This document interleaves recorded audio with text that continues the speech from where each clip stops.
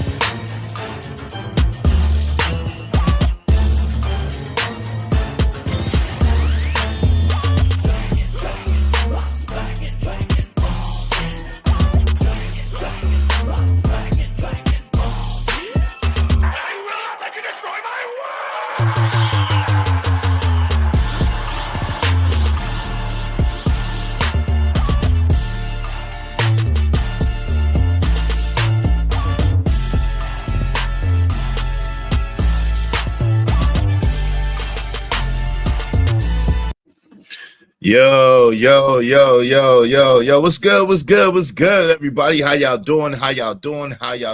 Yo, shout out to each and every one of you. Salute to my man DJ Wish Doctor for the mix, and I Hear Canvas on Instagram. Y'all check both of them brothers out. If you want a dope mix, check out my man DJ Wish Doctor. Y'all know where to find him at.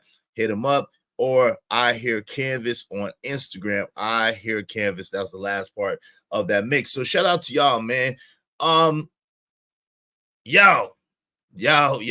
Shout out to my man Ron Mack, setting it off right. Ron Mack is Magnificent Visions. If you would, my man Emperor Kojak 3 and 3 the Great. Salute to you. Salute to Rajwell. If you put my man Ron Mack's channel in the chat, I appreciate yours as well. Shout out to Ron Mack coming through and setting it off right with that 10-10 ninja.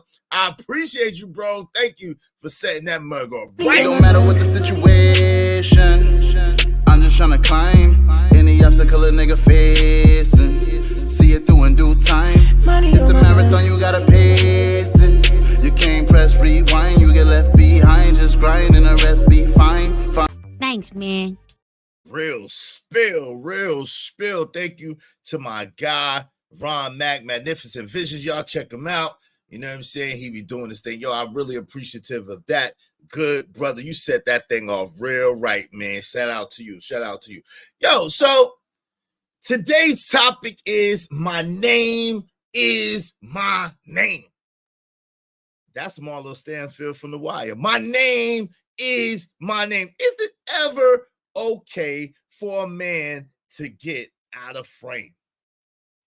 You know, we talk a lot about manhood and masculinity, but we don't never really talk about it. We talk around it. Let's just be real. Let's just be honest. We talk a lot around masculinity and manhood, but we don't never really deep dive into masculinity and manhood. But we're going to do that today. We're going to deep dive into masculinity and manhood. Shout out to my man Corey Love. Salute to Angry Man that was up on the show. That was a dope exchange. Shout out to both of those brothers. And shout out to my guy Corey Love and my guy JD 1975. Salute. So Corey Love, JD 1975, and my exchange yesterday are all the inspiration for today's show. Okay. Corey Love, JD 1975. Check those brothers out when y'all get a chance. Corey Love usually comes on before me. And my show from yesterday was the inspiration for this show. Okay. Let me welcome some people into the chat, and we're going to get right into this because we got a lot to go over today. What's good, my man? Emperor Kojak 313, the great. What up, though? What's going on, my man? Raj Will, salute. Hey, what's up? What's going on? Pack 925 in the building. Hi, Empress Carmen. How you doing? Always good to see y'all. Listen, y'all know how we do. Likes are absolutely free. They don't cost you nothing. Yes. Nothing. Make sure you hit that like button. Smash it. Like Trish say, smash that like button. Hit it. Caress it. It's free. Free 99. Come on, push a button. You heard her. Likes are free. Push the like button. Push the goddamn button. Yo, if you feel so inclined, this show is brought to you by dope people such as yourself. Tell a friend to tell a friend to tell a friend to come on in. You see the heart emoji. You know what it is. We swim with the shark, baby. Real spill. So tell a friend to come on in. Enjoy the show. Enjoy the movement. Be a part of the movement. Be a part of the wave. In the meantime, in between time, hit that Cash App and support the show. To support Izzy Bands, please hit the Cash App. The Cash App is Israel Mills. That's $sign Israel Mills. $sign Israel Mills. Show your support. Yes, sir. So y'all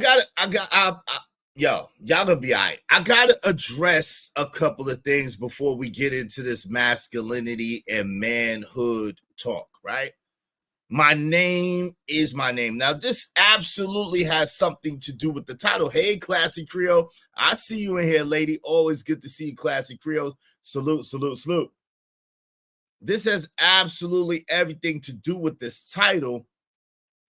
At the same time, this is a little meander, if y'all would allow me a brief moment. I don't know if you saw this yesterday. I replay. I don't know if you saw the stream yesterday, right?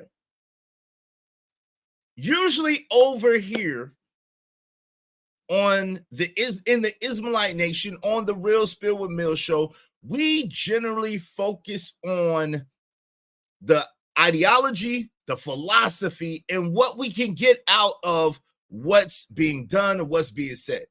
We generally focus on the lessons over here. At least we try, right? Now, yesterday I had to take the time out, and I had to. Now, some people agree with it and understand. Some people don't agree with it. And then some people think that I was way out of line. Let me say this. I'm going to give you the answers before we start the test. You know how I do. I like to give the answers to the test before we start it. My name is my name. So if you know anything about Marlo Stanfield's character in The Wire, you know that he was cold, he was calculated, and he was actually the poster boy for stoicism. Okay? Now, my man Avon Barksdale, who was my guy, he was not. Avon Barksdale, I'm built a lot like a mixture between Avon Barksdale and Stringer Bell. I'm a mixture between those two characters, to be honest. Right? About my business, handle the business, not foul like Stringer. String was foul. Loyal, faithful, passionate like Avon. Okay? A dude that, don't play. But if you know anything about The Wire, you know that you very rarely, if ever, see Marlo Stanfield get out of character, get out of frame, as I put it on the title of this show. The one time that I can remember Marlo Stanfield getting out of frame, getting out of character, getting hyped up was when Omar, he found out that Omar was playing with his name in the streets. When he found out that Omar was playing with his name in the streets, he went crazy. Briefly, he went crazy. You usually didn't see him cursing his soldiers out. You usually didn't see him talking crazy to his soldiers. He was so pissed off. He was so irate in his Marlo Stanfield way. He cursed his right-hand man out. He cursed his left-hand man out. And he said, what? You let them people know as soon as we get back out of here that I don't know nothing about that dude playing with my name. And then you put the bag on his head. You let them people know that I don't know nothing about him playing with my name. He curses left-hand man out. He curses right-hand man out. He curses soldiers out for not even letting him know that someone was playing with his name. My name is my name. My name is my name. So those of you who watched The Wire, you know what happened after that. You know how that transpired. And we're going to get a little bit more into that. But sometimes in masculinity, sometimes in manhood, as far as I'm concerned, it takes you getting out your frame and getting aggressive, right? I'm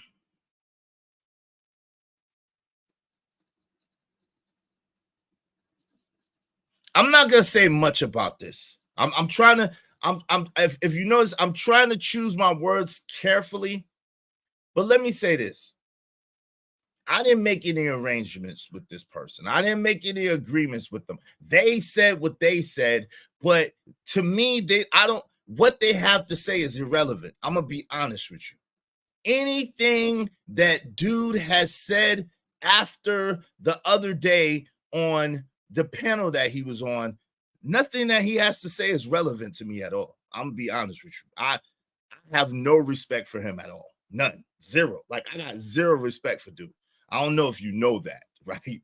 Zero. Like, you can't tell me nothing. Like, you can't tell me nothing, bro. Like, you have nothing to say to me. Nothing. You a female. Nothing. You can't tell me Nothing. like at all. Like, yo, I don't care about nothing you got to say. I'm gonna be honest with you. I don't care what you do at this point. I'm gonna be real with you. It don't even matter. To me, and again, this is me. I'm in the skin that I'm in. I'm in the frame that I'm in. This is me. To me, that was one of the worst violations that a man can do to another man, besides sleep with his woman and smack his babies or something. The only thing equivalent or worse than that to me, I don't care about what nobody else say, to me, is if you sleep with my woman and you smack my babies, you do something to my children. Other than that, there's no greater violation. And some of you may say, yo, come on, man, you full of it. Come on, you playing, right? No, I'm not playing. I'm not playing. I'm not joking. See, I was raised by men, right? Now, I told you all that my parents got divorced when I was like 15. So there was a large period of time where, especially when I was getting into from young manhood into manhood, where I had to figure a lot of stuff out myself, right? At the same time, I was fortunate, like I talk about a lot of times, when I was in my late teens and early 20s, to have a mentor who did his best to usher young men that didn't really understand into masculinity as well, right? We didn't understand. I didn't know half the stuff that he was talking about. But now that I'm older, now that I have experience, a lot of that stuff that he taught us is kicking in. A lot of those lessons that my father taught me and my mentor taught me are kicking in, and I'm seeing those lessons. Now, this is a huge mistake that younger people seem to do. If you're wise, you would listen to this. A wise man or woman learns from the mistake of others, right? A wise person learns from the mistakes of others. A fool is one who has to repeat those mistakes in order to learn, okay? So while you will look at me and you would say, yo, Iz snaps out sometimes. Yo, Iz ain't stoic all the time. Yo, Iz don't mind mixing it up. Yo, Iz say this or Iz do that. Iz got a lot of character flaws. And guess what? I would say to you, you're exactly positively right. I do have a lot of character flaws. All of us do. Some of our flaws are more seen than others, and some of them are not, right? So as a person, as a human being, I definitely have character flaws. I definitely am guilty. I definitely am with fault. I definitely am not perfect, not even a little bit. I always say this.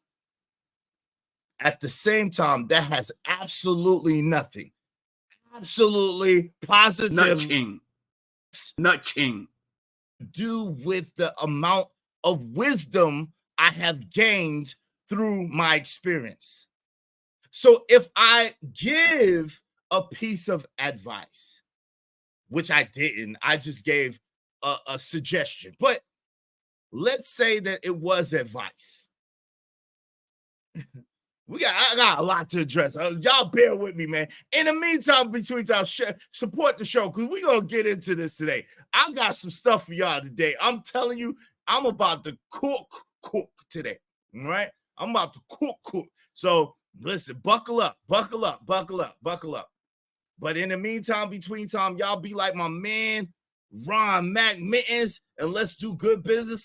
Do good business. Support the show for this wisdom, man. I ain't get this little gray patch for nothing. Support the show and let's do good business. Let's do good business. Make the Cash App ring during the stream.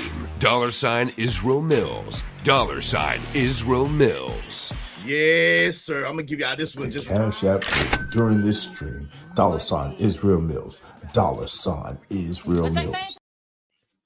So, what's interesting to me is the mindset, the mentality that would say, oh, because this person isn't perfect. Oh, because this person did this or did that, their advice is not worthy to listen to. That's number one, right? Oh, because such and such, I seen you such and such a month ago, a week ago, yesterday, 10 years ago, you did such and such. So how are you qualified to tell me anything? You don't even listen to your own advice. Well, that's number one, right? Number two,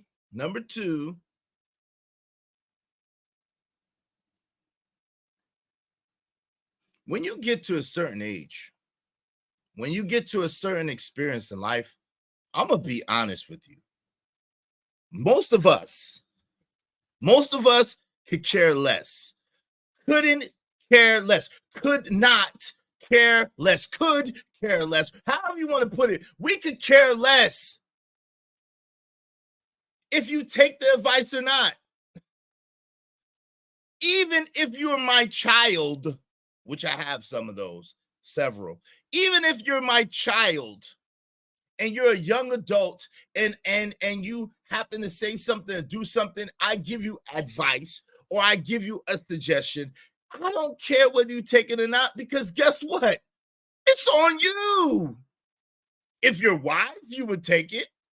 If you have wisdom and you're seeking to get further in life and not have to experience the hardships of the lesson, you would take it. But yo, either way, I don't care, Once I tell you, once I did what I was supposed to do as an elder, as an older person, as a person who's experienced certain things, I'm out the way because it didn't come from me anyway. Uh-oh. Let's get to it. Let's get to it. Uh-oh. Bars. It didn't come from me anyway. I'm not the creator of the things that I say. I'm not the inventor of knowledge, wisdom, and understanding. That don't hurt my ego or hurt me as a person because you don't want to listen to wisdom. What? Who raised you? Who raised you? Who raised you? Excuse me. Who raised you? Who raised you? Shout out to TK Kirkland. Who raised you? What makes you think that you're that important? What makes you think that you matter that Excuse much? me. Who raised you? Once the creator gave something to give to you, it's yours. It ain't mine no more. I can care less what you do. Excuse me. Who raised you? Who raised you? I can care less what you do with it. It's not mine anymore. It's yours. It was given to you freely. Now, if you want to be a fool and squander good advice and squander good whatever, that's on you. I like to be with the sharks. That's on you. That don't have nothing to do with me. So I don't get mad. This is a ridiculous notion that I would get upset because you don't listen to what I have to say. What you eat don't make me nothing. What you eat don't make me shit. What you got on your plate does not make me full. I'm not responsible for you. Grown man-ish, right? There's one word in the grown man-ish, responsible. Remember that one word. We're going to get back into that. Another word in grown man-ish masculinity, accountability. They say this word a lot, but I don't think people really understand what it means. But we're going to get into all that. I got you. We got a little bit of time. We ain't got much. We got a little bit of time. I got y'all. So remember those two words for a second. Accountability, responsibility, wisdom.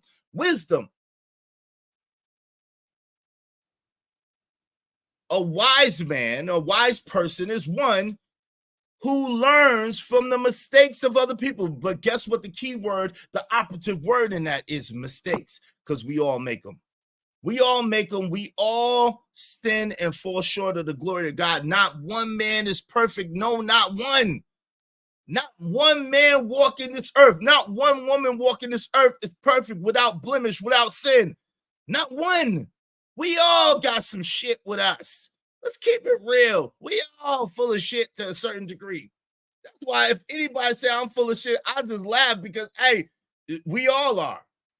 We all are. I ain't no daggone exemption. I'm not exemption. I'm not exempt.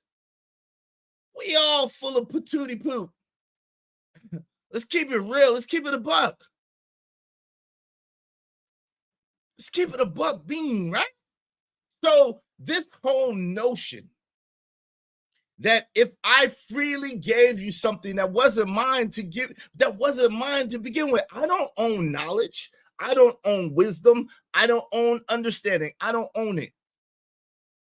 I don't own it. I'm not the creator of it. I will not be the destroyer of it. I don't own it. It's not mine. Sometimes I'm used as the conduit that speaks wisdom and knowledge and understanding. Sometimes I'm used as a vessel that disseminates the information, because my test, like I said to the brother, the things that I go through were not for me. The things that I went through, the things that some of the elder statesmen have gone through were not for them, are not for me. It's for somebody coming behind us so they don't have to go through that, so they could piggyback and excel and go further.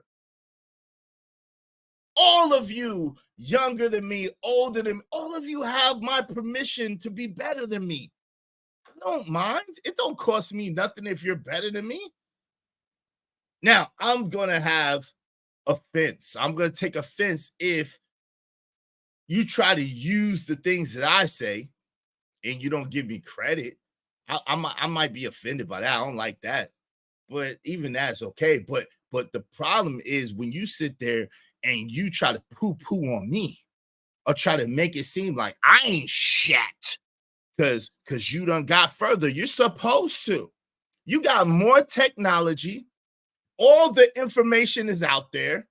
You don't really got to search that hard.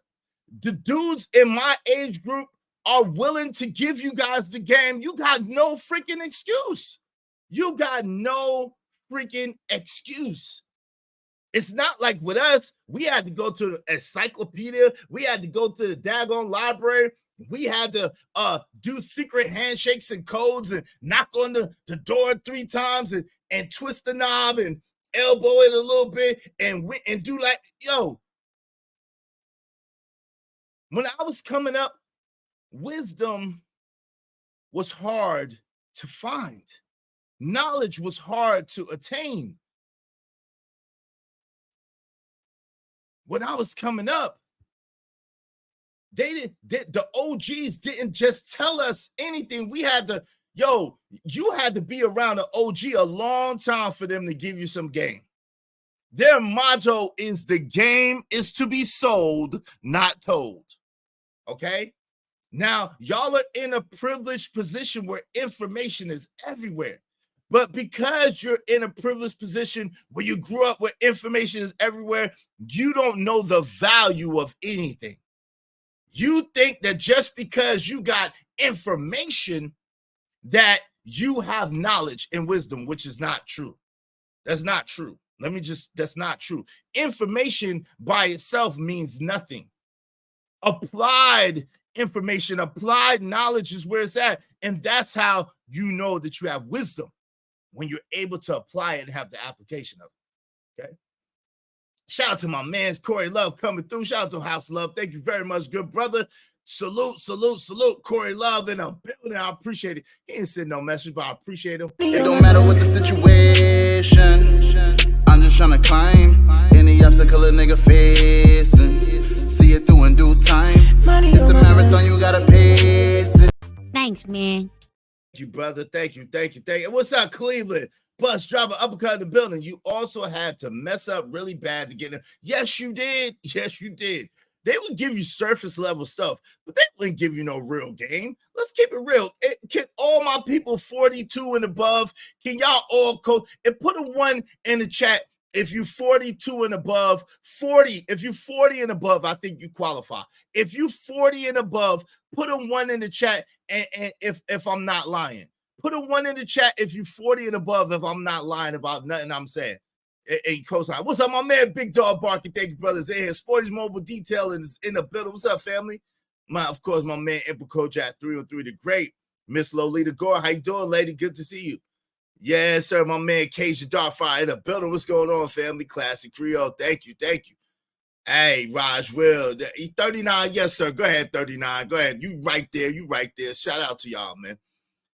My man Andrew Taylor said, I'm 36. I know you ain't lying. Shout out to my man Andrew Taylor. What's up, Jimmy Rucker in the building? What's going on? Good to see y'all. I appreciate y'all. So y'all know I'm not making nothing up. I'm not lying. What's up, TGG? Because bitches love initials. The game is to be sold, not told. Youngblood, that's all the OGs hit you with. Yes, they did. Or they'll start talking. Oh, come on, man. How many of y'all know that the OGs will be talking, right? Come on, how many of y'all have experienced this? You'll see the OGs talking. The OGs be in a good ass conversation. You try to ease up over there and squeeze up over there just to listen, just to be around, and then they stop talking. They stop talking. They stop saying what they saying. You might have cracked a smile or shook your head, yeah, and they start talking about something else. They was haters and gave no game out. They didn't. House of Love, shout out to Corey. They gave no game out. What's up, Cali Swag 85? Old crowd, older fam, but you're more than welcome. Shout out to you, Cali Swag. Yo, if you're smart, listen, let me just tell y'all, my younger people, if you're smart, you would stay and you would listen. No matter what you think about me personally, if you were smart, you would stay and you would listen. If you had any inclination of what you need to do, what you need to learn, you would stay here and you would listen. This whole idea that because we are older, that we don't have any value and you can't learn anything is ridiculous, because guess what? We got the experience to go with the words, the information that's out there. You put that information with experience and you got magic. You put that information and wisdom together and you got magic. You can make some things happen. The problem is y'all have information but no experience to be able to even understand what you're looking at. You're like a person who was standing in the middle of acres of diamonds but didn't recognize it because a diamond in its raw form is cold. So you don't understand that it took the millions of pounds of pressure upon that coal in order to materialize that diamond. So you saw the diamond, but you just thought it was a black rock because it's coal-like. It hasn't been refined. It hasn't been through the purification process. It hasn't been through the maturation process. It hasn't become a diamond yet. It's a diamond in the rough. So you don't recognize it. You don't see it. You don't know what it looked like. We do. We do. You don't know the value of what you have. Shout out to Outta J. Shout out to you. Great day to you, Outta J. Thank you so much, Outta J. I appreciate you. I appreciate you. I appreciate you. Salute. I love you. I love you. I love you. I love you. I love you. I hope you don't mind if I say this out loud. How wonderful life is, 'cause you're in the world. Thank you so much, Outta J. I appreciate you. I appreciate you. I appreciate you. My man, Emperor Kojak 3 the Great said, a lot of y'all Thundercats better hope and pray y'all reach our age. A lot of y'all ain't gonna make it. It's unfortunate. I pray they do, though, but it's unfortunate. It's unfortunate. And nothing's promised. Jimmy Rucker said, we talk about these women out here competing with their daughter's generation. The old ninjas were doing the same thing to us with hiding the game. Yes, they did. Yes, they did. Yes, they did. We're holding, hiding the game. Yes, they did. Yes, they did. It's unfortunate, but yes, they did. But you know what I realized, Jimmy Rucker, like we was talking the other day about a couple of months ago, shout out to my man Dirty Folks, a lot of them didn't know. This is what I'm realizing right now. A lot of them didn't know. But a lot of y'all younger brothers and sisters, y'all are in a great position because you have people we know, right? Let me just say this. Because we know does not mean that we're perfect. Do you know? Let me ask y'all which one y'all think is harder, okay? I'm gonna do a poll. I'm gonna do a poll, okay, real quick. We're gonna do a poll. I want to know, do you think it's harder to learn something fresh and new, or is it harder to unlearn what you've already learned in order to implement what you know? Is it harder to learn or unlearn something? That's what I want to know. Is it harder to learn or unlearn something? So we're going to do a poll real quick, and I want y'all to tell me what y'all think. Make sure y'all vote on this poll, okay? Pause. Vote on the poll. Vote on the poll. And we're going to get into this. We're going to get into it. All right? Hold on real quick. Okay.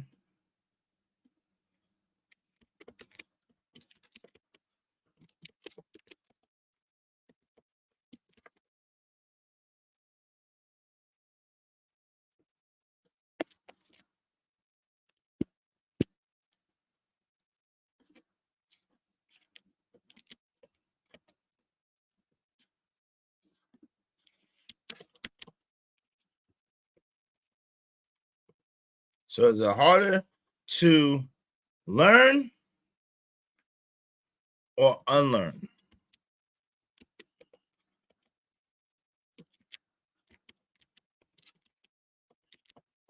I'm just curious as to what y'all think. Okay. And I got option number 1 is learn.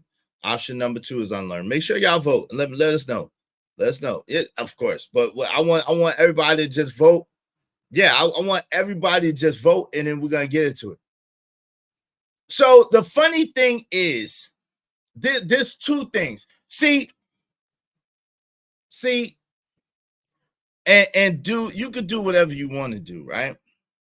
But I have to. I don't feel right in my spirit letting stuff be as it is. So I'm gonna do what I feel is right. So the funny thing is this.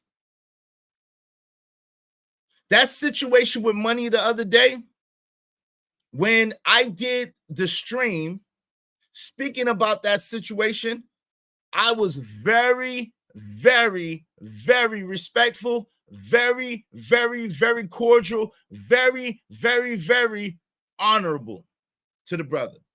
Okay. Now, before I said one word, I didn't get one word out of my mouth, and he had text before I even started the stream. Oh, okay. This is what we doing. Okay. I ain't said nothing. Oh, I hope you make $1,000.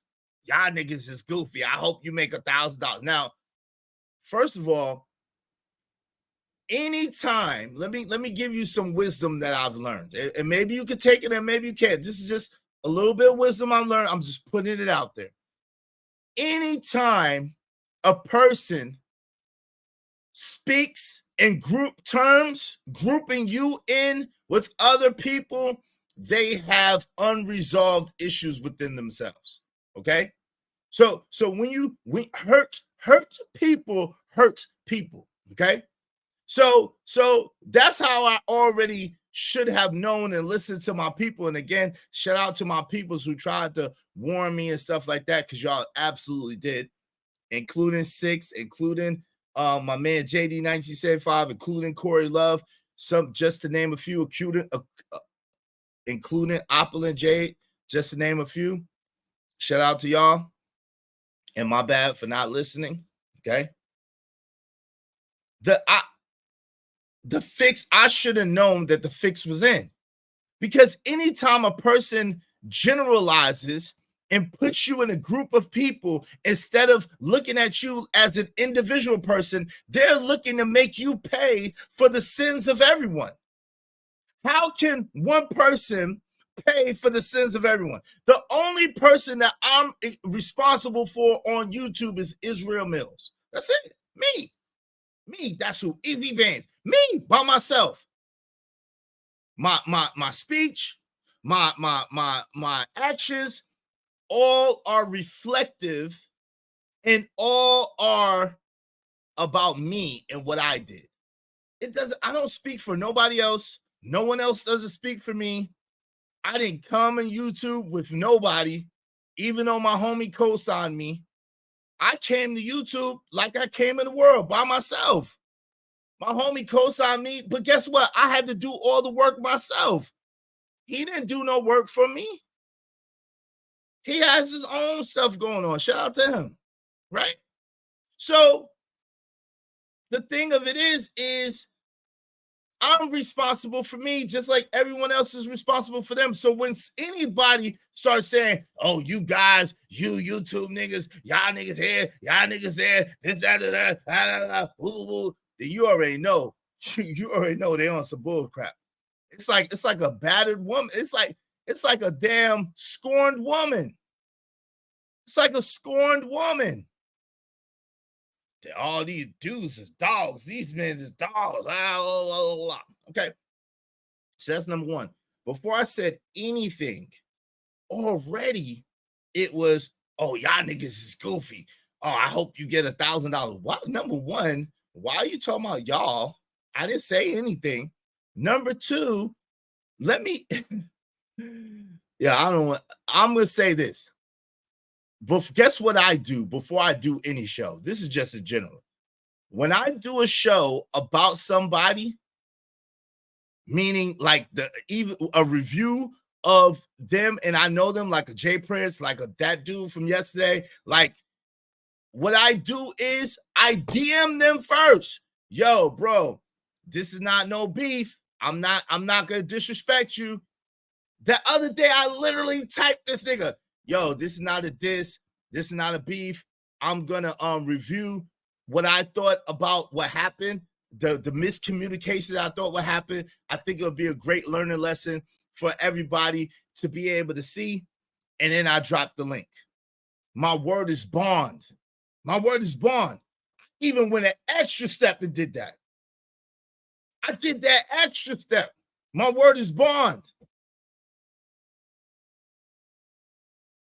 So how could anybody possibly twist that up? How could it possibly be a misunderstanding? How could it possibly be back to a month ago and what happened a month ago? I'm being drugged into, because that was their intentions to begin with. And then people are so foolish nowadays that they would try to make it seem like I had some kind of foul and ill intentions. I'm trying to get clout off of them. I'm trying to do this and I'm trying to do that. Even to the point, and I'm about to get off this subject soon, but I just got to get this off my chest. So I appreciate y'all bearing with me. Even to the point where I didn't even notice this until I look at the replay.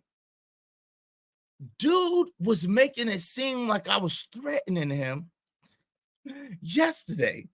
Like, what? I'm not threatening. Me calling you a bitch ass nigga is not threatening you. Well, who raised you? Who raised you? Excuse me. Who raised you? Me calling you a bitch ass nigga is not threatening you. Me saying that you acting like a bitch is not me threatening you. Me saying that you's a old doodle butt ass little boy is not threatening you. Me saying that you's a nut butt ass nigga is not threatening you. That's not a threat to you. What's wrong with you?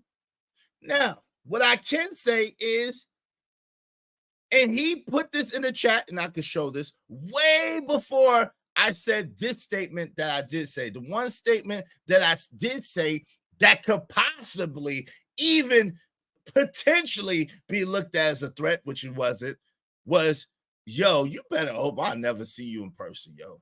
You better hope I never, after he said, yo, you lying on me.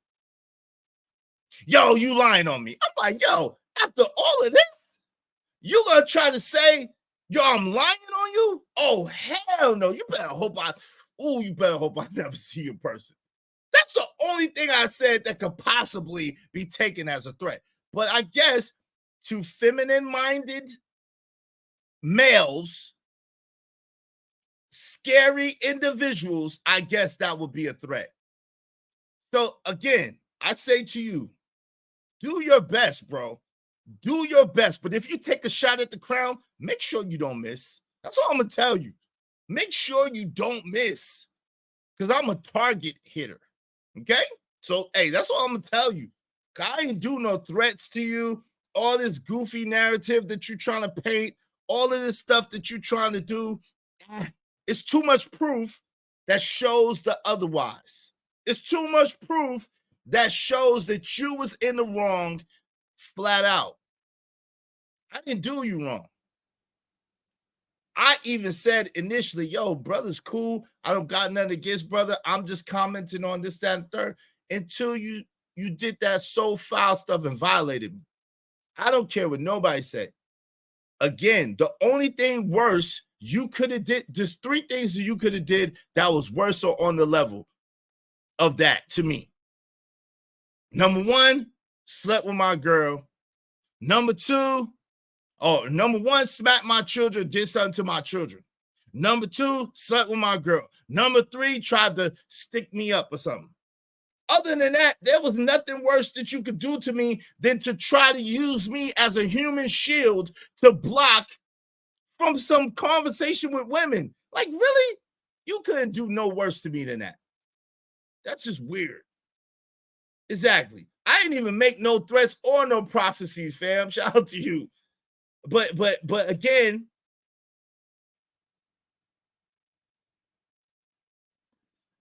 Call Cali Swag 85 said, before you do a show about a dude, call the brother to solve it, not to invite to a publisher. Well, if Cali Swag, the first show wasn't about, I didn't have a problem with him on the first show.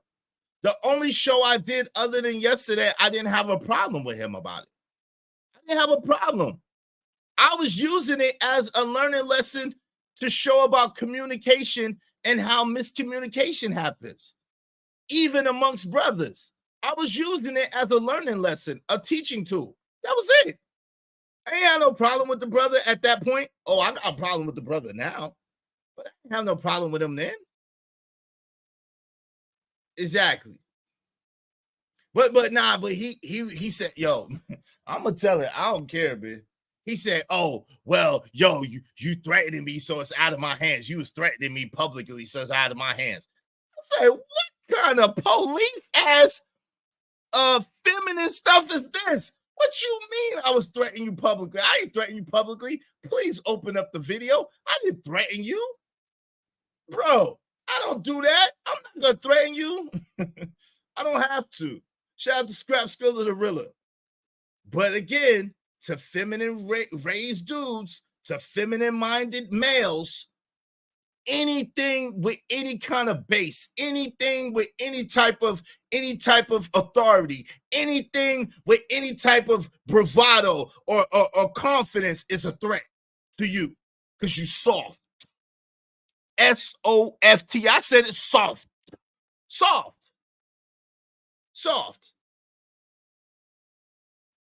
Yeah, it is, man. Some first 48 level.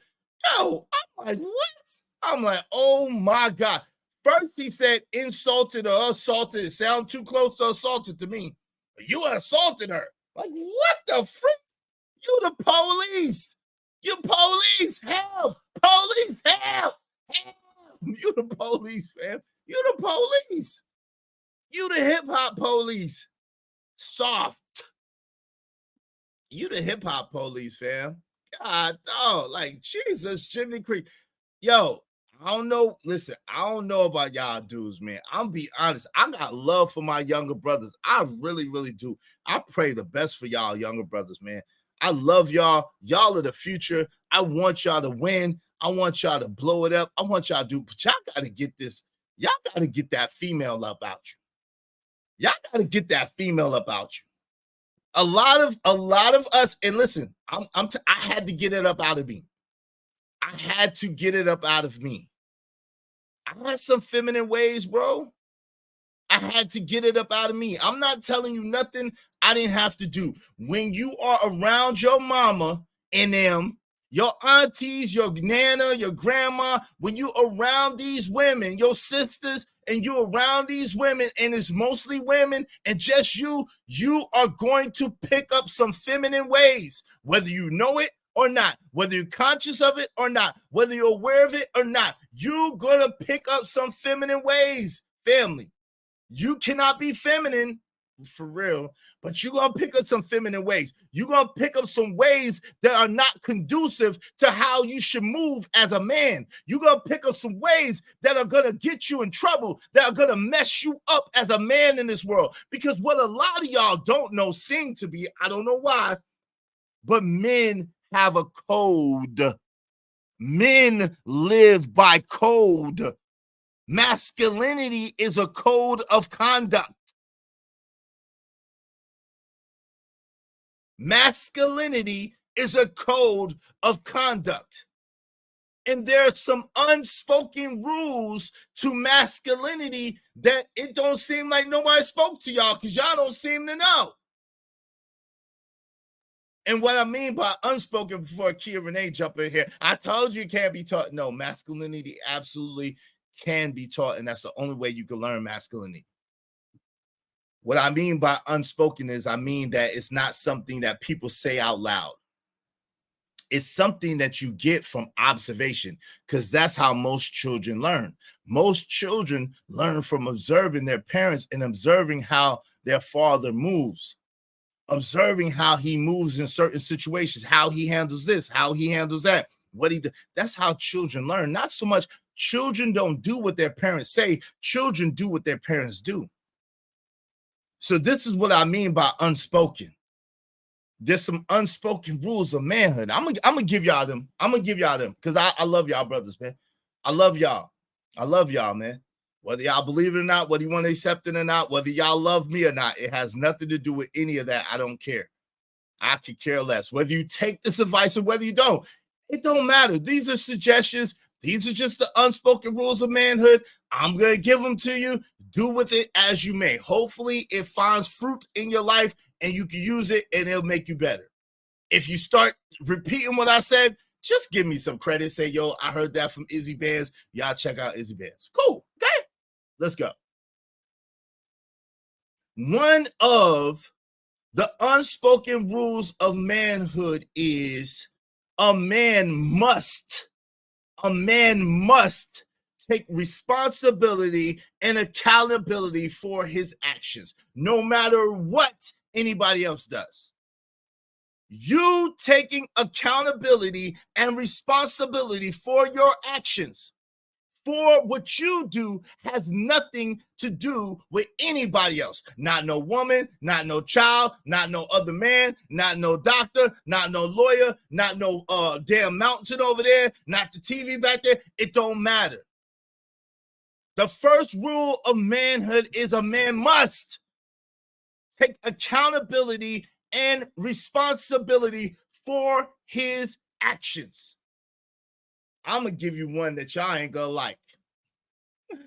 I'm going to give you one that y'all ain't going to like. A 1B, a 1, 2, a 2. I'm going to give you one that you don't like. Because I had a hard time with this one. I'm not going to lie to you. I had a hard time with this second one. But let me expound upon the first one at first, okay? A man must take accountability and responsibility for his actions. A man never points to other individuals as an example of how they're being treated, what they're going through, how they are interacting. It has nothing to do. If you're a man, you got to stand on your own 10 toes. You got to stand solid in your masculinity. Your masculinity has nothing to do with anybody else. Nothing to do with anybody else. What your woman does, how your woman moves, what your kids do, how your kids move. No, you can't pick up your masculinity and put down your masculinity. No. You got to ride with your masculinity. Now, here's the one that is going to piss some people off, and I already know because it pissed me off. This is something I learned. Y'all ready for this? I need at least, this is going to piss some people off, but it's the absolute truth. But before I say this, I need at least 5 more cash apps. Come on, y'all. Come on. Bless the show, man. Let's go. I'm cooking. I'm gonna give y'all the game. What you do with it is all on you. I'm gonna give you the game. Brothers and sisters, if y'all, dope discussions deserve dope donations. Let's get some. In order to continue, I need at least 5 more cash apps, at least $10 a piece. Okay, come on, y'all. I'm giving this, and this ain't gonna be popular at all. And it is what it is. But I'm gonna give it out. Come on, y'all. Support the show. Support the movement. All right. I'm gonna welcome some more people in here. I see some more people that came in here in the meantime, between time. Shout out to Andrew Taylor, Exorcism. What's up? Tyrone Church is in the building. I said that the most dudes want to be the new women. Yeah, it seems that way.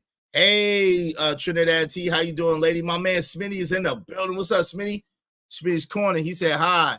My Smitty, my name, I guess he was trying to say, my name is Smitty and I'm accountable. What's up, Smitty? Masculine, moving and speaking clearly under living and noble energy. I like that acronym. I like that acronym, Andrew Taylor. Leave it up to you. You always come up with some dope stuff. Yo, in the meantime, between time, y'all support the show, man. Support the movement. Let's get like five cash apps real quick, like $10 a piece, because what I'm about to say is a bar.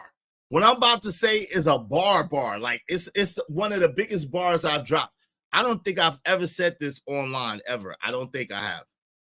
But this is the real about masculinity. And some of y'all are not gonna like it, and some of y'all are not gonna agree, but it's actually 100% the truth. All right. So I'm gonna give y'all a minute to throw some support up in here, some love up in here. I'm gonna give y'all a moment because I gotta use the restroom anyway.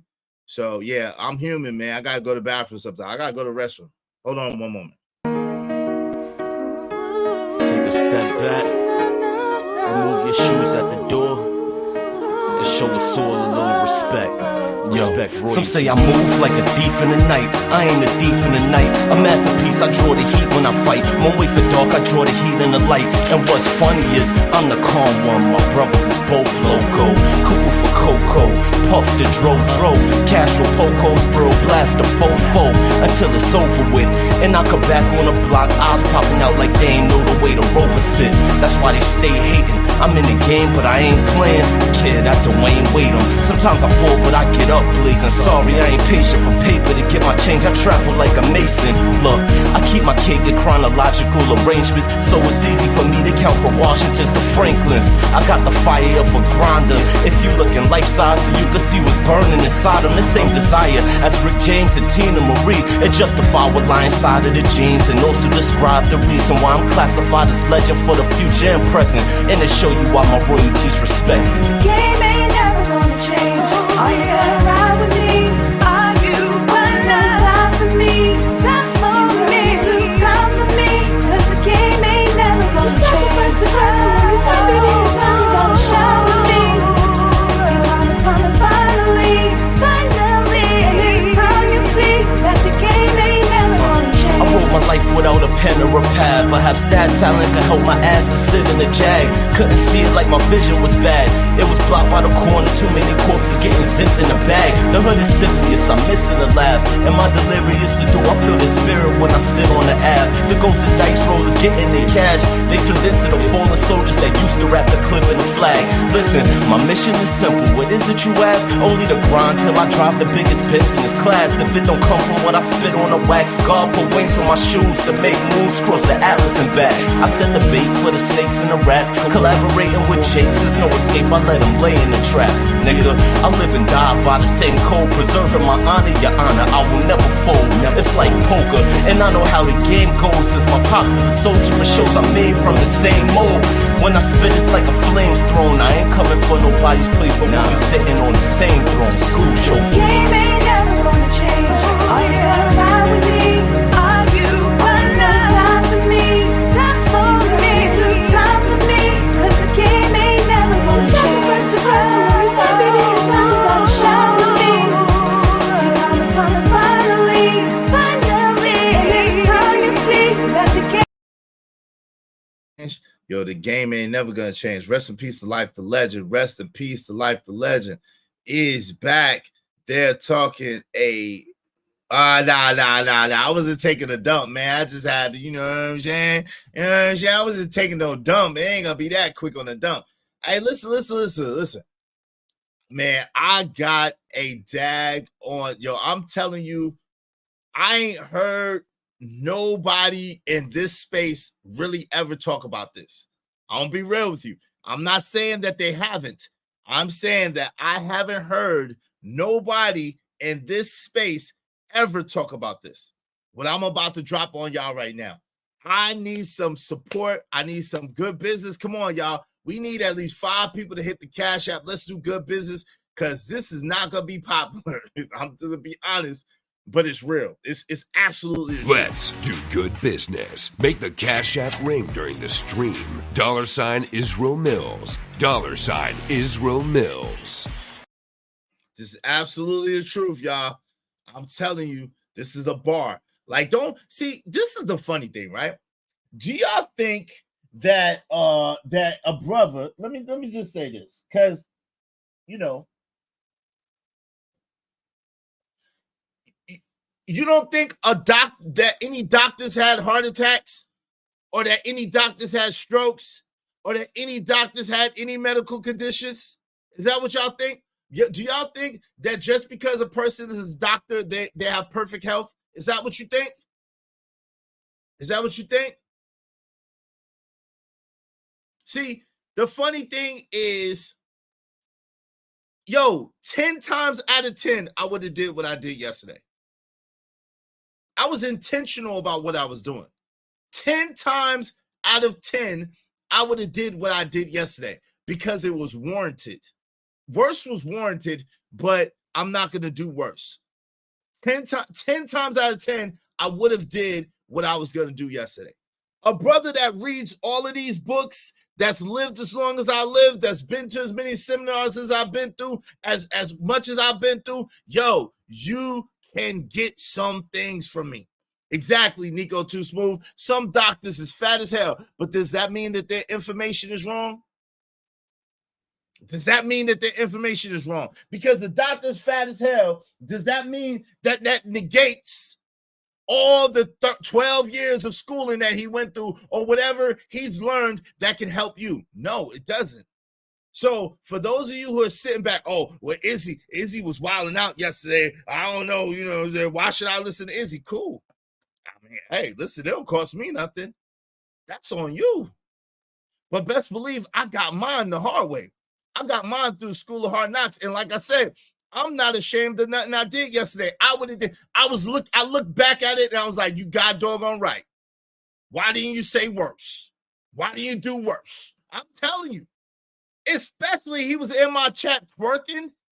He was in my chat twerking, not being humble, not trying to come with a resolution. When I did DM him to try to get some peaceable solution, he said there was calling names. Tripling down. Too ignorant to see the flaw. Too ignorant to see his flaws. H-Bowl1, I don't know. Shout out to you, man. You shouldn't. I mean, you should just look it up. Like always, listen, I'll be honest with you. I think that you should fact check everybody, including me. Fact check me. But don't, meaning go and look it up for yourself and research it for yourself. But don't just automatically pass it off as dumb or stupid or because you never heard of it or because it doesn't feel good or because it makes you it rubs your feather a little bit, right? Shout out to Opala J. Thank you so much, Opala J. We just need 4 more people. I'm gonna drop this load on y'all. I'm gonna drop this load. I'm telling you, this is a bar. I ain't heard nobody talk about this. I can't say that they haven't. I haven't heard nobody talk about this. We're going to get into it. Come on, y'all. Hope you don't mind if I say this out loud. How wonderful life is, 'cause you're in the world. It don't matter what the situation, I'm just trying to climb any obstacle a nigga facing. See it. Yo, I got to say pause for that one, too. Okay, pause. I'll say pause. I got to say pause for that. Yo, y'all, come on, y'all. But anyway, listen, we family, so y'all get me. Y'all make sure y'all hit the catch. I'm just getting into it. It's all good. Yo, so the first thing as a man is to be accountable and responsible for your actions. Here's the one I don't hardly hear nobody talk about in this space. Let me just say this because I've heard this from other people. I haven't heard this in this space. Y'all ready for this? Y'all ready? I need at least 2 more people. At least 2 more people at least sit out. But I can't because I already know what type of response this is gonna get. I already know.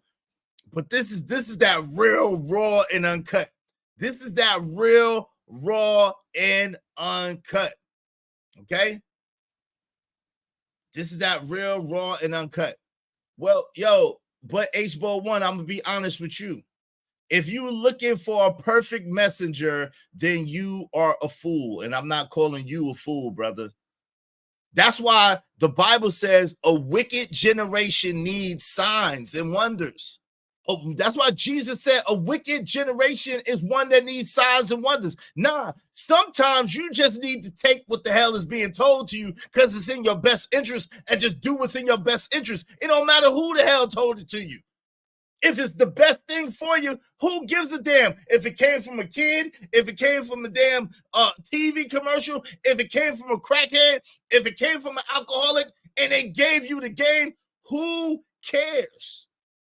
Who cares? But see, this is the thing, and that's true. Authenticity isn't about perfection. That's a bar. That's the absolute truth. But who can say who's authentic and who's not? You see what I'm saying? I'm one of the most authentic people up here. But people, I guarantee you, I bet you good money that people be like, I'm not authentic. And I'm one of the most authentic people up here. I can't say the only one, but I'm one of them for facts. Because I ain't putting on a persona. I let you see the good, the bad, and the ugly. I don't mind acting up. I don't mind cutting up because that's how I am in real life. You missed a saying in that song. That's my brother who was singing that. My brother said, I'm the calm one. My brothers is both loco. Yo, I've been like this in real life. Way worse. Way worse in real life. You think you got no idea. No idea. No idea. So, because again, the codes that I live by, the creed that I live by is based on respect, right? I live on code and creed based on respect. Shout out to my man. Thank you very much. I appreciate you, family. Shout out to you, Gemini 313 in the building. Salute, brother. I really appreciate that, man. I got y'all. Salute. It don't matter what the situation. I'm just trying to climb any obstacle a nigga facing. See it through in due time. It's a marathon, you gotta pay. Thanks, man. All right, man. Shout out to my man. Yo, listen. Check this out. The number 2 one. Woo! This is gonna be a doozy. Y'all ready for this? Everything that you see in your world, in your universe, comes from you. Everything that you see in your world, in your universe as a man, comes from you. You're responsible for it all. God, you're responsible for it all. The flaws that you see in somebody else are the flaws that's in you. The mote that you see in somebody else's eye is the log in your eye. Everything that's in your world, in your universe, meaning in your surrounding circumference, in your family, in your household, in your whatever your wife do, whatever your girl do, whatever your son do, whatever your daughter do, whatever they do in your world is all on you. It's all on you. And I know some of you might say, well, don't you say that, yo, life is only 10% what happens to 90% how you deal with it? Absolutely. That's still true too. So the deal is this. As a man, you are responsible.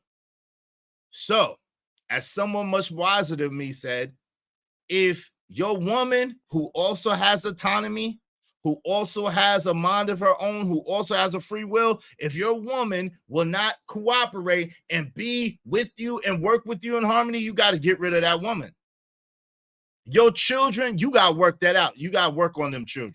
Now, if they're a bad seed and they're just a bad seed, it is what it is. But as long as they're in your circumference, as long as they're in your circle, as long as they're in your bubble, your circle of trust, you are responsible for whatever they do.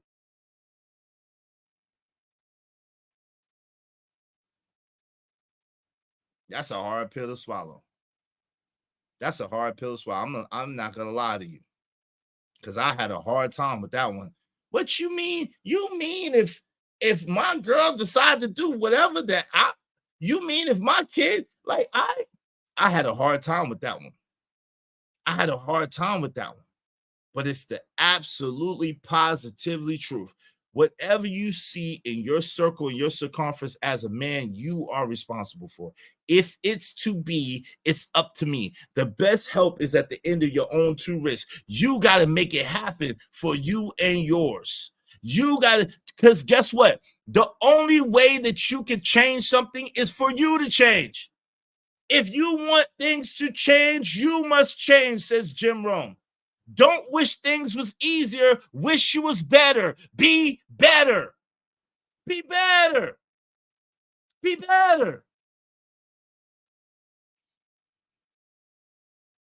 Shout out to my man TGG. He said, I know you're a real hitter.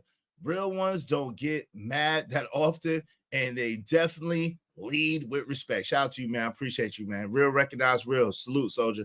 Hey, H-Bo1 said, you are what you see is what you get, dude. Is me too. Maybe it's a pot. Yeah, it is. Shout out to you. It is. We play the game straight up. What's up, Andrew Taylor? What's going on, brother? Salute. Yes. Dr. Fizzle, Frost, a warrior spirit. I love that warrior spirit, brother. Salute to you, warrior spirit. Good to see you. The circle of trust reminds me of De Niro in the movie Meet the Fockers. Yep. H-Bo1 said big facts. It is. Hey, Cleveland Bus Driver X, love you too, bro. I appreciate you. My man, Ron Mac Miz is in the building. What's up, Magnificent Vision? It's real. So, number one, you are accountable and responsible for your actions. But number two, you are accountable and responsible for everything that happens in your circumference as a man. That's masculinity. You have to take responsibility and accountability for everything in your circle. Because if you don't, how can you change anything? How can you be a leader? How can you be a leader? How can you give guidance? How can you give direction and instruction if you are not the one that's responsible for it all?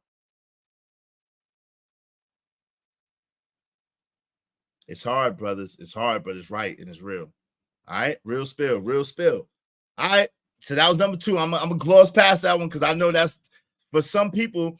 That's going to be a very, very hard one to swallow. I'm telling you, it took me a long time to come to grips with that. I'm just being honest with you. It took me a long time to reason through that and to come to grips with that and to try to, it took me a long time. You can't put your situation as a man, even in your own home, on somebody else. You can't. Now, if they're out of your circumference, if they're out of your situation, if they're out of your circle, hey, listen, that's on them. Whatever the hell they do is on them. That's on them. That don't have nothing to do with you. I don't even think God hold that against you no more. That's on them. That ain't on you. But when they're in your circle, whatever they do is on you. It's on you. You ultimately responsible. Shout out to my man, House of Corey. Thank you, man. House of Love. Corey said, facts is teach, bro. Thank you, bro. All right. Number three. So we got responsibility, accountability out of order. But I just said it. So number three is a man is supposed to guide, lead, and instruct. Guide, lead, and instruct. Guide, lead, and instruct. Now, part of the issue with youth is, as a younger man, a lot of times you don't know yet. You just don't. That's why it's very, very important that you get with a mentor, get with an older brother older than you that has your best interest at heart, that's been through some things.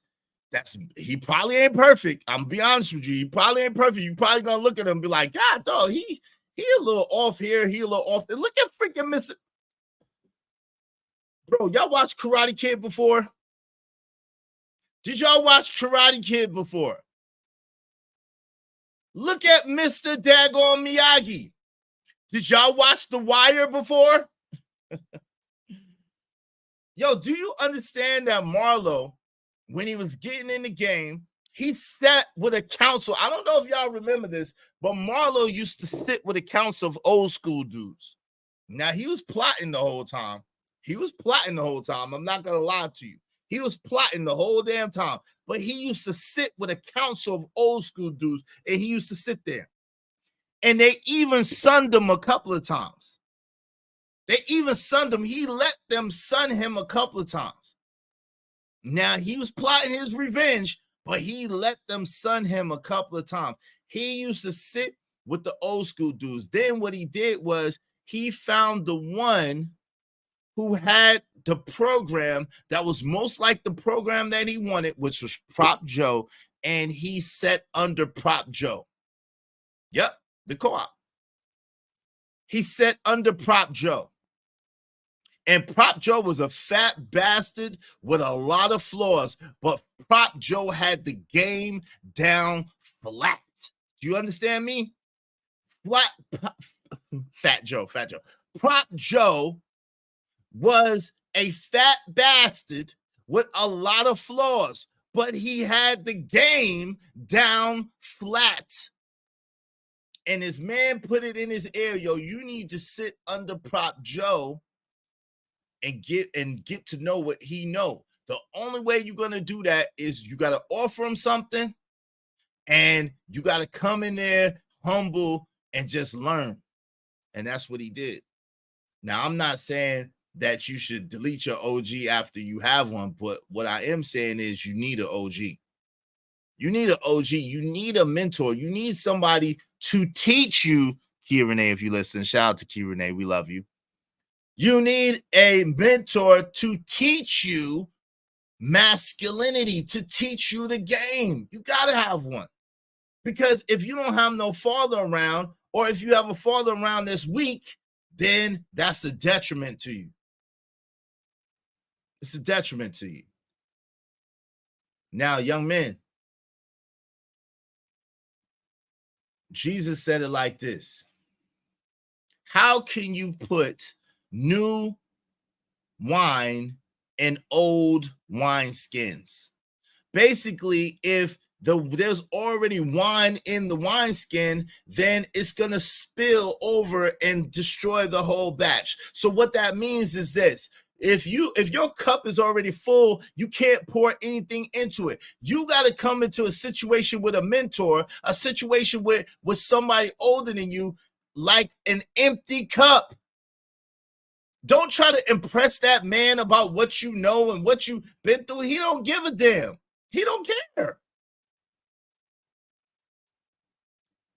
Learn, soak it up. Get the masculinity that you need. Get the game that you need. Get the shortcuts. Why are y'all so determined to take the long way around? Why are y'all so determined to do the hard way and go the hard way? We lost a lot of people on that truth, man. We lost a lot of people on the truth. So those of y'all who want to hear the truth, y'all make sure y'all support the show, support the movement, man. We lost a lot of people. We lost a lot of people on that truth, yo. But it's all good. It's all good. So Marlo got with Prop Joe. Prop Joe had been in the game longer than Marlo was alive, I think, right? Prop Joe had been in the game longer than Marlo was alive, right? And so Marlo used to go and he used to just listen to Prop Joe. Sometimes he be bored, sometimes he be whatever, but he listened and he soaked up the game because Prop Joe gave him the game. Once he came in there giving Prop Joe something, and once Prop Joe saw that he was actually listening and he was actually getting it, Prop Joe just started pouring out all that he had on Marlo, just giving it to him, giving it to him, giving it to him. And then finally, and I don't suggest you do this because that's crazy, because there was still more that Prop Joe knew that Marlo didn't. But when he felt like he got enough, he went ahead and deleted him, right? Which I don't suggest you do that, okay? So if you know The Wire, Marlo was what they would call stoic. He was cold, he was calculated, he was stoic. He didn't show a lot of emotion. He didn't show a lot of emotionality. He never really did. He never really told people what he thought or what he felt. The only couple of people that really knew how he thought and felt was really only one. Chris Partlow was really the only person that really kind of knew what Marlo thought or what Marlo felt, right? You know what I'm saying? Because that was his right hand man. Now, you know, daggone Snoop was kind of new. You know what I'm saying? Because she was close, but the only person that really knew how Marlo thought and felt was Chris Partlow. Was Chris. Okay. Everybody else was kind of now Mike, because Mike was extra observant. He also was pretty daggone stoic for the most part, but he was extra observant. Mike started to pick up and understand, little Michael understand how Marlo moved, because he was so close to Chris. That was Chris Pup right there. That was Chris Pup. So because he was so close to Chris, he started to understand how Marlo moved and how Marlo thought. And I ain't gonna front. I was hoping like heck that they came out with a new Wire, and with Chris at the helm, Chris going at Marlo, like Marlo and them used to go at daggone Avon and them. Like, you know what I'm saying? Chris become the new Omar. Yo, they need to pick. I mean, not Chris. Damn, not Chris. Mike become the new Omar. They need to do that. Yeah, Wallace was too nice. Yeah, Wallace was. God rest Wallace's soul. Y'all know who Wallace is. Y'all know who Wallace is in real life, right? That's hilarious. That's hilarious. Who Wallace is in real life is hilarious. But anyway, the thing is, Marlo most of the time was cold. Marlo most of the time was calculated. Marlo most of the time was stoic. Yep. The only time that Marlo got out of character, got out of frame, was when people were playing with his name and with his reputation. His name was his name. If you play with his name and you play with his reputation, he got all the way out of frame, all the way out of character. You know, it's funny. I thought about the time.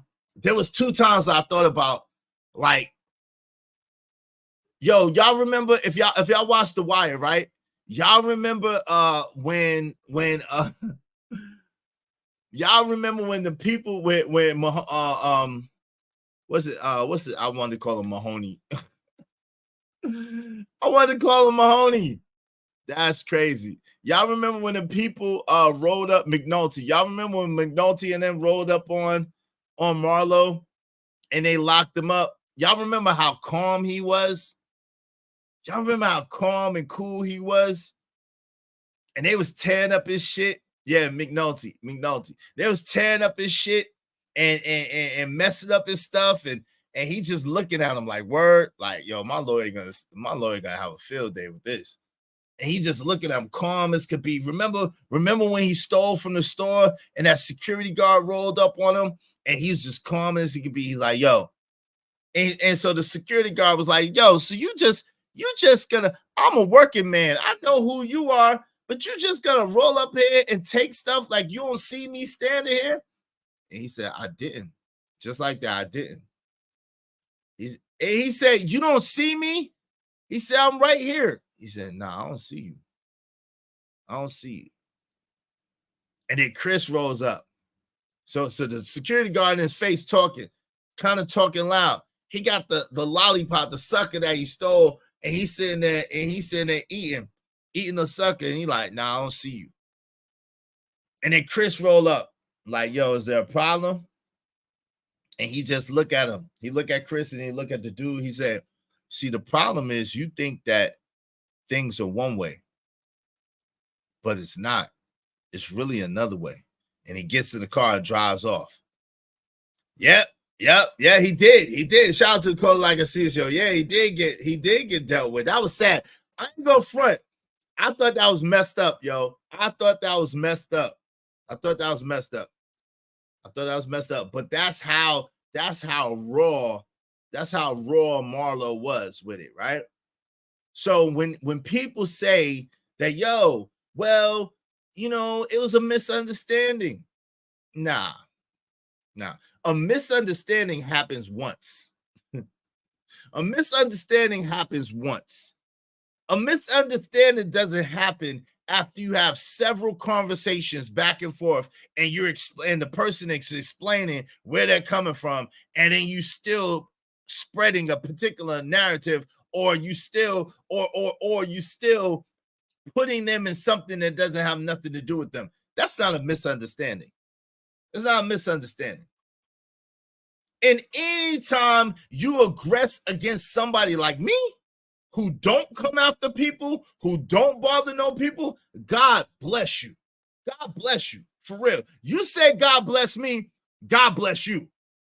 Because anytime you come after a dude like me, who don't go bothering nobody, who don't target nobody, who's not a bully, who don't try to get at nobody, and you want to try to come at me, God bless you, yo, for real. You're going to need it. God bless you, for real. And if you think that you want to send hitters or whatever you want to send at me, okay. So I'm going to tell you. so I'm going to tell you, yo, okay. Because you dead wrong. You dead wrong and you know it. If you got any kind of smarts or humility or humanity in you, you know you're wrong. But I don't know if you've been turned over to a reprobate mind, because some of the stuff that you've been saying, I'm like, yo, what? I don't even know if you believe that, but yo. Yeah, Marlo was different. What's up, Ben? The nation? Marlo was different. Gotta be careful checking people. Hey, listen. Yo. Rest in peace, Mikey K. Williams. Omar Little was no one to play with either. Once you heard him whistling, yeah. But guess what the thing about Omar is that a lot of people miss? Omar stood for justice. Omar stood for justice, and Omar stood for the little man. Even though Omar stood for justice, and Omar stood up for the little man. Right? Omar wasn't using that money and like tricking off and keeping that money. And he used to give the money to the kids. He used to give the money to the people. He used to take care of the community, believe it or not. He was like a modern day Robin Hood. Right? So Omar stood for justice, and Omar stood for the community and for the people, as crazy as that might sound and as far-fetched as that idea might be, right? So what's up, Sing Lacey a song? She said, I do not watch much TV. I spend more time living. Shout out to you, as you should. Hey, listen, you preaching to the choir, as you should. But guess what? Guess how long The Wire been off TV? I mean, Jesus. I stand for the little man, but a little man took him out. Yeah, it was a little man. Yep, a little man, because they put the battery in his back. That was crazy. But that go to show you that anybody can get it at any time. Anybody could get it at any time. Yep. And that was the irony of it. It sure was. Cold how they got. Yep. Lil Leonard. Yep. That was crazy. Because none of them could get him. 5 seasons and none of them could get him. 5 seasons, about like 10. How many years was representing them 5 seasons? Like 10 years or something? Nobody could get him. Nobody could get him, yo. Nobody could get him. It took a little kid to take him out. That joint was crazy. Remember Brother Malzone? He has a scar around his face like so. Shout out to Brother Malzone. But this is the thing, right? We're talking about masculinity. We're talking about manhood. Men live by a code. Men live by a code. Men have a code that they live by. They stand on something. Because a man who doesn't stand for something will fall for anything. Right? They live by a code. So, again, being responsible, being accountable, not trying to see now we got this snitch culture, right? See, I understand the thought that says, yo, if you have a rapist or you have a serial deleter that lives next to you, you should call the police and say something, right? Right? As a civilian, right? Or even as a person, if you don't do that, you should call. I get that, right? I can agree with that. This is the issue, though. when you have people, a culture of people who do crime, who do things, who start trouble, who have something on their mind, on their heart, some evil intention, who are narcissists, whatever the case may be, doing whatever they do, but then they want to act like you did something to them, and they feel justified calling them people on you. See, that ain't cool. We got a whole culture of people who will smack you and then call the police after smacking you because you ready to knock their head off. Oh, well, he tried to knock my head off. Well, you just smacked him in the face. What are you talking about? You just smacked him. So you expect to smack people, to do stuff to people, and they supposed to stand there with their hands behind the back and let you do whatever, right? And no one's supposed to speak on nothing that you do. No one's supposed to speak on how you're moving. No one's supposed to speak on things that they can clearly see. We see you. We see you. You know we watch it, right? You know we can see you, right? We see you. We see you. You did it. You're guilty. Yo, you're guilty. But yet it's still, you want to try to throw somebody else under the bus in order to relieve yourself of some punishment. You want to try to throw somebody else under the bus to relieve yourself of some punishment, to relieve yourself of your karma. You want to throw somebody else in the way of it.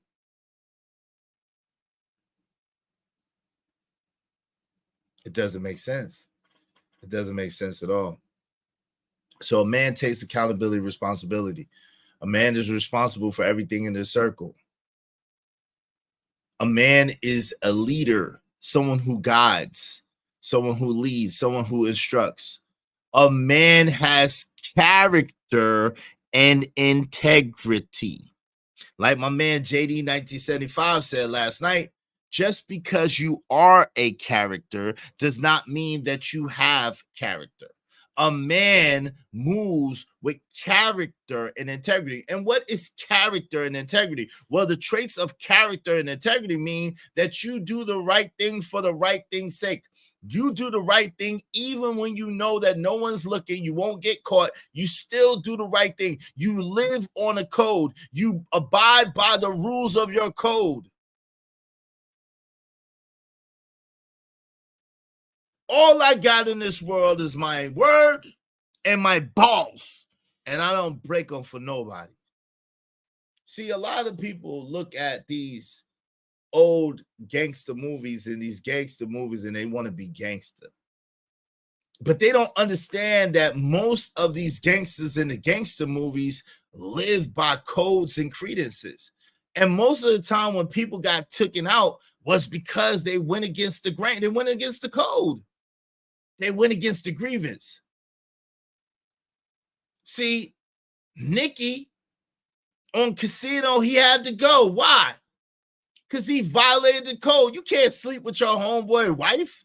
You can't be out here creeping with your homeboy wife. Why? Because it's bad for business. It's bad for business. A man don't sit there and lie to a woman. Why? When you lie to a woman, you put her above you because you're lying, because you're scared or you're afraid of the consequences. A man stands on business. That's what standing on business means. Meaning you standing on your square. You standing 10 toes down, as they want to say. You standing on business. Your word is your word.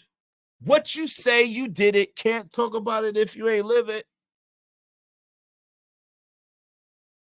Manhood, masculinity, character, integrity, keeping it real,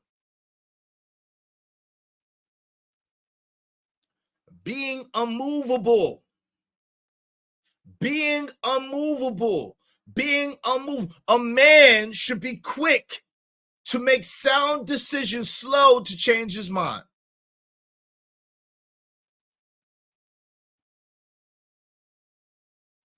Unmovable, a rock, solid, able to be counted on, able to be depended on, able for people to know your word is your word. Your word is your bond, and your bond is your life. That's all you got.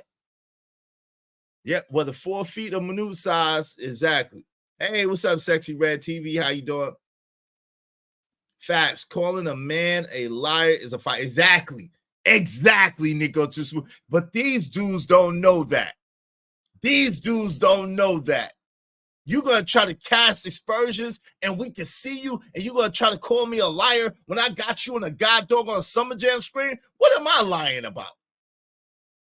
Exactly. They don't understand that, Nico Too Smooth. Calling a man a liar is fighting words. Don't you know back in the early days, if you called a man a liar, he would take you out in the thing and y'all would have to duel. Y'all would have to duel for calling a man a liar. And only one of you would make it out. You don't call no man no liar because a man ain't supposed to be lying. A man is supposed to be operating in character, in integrity. His word is supposed to mean something because all you got is your word.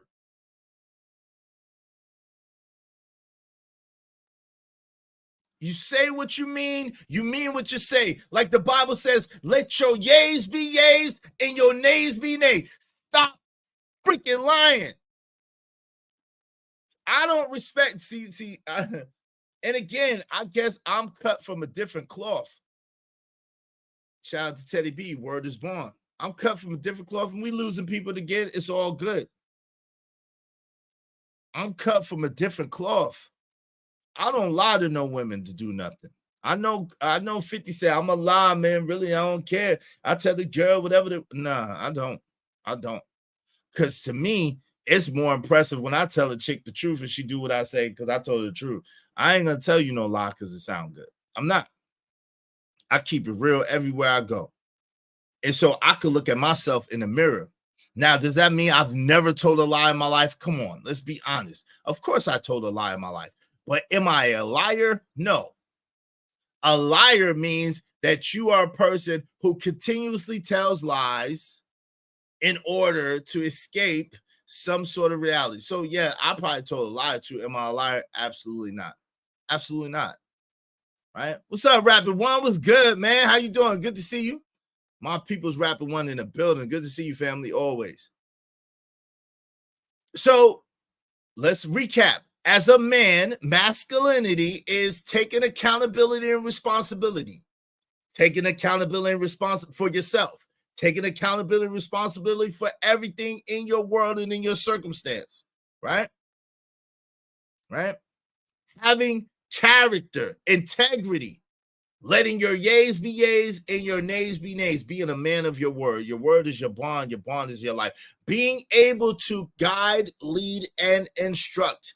Guide, lead, and instruct. This is what masculinity is. This is what a man is. Living by a code. Living by a code. See, the street dudes where I came up, in the time that I came up, guess what? Like Nas said, they'd be like, shorty, go home. We about to be shooting. True story. My right hand of God. True story. So I'm in Brooklyn. I think it's around, I don't know the exact year, but I'm in Brooklyn. It's probably late 80s at the time. Me and my cousin, love you, cousin. Me and my cousin, my younger girl cousin, we go to the Chinese restaurant around the corner and we get in some food or whatever, right? My peoples used to love Chinese back there. So we go in to get some food real quick from the Chinese restaurant, okay? And then we seen a dude we knew, and he had a 45 to this Mexican dude's head. This Mexican dude's head. Yeah, I was around that age. Shout out to you, Andrew Taylor. I was around that age. So he had this gun to this Mexican dude's head. Now, number one, for this dude to be Mexican in Brooklyn was weird.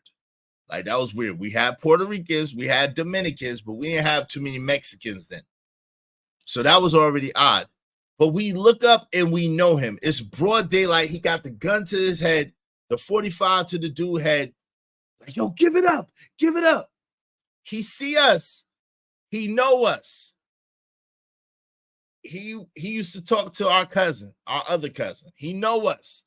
He like, y'all go ahead and get up out of here. Y'all go ahead and get up out of here. Y'all go ahead and get up out of here. He's like, he's like, y'all get up out of here. Come back later. We can't get our Chinese food. We wanted the food. We can't get our Chinese. We couldn't get our Chinese food. He said, come back later. I'm working right here. Y'all, you want some of this? Get up out of here. Yo, what's up, Rapper One? Thank you so much, Rapper One. Gifted 5 major memberships to the Israelite Nation. Shout out to Rapper One, man. Thank you so much, man. Shout out to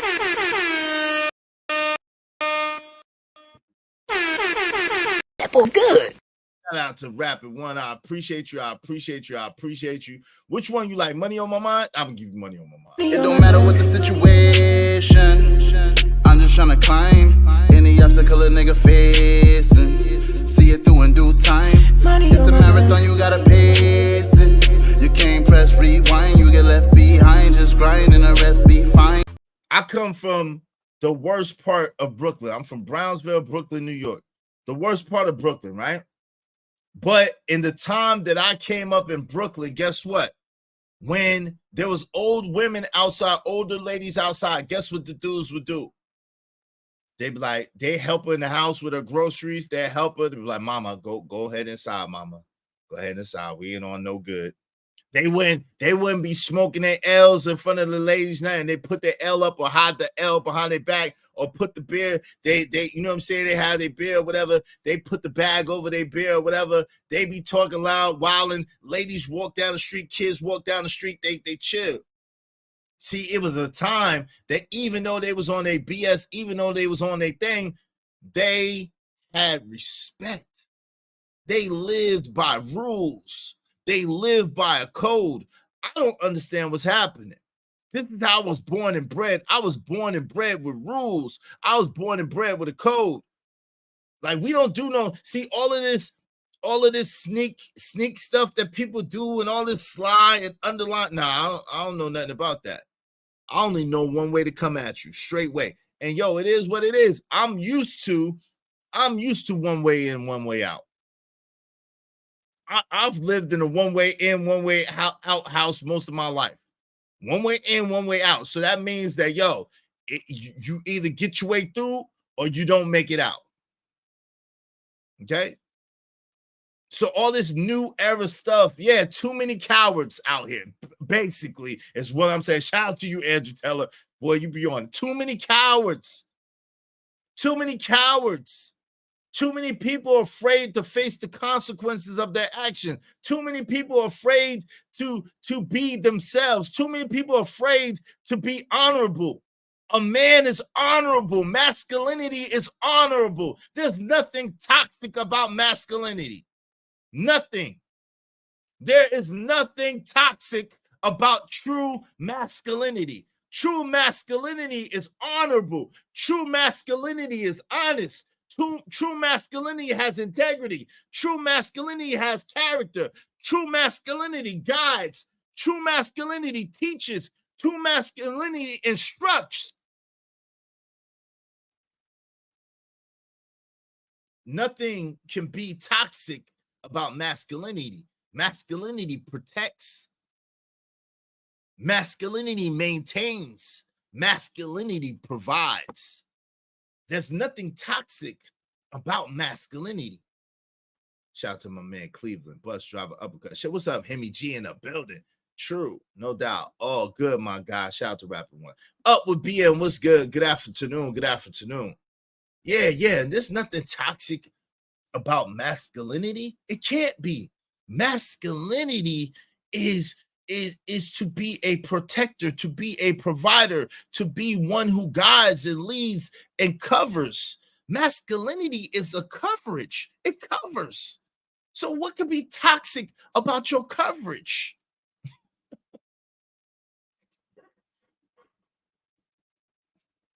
Remember when Omar was a kid and he went on a lick with his brother and his brother's mans, and they were going to rob a working man? Remember what Omar did? Yep. They didn't do that. You don't work. Yeah, they didn't do that. That's why I don't understand some of these new age men. They want, I don't understand it either, Classic Creole. And see, you know how this whole thing started with Dude? The whole thing started with Dude. Shout out to Lucky Marie. We was on a panel. And then he started talking about how men are acting the way they act because of how women act. And I said, well, brother, that's tit for tat energy. We shouldn't do that as men. A man don't move no type of way based on how women move. And he got mad at me because he thought I was trying to get him in a got you moment. And I wasn't. I was being real with the brother. That wasn't no advice. That wasn't me mad because he didn't listen. No, that was real. That was real. A man doesn't move according to how women move. Why don't y'all understand that? A man does not move according to how women move. Men create the atmosphere. Women live and follow the creation of the atmosphere.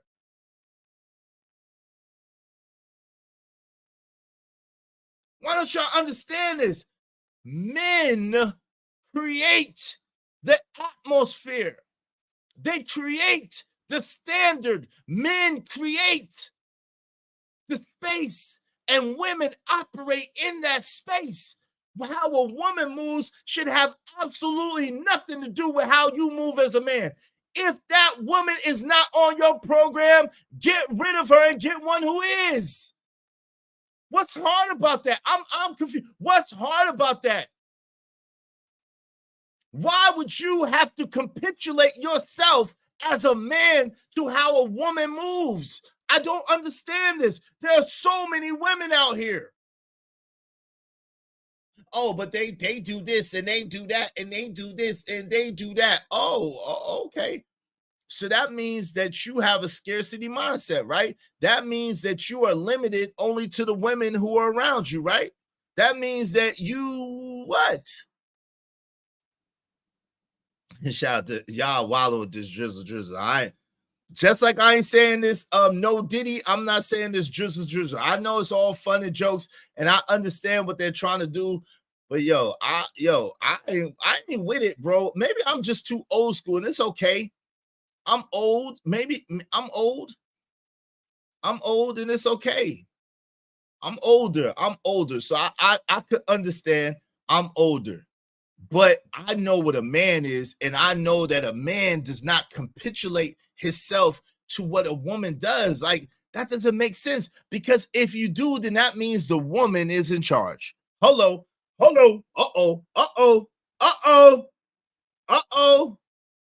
Yeah, that's bars.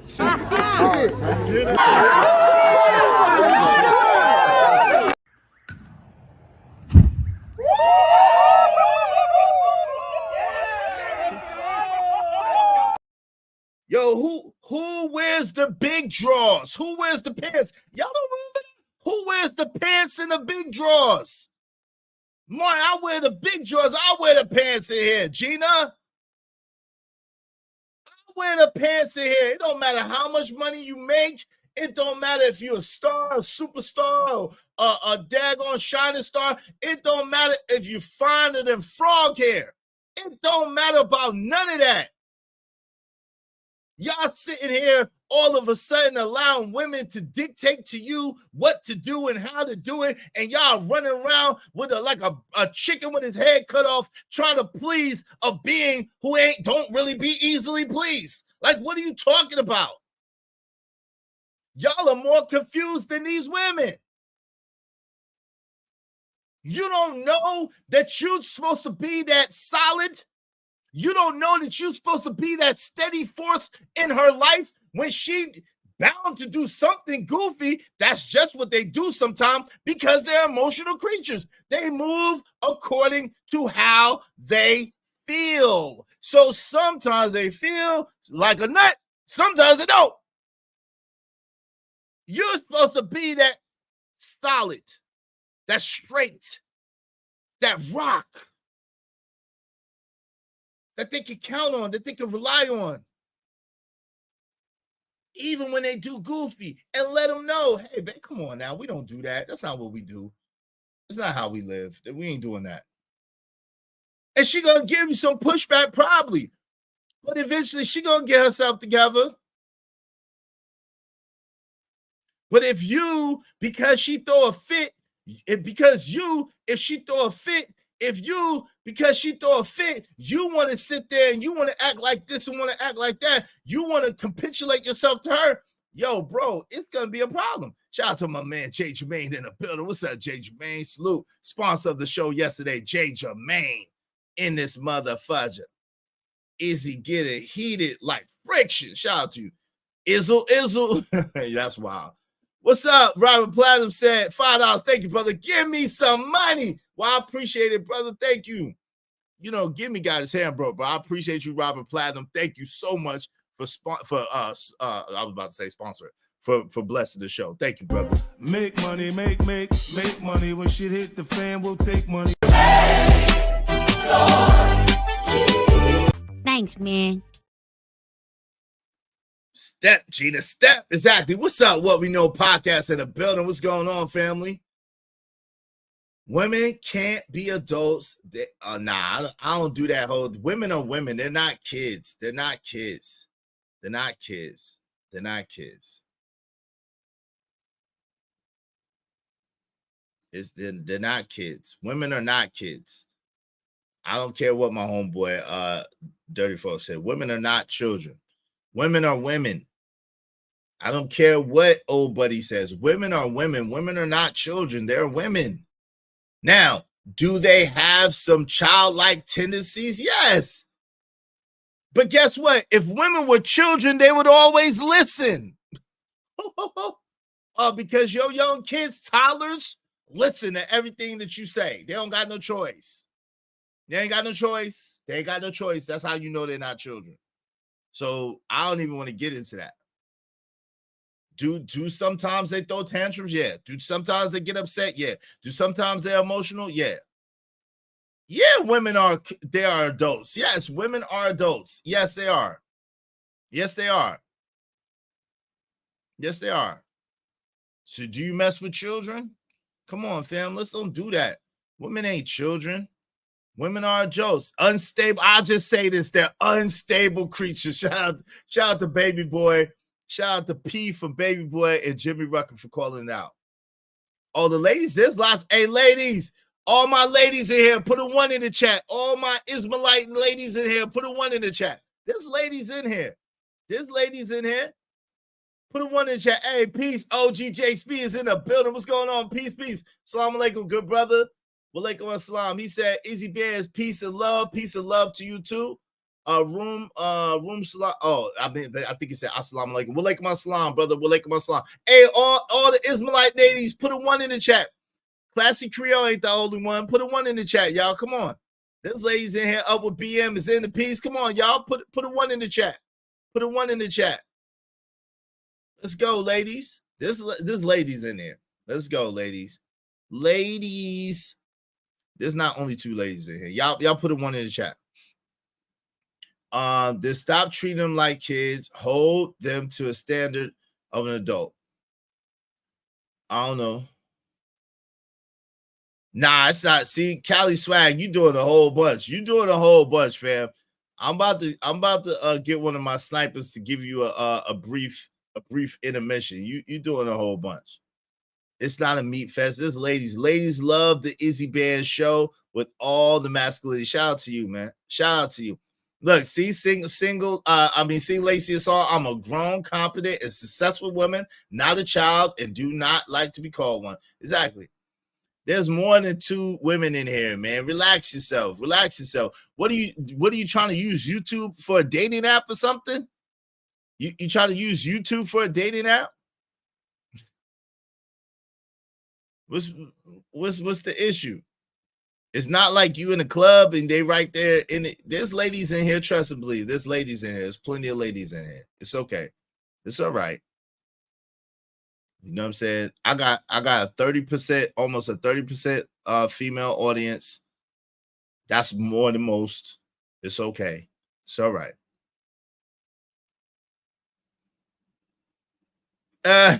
It might be. I don't know. I got masculinity in the thing, and I'm talking about. I got men in the title, and I'm talking about Marlo Stanfield. So it might be, but it's okay. It's okay. If it is or if it isn't, it's all good. My man Robert Platinum said, "If you ain't 40, you ain't grown." Shout out to that. No one called her a child. Let's be easy. Listen, women are not children. Fellas, it's a trap. If they're under 40 years old, don't date them. Oh, Lord. So that's your Robert Platinum. They got to be over 40 for you to date them now? That's hilarious. That's hilarious. I don't know about that one, Robert Platinum. I don't know. What about 35? OG J Speed, what about 35? What about 35? Come on, 35. Yo, I gave OG J Speed a hard time the other day about that. Yo, my man OG J Speed is in here. I gave him a hard time about that the other day. Black women say that. Oh, black women say that if they're not 40, don't date them? Who says that? I've never heard that before. Who said that? That's crazy. I don't know. I think 30s is cool. I think 30s is cool. Like late 30s, not early 30s, late 30s. Like 35 and above is cool. Depending on how old you are, right? Mature women have turned me on since I was in my 20s. Shout out to Andrew Taylor. Like them cougars. J. Jermaine said, huh? Hey, yo, Andrew Taylor, like them cougars. He tried to call it hey yo, put 10. Yo, I need y'all to put snipers, where y'all at, man? Cali Swag, let's let Cali Swag understand what we do. Hey, I need Cali Swag. I need Cali Swag to get a little baby Uber. So y'all go ahead and put at least $10 on Cali Swag head. Brooklyn. Yeah, what up, boss? Do something to make me feel better. I thought you'd never ask. What you gonna do, man? What you gonna do to make you feel better? Hey, do something to make me feel better. What's up, Carmen in the building? How you doing? Carmen's in here. Hey, Classy Creole's in here. This like, hey, what's up? Older women are attractive. Yeah, there's some attractive older women. Hey, one of my snipers, yo. I need y'all to put at least $10 on the brother head, man. At least $10 on his head. Let him get a little brief intermission because he needs some water. He thirsty. He's thirsty. He needs some water. Right, Carmen? He needs some water, he needs some water, he needs something, right? Somebody, one of my here we go. I'm gonna put that link. Put at least $10 on his head, man. He needs some water, he needs some juice, he thirsty. We gotta give that brother a brief intermission. He need to sit down for a second, man.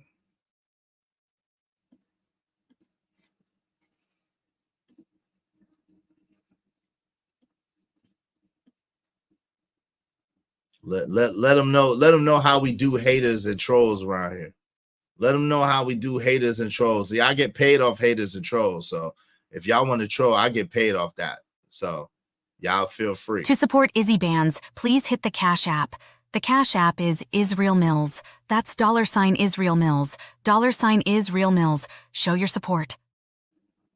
Where my hitters at? Where my hitters at today? Come on, y'all. Brooklyn. Yeah, what up, boss?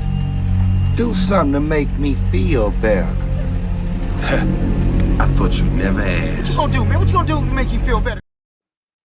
There we go. My man. There we go. Go ahead and do the honors, my guy. Do the honors. Thank you, brother. I appreciate it. Do the honors, my guy, and give him, go ahead and give him, for you, go ahead and give him 10 minutes. Give him 10 minutes in the freezer because he's thirsty. He needs some extra time to get something to drink. You know what I'm saying? Some water, something, because he a thirsty nigga. So we got to give him some time, all right? So give him 10 minutes for you, family. I appreciate you. Thank you. Salute. No doubt. That's what I'm talking about. That's how we do it over here. So it don't matter what the situation. I'm just trying to climb. Any Any obstacle a nigga facing, see it through in due time. It's a marathon, you gotta pace it. You can't press rewind, you get left behind. Just grind and the rest be fine. No matter what the situation. Thanks, man. I appreciate it. Is got hitters and Corey's got shooters. Yeah. No doubt. Listen, y'all come over here trolling.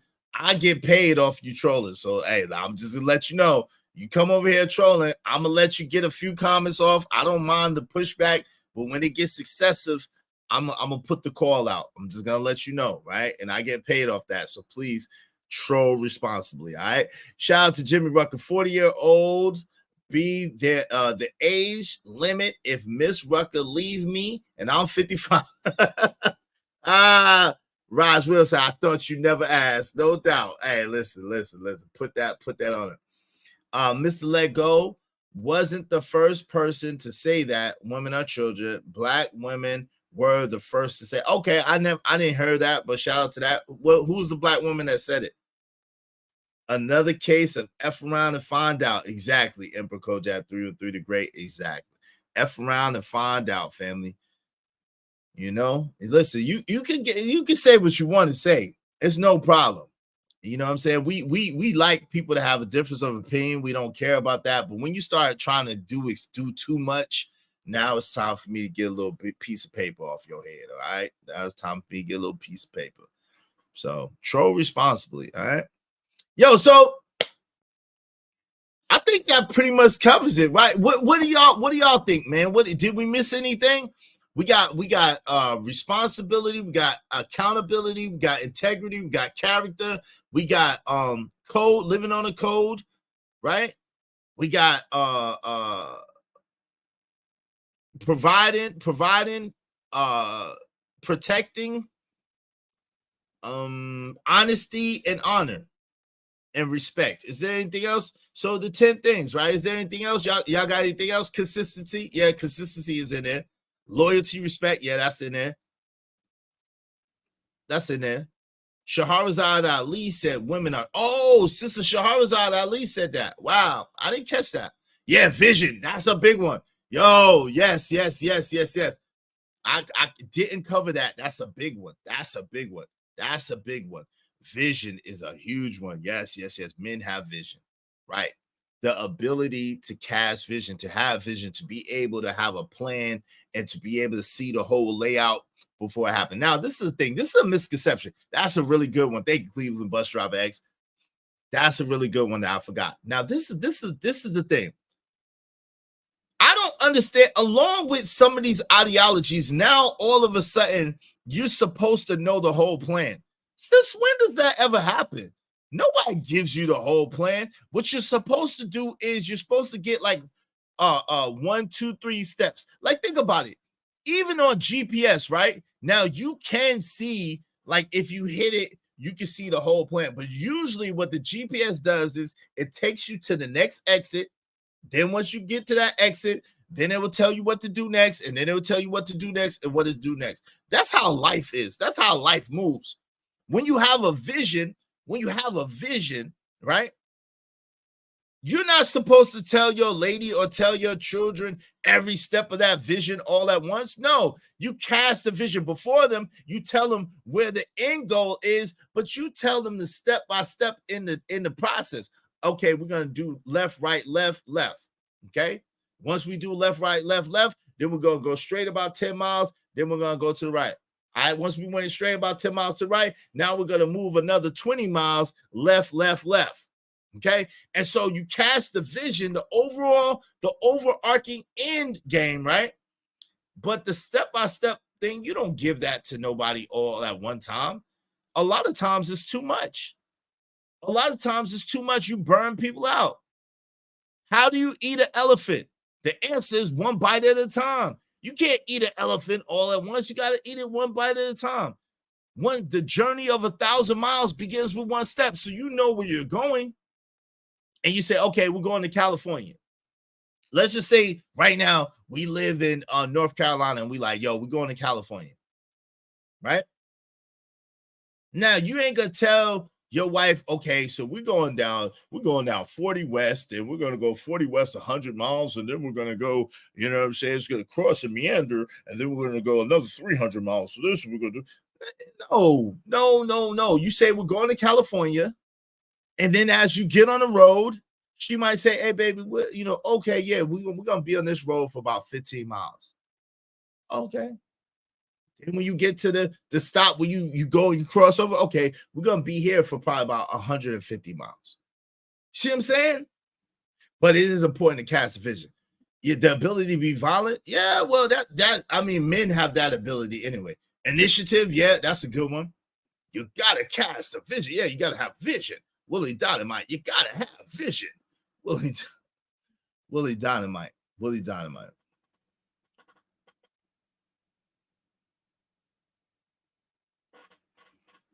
Endurance. Yeah, he who endures to the end shall be saved. Yo, so if y'all want to open up the panel, we just need three more cash apps, at least $10 a piece. If y'all want to open up the panel, we just need three more cash apps, at least $10 a piece. Other than that, that's all I got for right now. I think we covered it all. But if y'all want to open up the panel, y'all want to get in on this, y'all want to add something to this, y'all want to ask me any questions, make sure y'all hit the cash app. We need three more cash app, at least $10. Here you go, Daryl. What's up, man? What's going on, Daryl? How are you, man? You all right? He in here talking about the black women ain't going nowhere. The black woman is God. Man, Daryl, you ain't learned yet, bro. You ain't learned yet, bro. God doggone it. You ain't learned yet, bro. You ain't learned yet. Shout out to Daryl, man. That ain't learned yet. Yo, what's up, Pack 925? Is some women can eat the elephant in one bite. Yeah, right. There you go trolling again, man. You need to stop that shit. Nobody can eat the elephant all in one bite. That's crazy. I'm blessed, my guy. God bless you, bro. Bless you too, man. The woman never. Yo, you ain't never gonna stop, man. Shout out to Daryl, man. Yo, Daryl, man, be easy, bro, out here in these YouTube streets. What's up, Ogun? What's going on with you, man? Ogun is in the building. What's going on? What's the deal, baby? Hey, yo, look. Nah, there you go, Cali Swag. You ain't learned yet? Cali Swag says, sound like some of y'all don't like women. We love women. Yo, if y'all want to open up the panel, we just need three more people, at least $10 a piece, and I'll open up the panel. Y'all might want to hurry up, though, because I got to pick up my son regular time today. It's not extended. We didn't mute you before. We didn't mute you before getting money. You just doing too much. We didn't mute you before getting money. You doing too much, though. I let you rock for a while. You being contrary for the sake of being contrary. You're not really talking about nothing, to be honest with you. You just being contrary for the sake of being contrary. And that's cool. There ain't no problem about that, but I'm just going to make some money off you. That's all that's going to be. If you're going to be contrary for the sake of being contrary and just keep saying stuff, then, yo, after a while, what you mean? Yes, Asher, they paid to put you in timeout, family. I put the bat signal out on you. Family. They paid to get you out of here for a couple of minutes. I put this on you. Brooklyn. Yeah, what up, boss? Do something to make me feel better. I thought you never asked. What you gonna do, man? What you gonna do to make you feel better? So when I put that on, when they know my snipers know. Like when you doing too much in the chat, my snipers know. They're gonna put a little bag on your head and let you rest your throat a little bit because you're getting a little too excited. Oh, they muted you before the deposit? Oh, okay, my bad. I didn't know they muted you before the deposit. My fault. But I got the money, so you know what I'm saying. But my fault. Now that shouldn't happen, Cali Swag. I'll be honest with you. Cali Swag 85, that should not happen. Y'all give Cali Swag 85 a little bit of grace. Please don't mute them. I don't know if it's a guy or girl. Please don't mute them before putting the little baby bag on their head. You know what I'm saying? But if they get too out of control, put the little baby bag on their head. Let them understand that we don't, it's okay to say what you want, but after a while, come on now, you just be extra. Your screen reminds me of scuba. Yeah. Come on, Lacey. Let's get up in the Shark Tank, baby. Let's go, Lacey. We in the Shark Tank, baby. We in the shark. We swim with the sharks over here. Yeah, shark. Real spill, shark.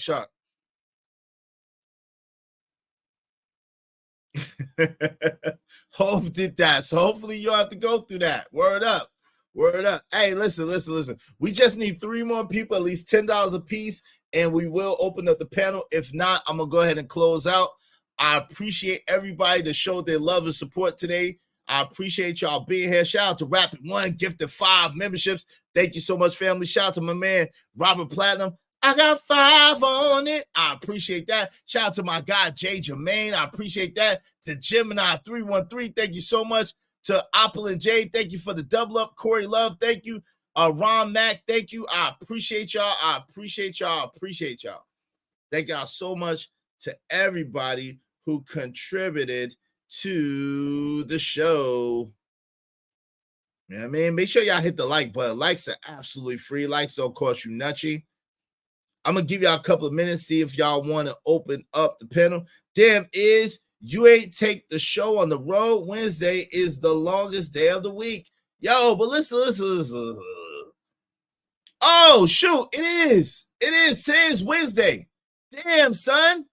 Today is Wednesday. You right. Damn. I don't know. Yo, I keep thinking today is Thursday. You right, man. I do got time today. I got time today, Pack. My fault, family. Yeah, my fault. I got time there. What's up, Weedy 504? I do got time there. I keep thinking today is Thursday. It is Wednesday. I got time, but I ain't got shit else to talk about. I don't got nothing else to talk about right now. I thought I didn't have no time. So, you know what I'm saying? So if y'all want to open up the panel and come and kick it with your boy, we got time. We got time today. Thank you, Pack. I forgot, man. Thank you. We got time today. So if y'all want to come up here and kick it about whatever, we just need 3 more contributors, y'all. Come on, and we'll open up panel. We got time. Today is Wednesday, so my son is in the after school program today. So he do got longer day today. That's true. Pack is right. Once again, you have judged correctly, Pack. But I'll be honest with you, like I thought today was Thursday, and so I planned the show like it was Thursday. So I ain't really got nothing else. I'm be honest with you. So if y'all want to ask me any questions, if y'all any questions or whatever, speak on Drizzle. Yo, I don't know, Corey, man. I don't know. I'll be honest with you, right? I saw you speak on Drizzle, and I saw Angry Man speak on Drizzle, but I don't really got no opinion on that shit. I'll be real with you. It's kind of, I could see your point. Let me just put it like this. If I had to pick a side, if it was like one of the things where I had to pick a side, I would be more on your side on that, right? But I understand what they're doing. I don't really got no take on it. I'll be honest with you. I ain't really got no take on it. It's like one of them things where I don't really have no strong opinion. I'll be real with you. I can see it from both sides. I can see, but I would be leaning more towards your side, Corey, where you're like, yo, at the end of the day, it's kind of weak. It's not really manly. You know what I'm saying? It's kind of weak, but I don't really got no strong opinion. I can't even fake a lie. I don't have no strong opinion. I don't care. Shout out to my man, Pac925. Thank you, brother. He said, for a salute. Thank you, brother. I appreciate you. Yo, we just need 2 more people, at least $10 a piece. 2 more people, and we will open up the panel. And y'all know I could talk to y'all about anything. So when y'all come up, we could talk about whatever y'all want. But I didn't got no more subject. So shout out to my man, Pac925. Thank you, brother. Thank you. I appreciate it. I got money.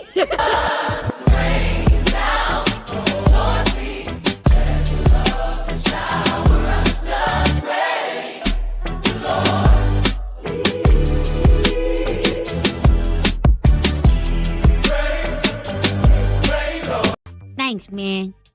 Yo, Corey, you know how you be thinking like it's one day, but it be another day, and that kind of throw you off. That's where I'm at right now. I swore today was Thursday, so I had my whole show and my whole lineup like today was Thursday.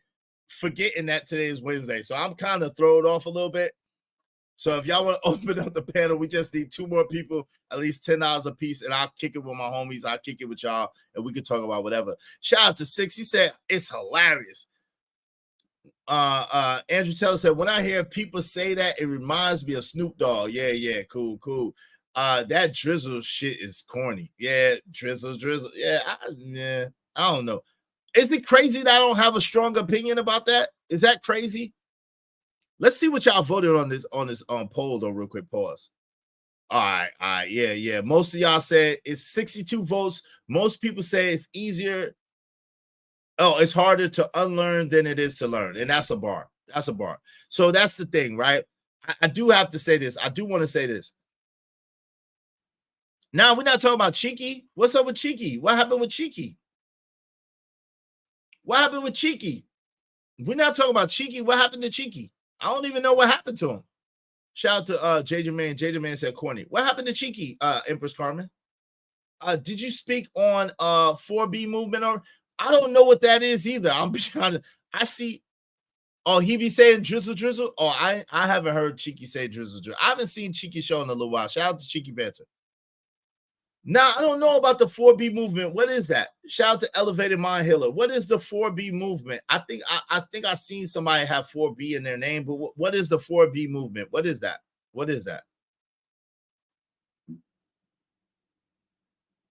Elevated Mind Healer is in the building. But let me say this. For the younger people, it is much harder to unlearn than to learn, right? So this is the thing. When you're coming up as a young person, like a really, really young person, you don't have no choice but to really know what your parents teach you or what's in your environment for the most part, right? And so a lot of times, if you spent a lot of time being cultivated in certain environments and certain mindsets, you have to unlearn all of that stuff or empty all of that stuff out of your mind and put in new stuff in order to get better, right? So one of the things that helped me, one of the books that helped me was Secrets of the Millionaire Mind by T. Harv Eker. He talks about your money blueprint and the blueprint, and he tells you how to navigate that and to create a new blueprint, right? And so with that being said,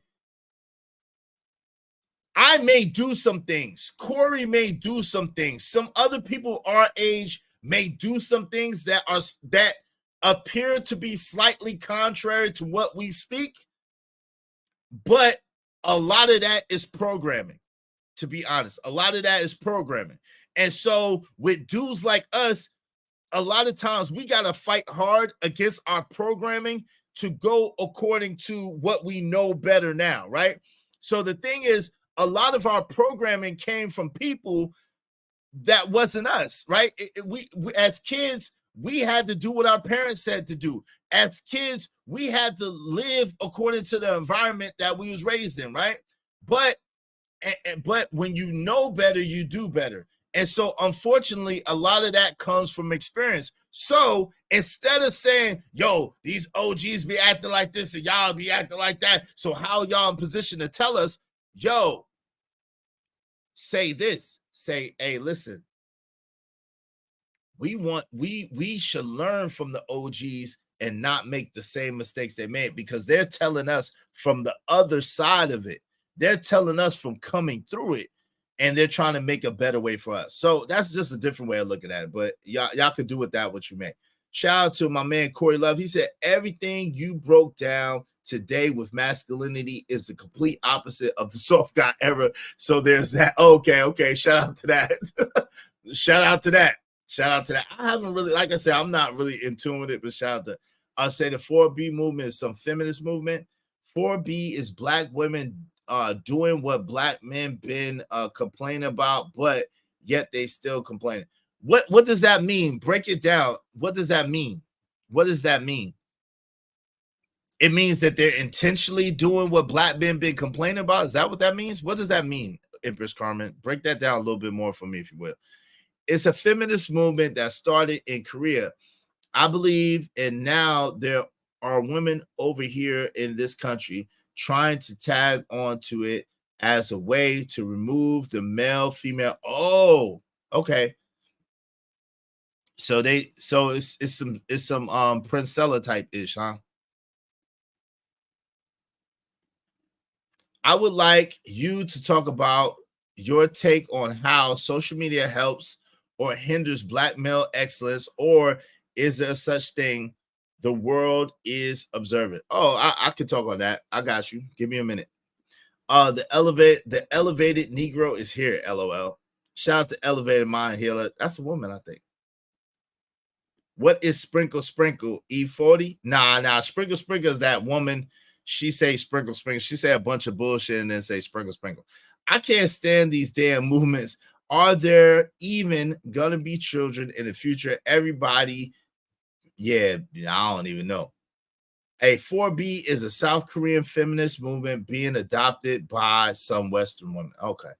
I appreciate y'all breaking that down for me. Thank you. You know, I count on y'all sometimes because, you know, I don't know a lot of the stuff that go on. I don't know. So Sing Lacey and Son said, I would like you to talk about, and we just need 2 more people, at least $10 a piece, and we will open up the panel. Sing Lacey Son said, I would like you to talk about how social media helps or hinders Black male excellence, and is there such thing the world is observing? Okay, so shout out to Corey. I do want to talk about this. Shout out to Corey Love. Yes, is it okay? She said, Black men complain about women having all this sex, so they're not going to be doing that. They not having kids. Black men complain about women having kids. They aren't dating. Black men complain about paying for dates. Oh, okay. I appreciate that, Classic Creole. Thank you very, very much. All right, so I hear you. Cool. Let me know how that works out for them. Like, let me know. I good and Garen daggone T. See, this is the crazy thing. It doesn't really make sense, right? It's cool. It's no problem for real. But the thing is, and all Black men don't complain, but it's okay, right? There's way more Black women than there are Black men. So good luck. Have at it. Enjoy yourself. Like, let me know how it works out for the women who do that. Okay. Y'all 4B women, let me know how that works out for you. Good luck. So now with that being said, yo, I think to answer your question, Lacey, Sing Lacey a song, this is it. I think that social media is a great thing for men. Okay. I think the social media is a great thing for men and for masculinity. The reason why I say that is because the men who are masculine, the men who are helping other brothers with masculinity are filling a void in the marketplace. Meaning, if their fathers are not around, or if they don't have any uncles or grandfathers there to help them, to teach them, then they have men in the space that'll be able to teach them. And part of the beauty of social media and men is by you being able to see different men, you're able to see which men most align with your personality, and you're able to pick a mentor based on the things that you see or the information that you're getting from them. So I think that is a very good thing, because then too, there's an ability to compare, right? So it's like being able to, you know, it's like test driving a car, not having to buy it off the top, being able to test drive many vehicles, see those vehicles being driven or whatever, and then doing a comparison and say, okay, that's the type of vehicle I like. That's really what it is. And so I think it's a very, very good thing. I know there's some negative aspects. I know that there's some negativity out there, but I think overall for men is a very, very good thing, and a very good thing for masculinity. I believe that. What do y'all think? What do y'all think?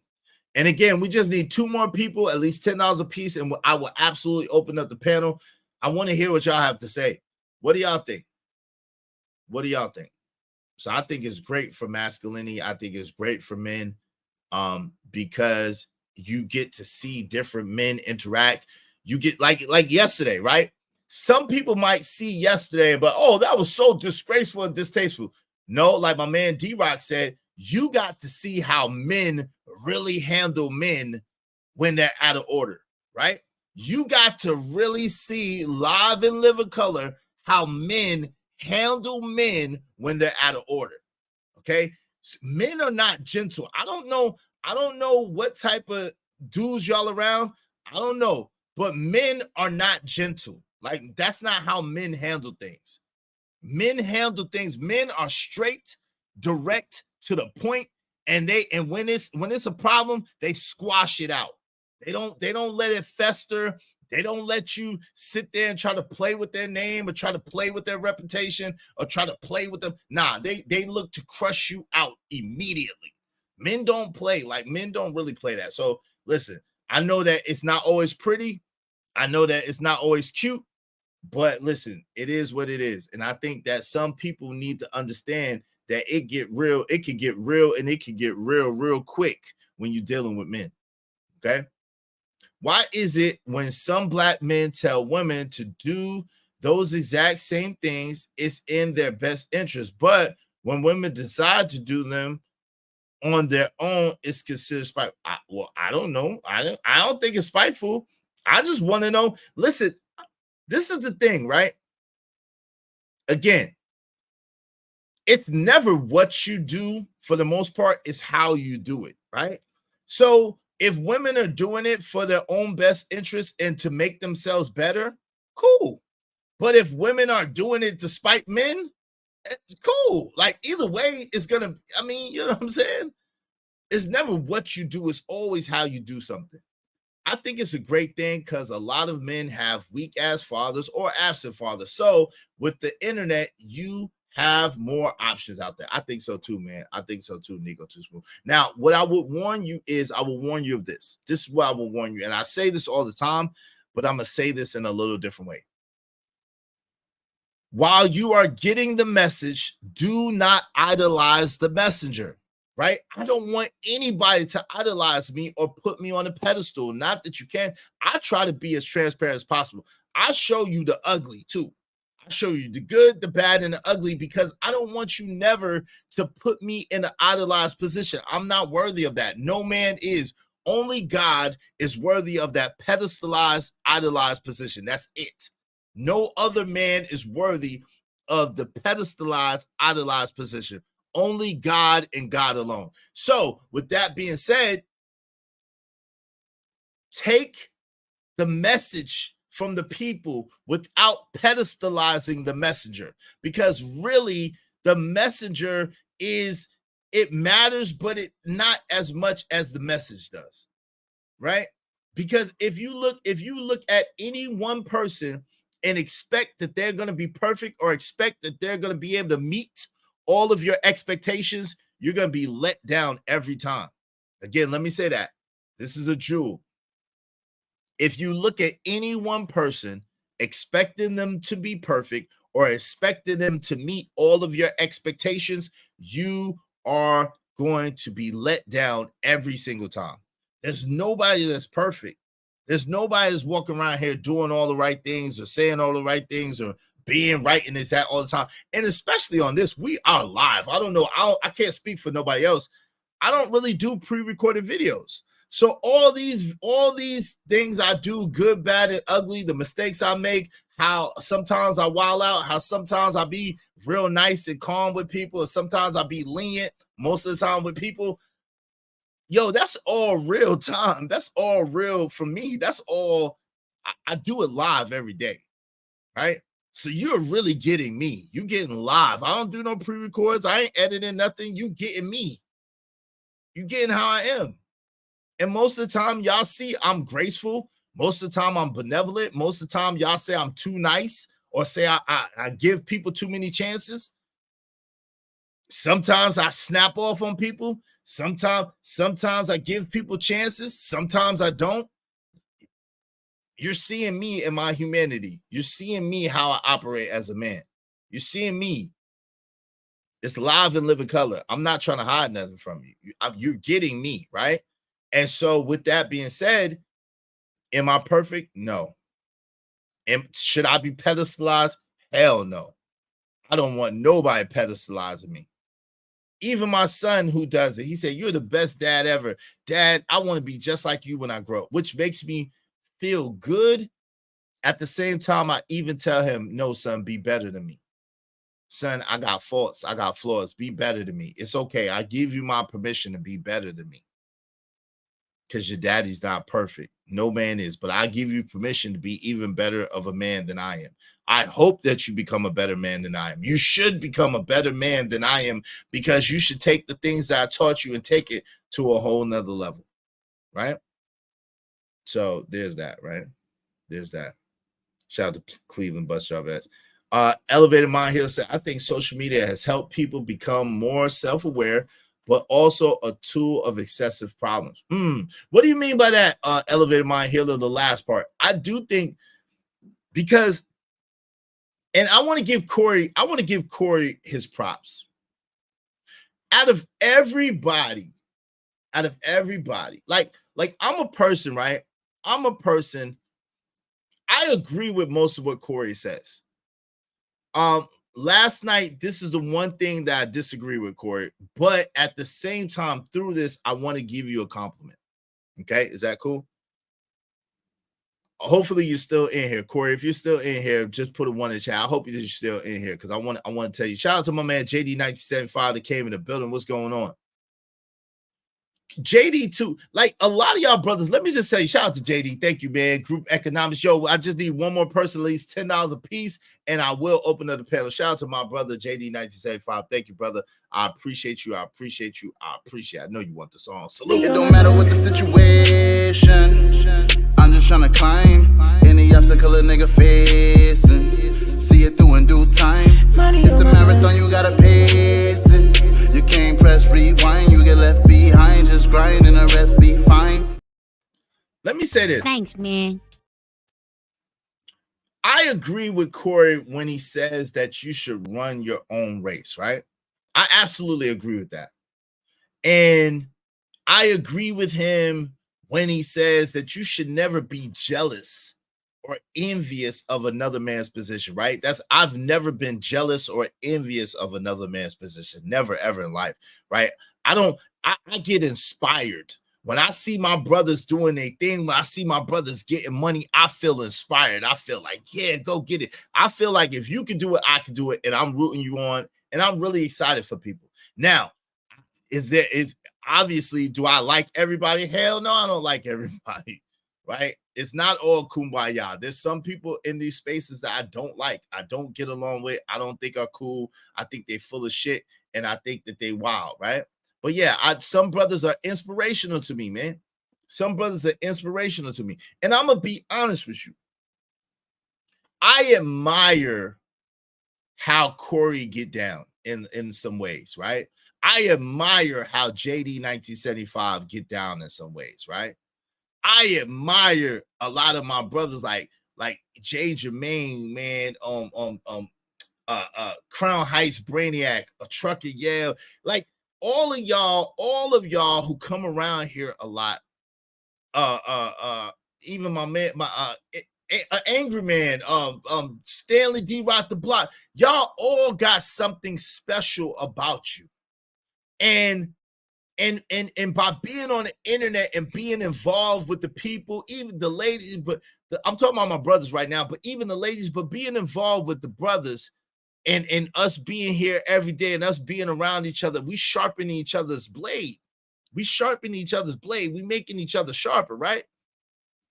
I recognize things in y'all that I may not be as strong at, right?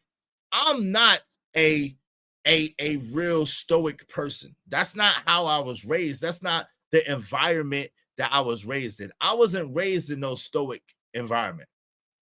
I had my dad, right?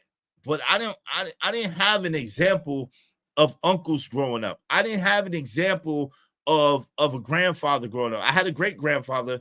He lived way far away and he would come around sometimes, but I didn't have that living example. I had my father, but my father was, he wasn't stoic at all.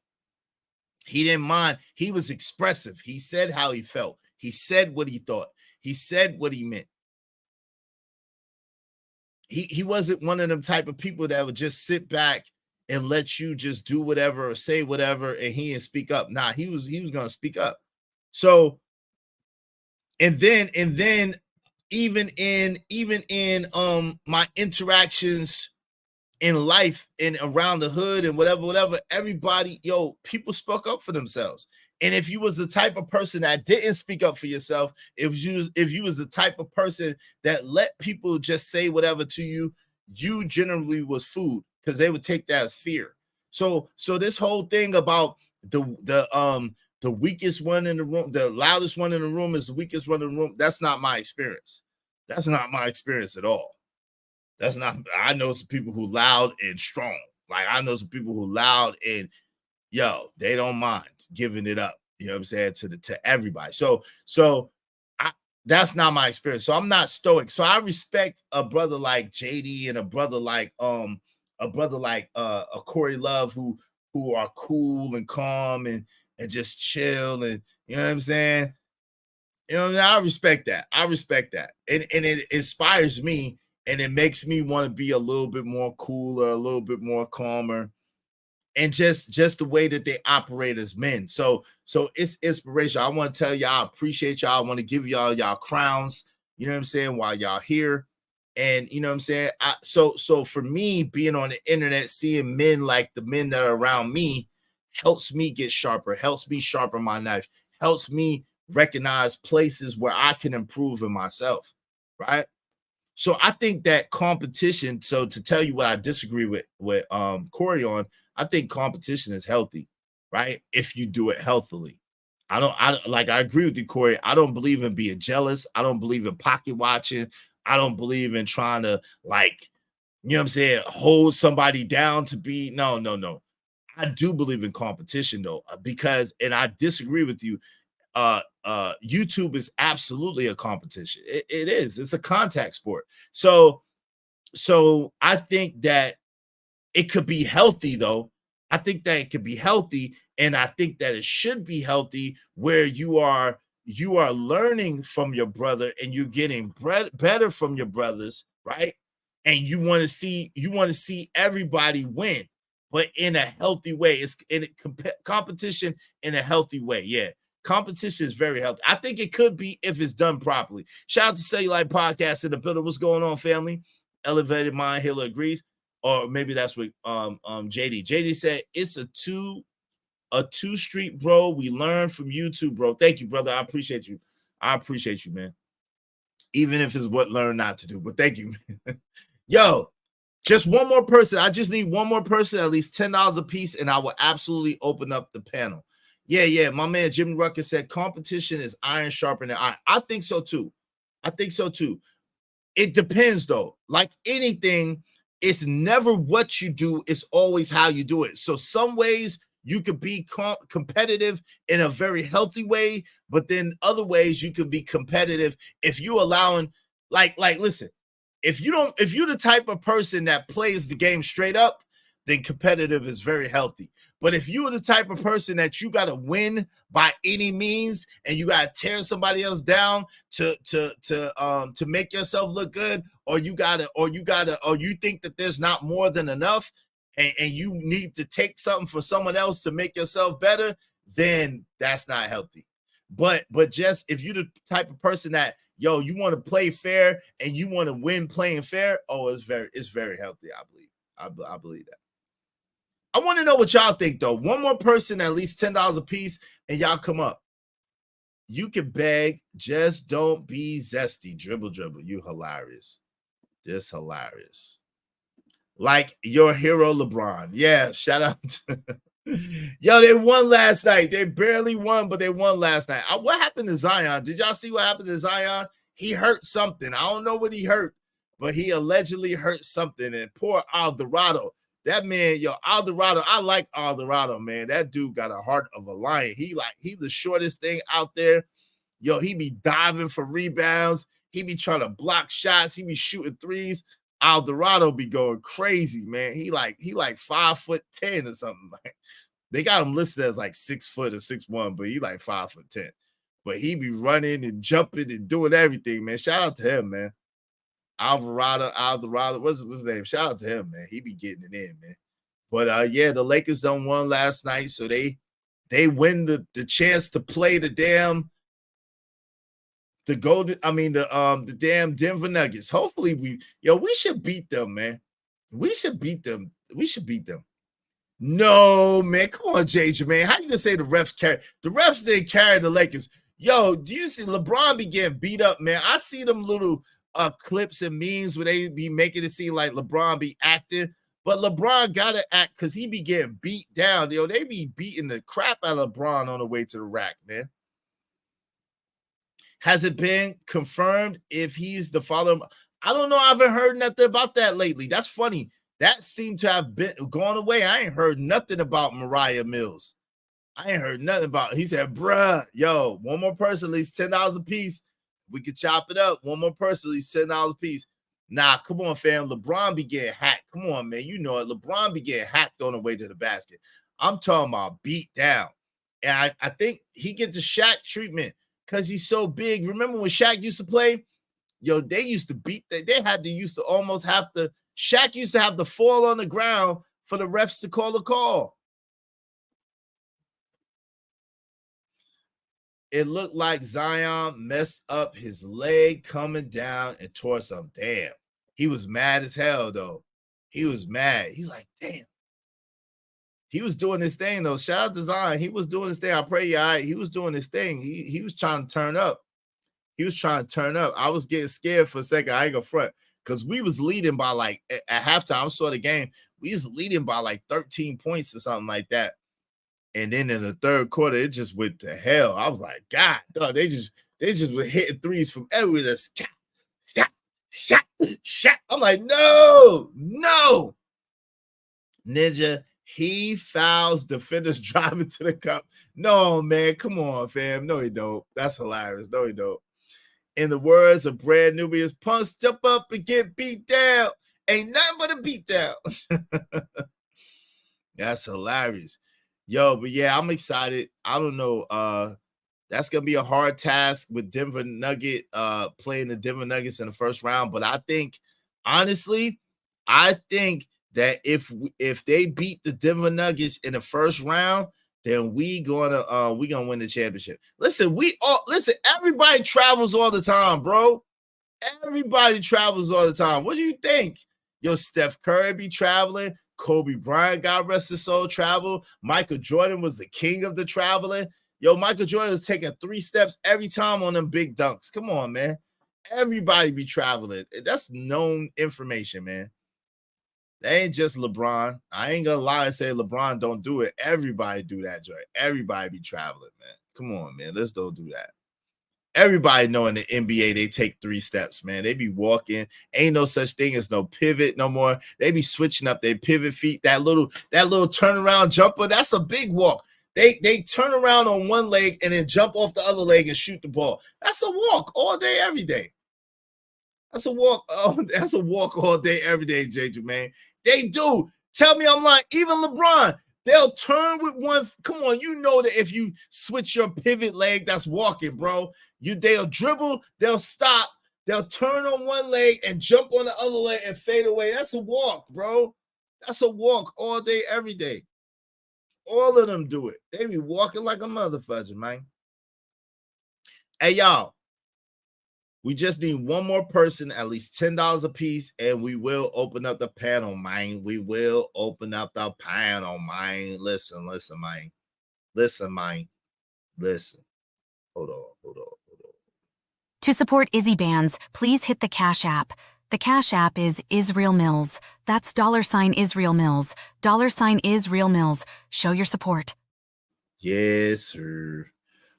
Oh, Lord. Yes, sir. Let's do good business. Make the Cash App ring during the stream. $Israel Mills.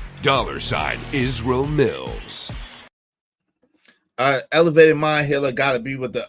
Why? Because you live in Oklahoma, you ain't gotta be with the Oklahoma City Thunder, even though you live in Oklahoma. It's okay. You could be a Lakers fan. Everybody else is. Shout out to my brother doubling up, JD 1975. Thank you so much, JD 1975, for the double up, good brother. I appreciate you. I appreciate you. I'm gonna give you the other song. I'm gonna open up the panel. Hopefully you can join the panel today. That'd be dope. I don't know if you're busy or not, but hopefully. I got money.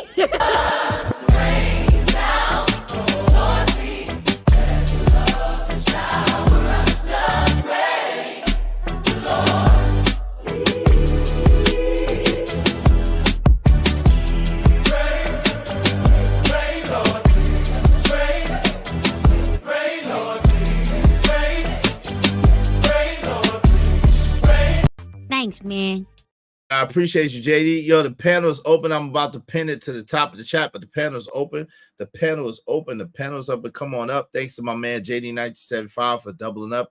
I really appreciate you, brother. Shout out to you and the family. How's Miss CJD doing, man? How's Miss CJD doing? I pray that everybody is well. I pray that everybody is well. Thank you.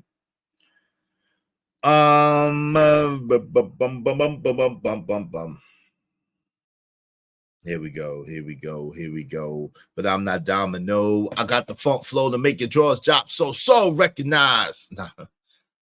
I do not like basketball, although a friend of mine's sister is in the WNBA. Shout out to that. Salute to that, to the WNBA. Yo, speaking of the WNBA, that young lady Angela Reese was looking very lovely in her regalia for the WNBA. Angela Reese was looking very lovely. Shout out to her. Oh, I'm glad to hear that, brother. I'm very glad to hear that. Shout out to you and the family. Hey, LeBron is a what? Oh, what's that mean? Because he travels so, man, I don't even know what that means, man. Even Fresh and Fit played the song. Which one? What song? Which song? You talking about that Rain Down on Me? They stole from me. They stole from me because I stole from I Hear Canvas. Shout out to I Hear Canvas, man. Shout out to I borrowed it from I Hear Canvas because I always give them credit. Shout out to I Hear Canvas, man. I borrowed it. No one else. I don't like that though. I ain't gonna front. Oh, single mom. Listen. I ain't gonna front though. I don't like it, Pack 925, that people play the brother I Hear Canvas joint and then they don't even give him credit, man. Because I see a lot of people play his mixes and don't even give him credit. But shout out to I Hear Canvas. I'm going to give you credit, brother, because you do your thing. Shout out to you. I'm going to have to reach out to him on Instagram one day and see if I can get him to come through because he be doing his thing.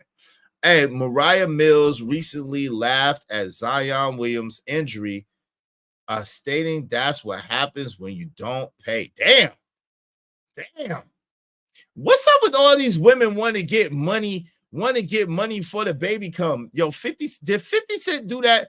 Did 50 Cent ruin the game? Have a baby by me, baby. Be a millionaire. Give the check before the baby come. Who the cares? Is that 50's fault? Is that 50's fault? Because all these women seem like they're expecting the check even before the baby get here. I don't even know if the baby's mine, woman. Mama's baby, papa's maybe. I be playing the game. Single moms. What? I ain't heard that song, Single Moms, man. Pack 925. I don't even know what you're talking about. I'll be honest with you. Hey, yo, if y'all want to come up and kick it, the link is in the chat. It's pinned to the top of the chat. Come up and kick it with your boy. If not, I'm going to go get lunch, man. Your brother hungry, man. I'm going to go get lunch. Drizzle. I can't even imagine being a grown-ass man talking about some drizzle. That's like saying sprinkle. Like, no. You can't be a grown-ass man talking about drizzle. I'm sorry. I've decided. I've decided. Corey, I've decided. You cannot be a grown-ass man running around talking about drizzle. I'm a grown-ass man, dog, like Cedric Entertainer. I'm a grown-ass man, dog. What I look like running around the street talking about drizzle. Like, what the type of shit is this? What type of... Hold on. Man, my man from beyond the grave. Rest in peace, Bernie Mac. What type of shit is this? What type of shit is this? Yo, my man D-Rock is in the building. Let the Drizzle Boys rock. Man, listen. Y'all can do what y'all want to do, but I'm not gonna be no grown man talking about drizzle. I'm just not gonna do it. It's against my religion. It's against my religion. Jay Jermaine, buy Sugar Bum some lunch. She said, buy me lunch. Shout out to Sugar Bum. Sugar Bum trolling. Yeah, she trolling. Brandon Jamal said Vincent Annuals told him to make the song from, oh my God, bruh. Come on, bruh. Oh my God, bruh. I ain't even heard it yet. Know your worth, Kangs. Make them pay what they weigh. Yo, is you not in your soft boy era? Nah. It's weird. Like, yo, listen, and you talking to a dude. Listen, you talking to a reformed gigolo. It's weird, though. It's weird. I ain't gonna front. I'm a reformed gigolo. But like, yo, come on, man. Like, that's weird, bro. Like, oh, well, she gotta keep me accustomed to the lifestyle that I'm used to living. Like, you know what? That don't even sound right. Coming from a grown ass man. I'm a grown ass man, dog. Yeah, yo, so Dr. Fizzle Frost, a soft guy era. That I just learned about this today. So I'm gonna tell you. The soft guy era is these dudes that, and a lot of them seem to have money, is walking around talking about, well, I need, you know how the women be trying to tell dudes they need to have this and they need to have that. So these dudes is walking around saying women have to have this and have to have that to be with them in order to keep them accustomed to the lifestyle that they used to live in. So that's basically what it is. That's the soft guy era. Hey, Shicey Bum said, let's go get our nails done. Yo, come on, Shicey Bum. Don't do that. Don't do that. Let's go shopping and get some matching outfits. Yes, it's Fugazi, soft dude era. Get the F out of here. Exactly. It's weird. I ain't gonna front. It's weird. Hey, they not serious. They trolling by the sprinkle. Yeah, but still, bro. Yo, still, if y'all got time, come on up, yo. If y'all got time, hit the link, man. Hit the link, bro, so I can talk to y'all face to face. If y'all got a little bit of time or y'all can't, hit the link. This is the problem, right? Like I said, in the beginning of the show, I don't really have a strong opinion about it. But like I told Corey when he was here earlier, I lean more towards what he's saying. This is the reason why. Even if it is joking, there are some dudes who actually operate and feel that way.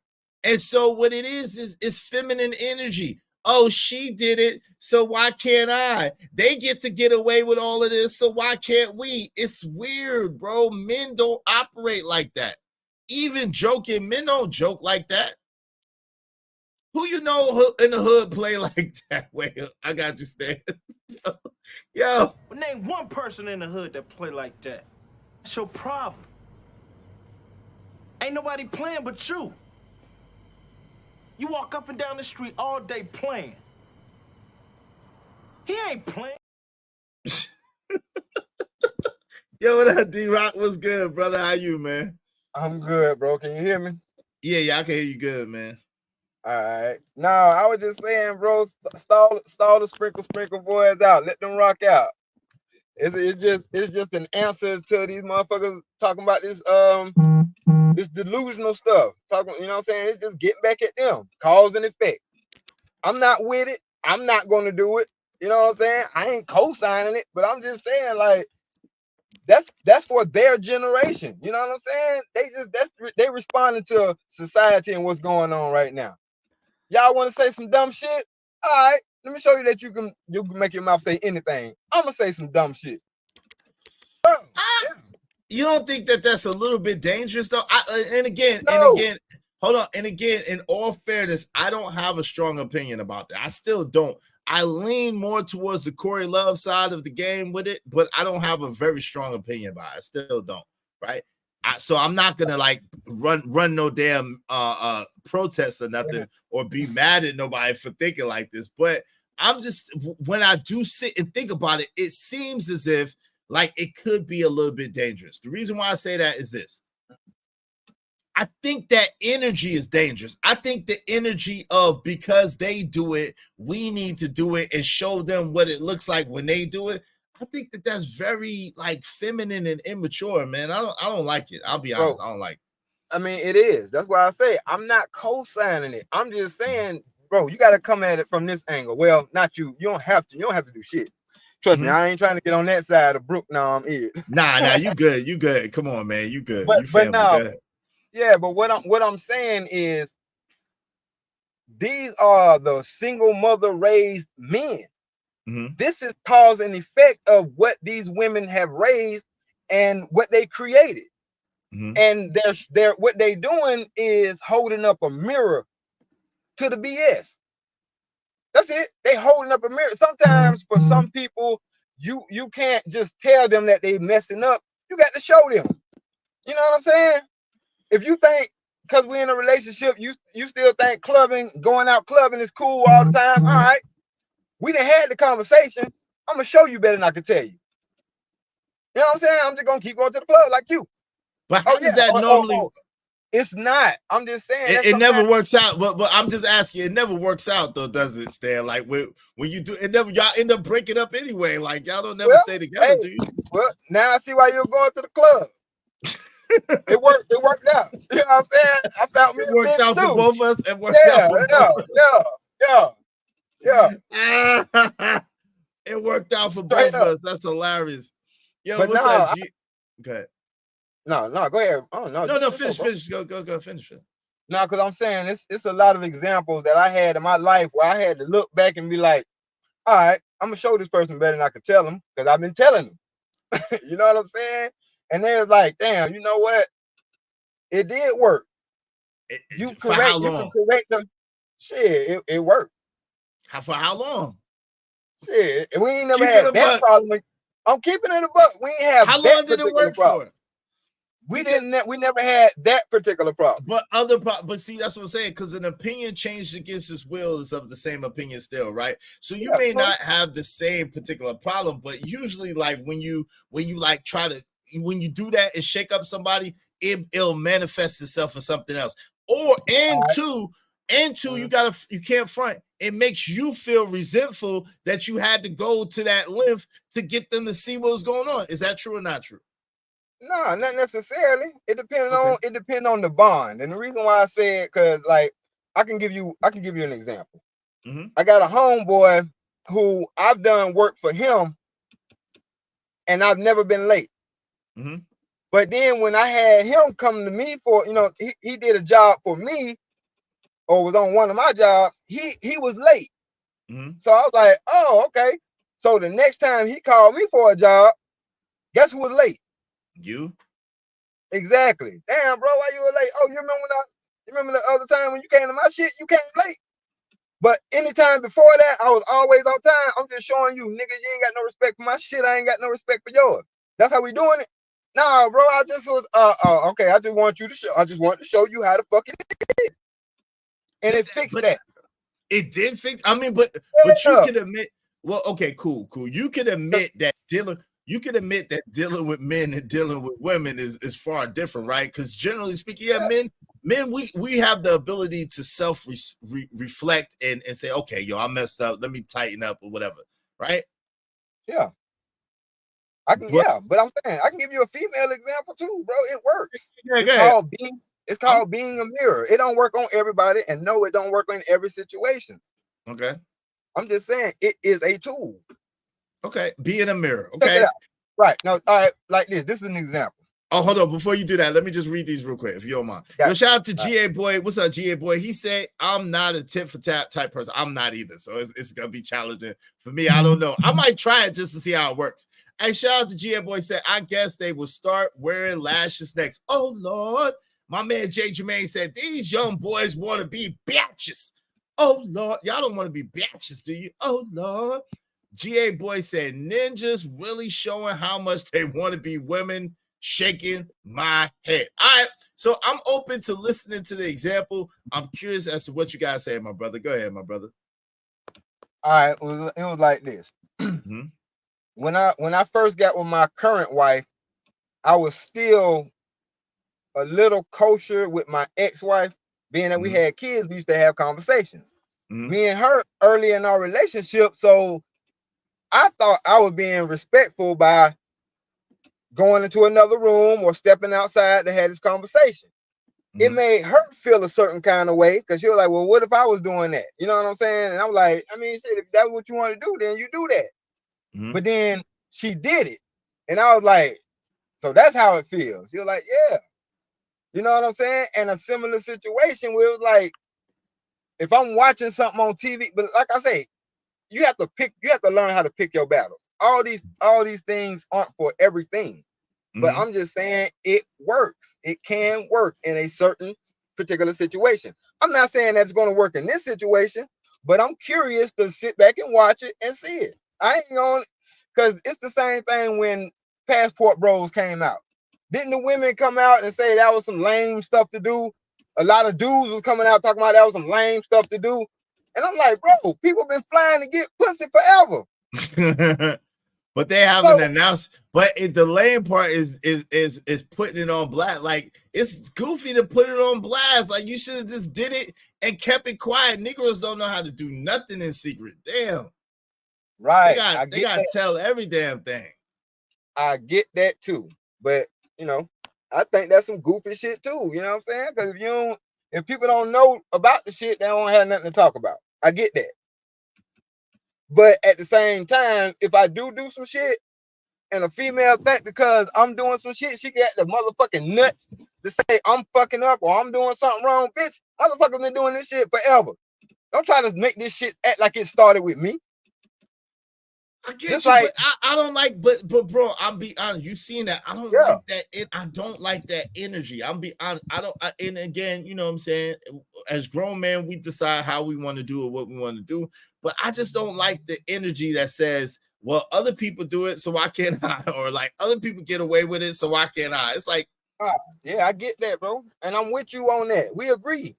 I'm not saying we disagree on that. I'm not, like I said, I don't even agree necessarily with the whole movement yet.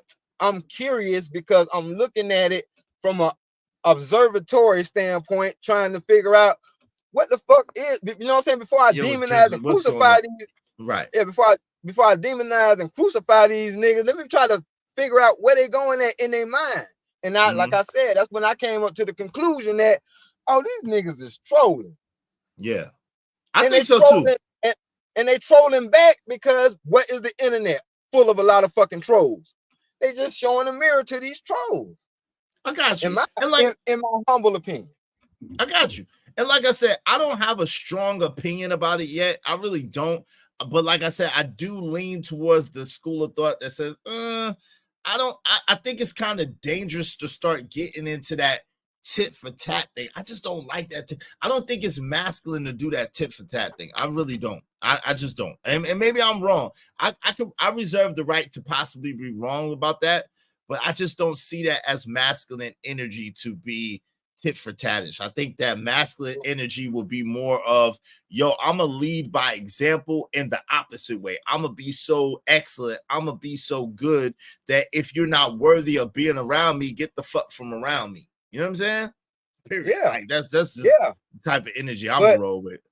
Of course, but you talking about people who may not have that particular equipment, thought process, mentality, upbringing, and all that to formulate or come to that conclusion that you just came to. You know what I'm saying? And that's why I say, for me, I got to kind of stall them out until I figure out what, you know what I'm saying, what's really good.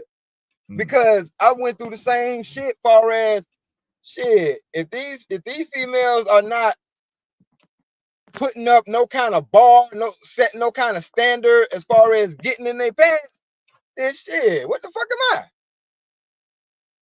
You know what I mean? And like I said, that explained my little time during that little Freaknik era.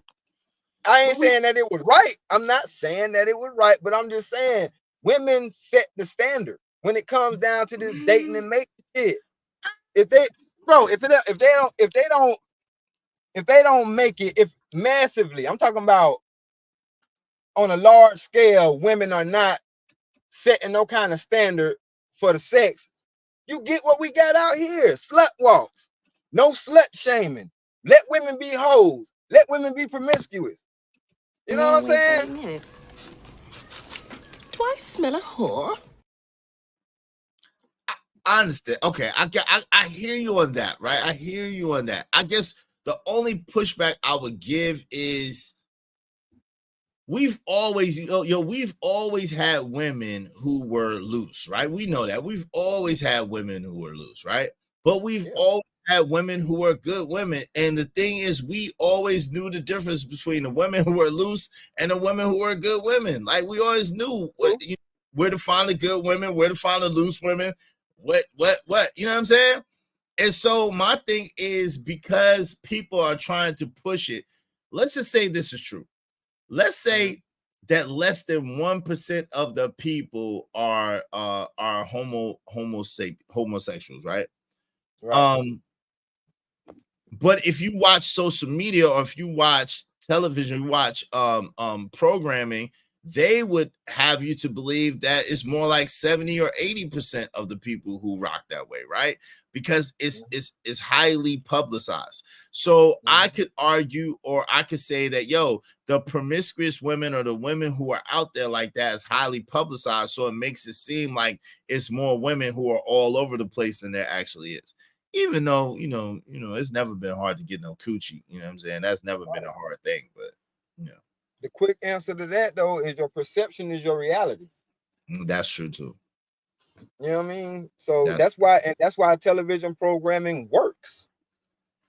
It works. That's why they're putting a lot of the stuff in the TV, and it's in all the shows. And we've talked about it before. It's on everything from Nickelodeon, which is kids, all the way up to the stuff that we watch. You know what I mean? And this is even like professionals, doctor shows and things like that. That's what I hated about Grey's Anatomy. You know I never watched that. I never watched that. Yeah, when you're in a relationship, I understand that the woman, she kind of controls the TV in the room, and you control the living room TV. Wait, hold on. Lion King is sassy? When did Lion King become sassy? What are you talking about? He said, I'm still mad they made Lion King sassy. When does the Lion King become sassy? The new one? What? Yeah. And he talking about the one they came out after they made like a real life version of Lion King. Yeah, it's like the 5th, 6th Lion King, bro. And it's sassy? They made it sassy, yeah. Oh my God, bruh. Come on, Lion King, bruh. My God, bruh. I ain't watched the latest. Oh my God, but bruh. Hey, you know what people kind of overlook, but it's in their subconscious mind. You notice that Whoopi Goldberg, who played the hyena, she was an alpha, because the females are alphas in the hyena land. Why you think we talking about or calling women hyenas to this day?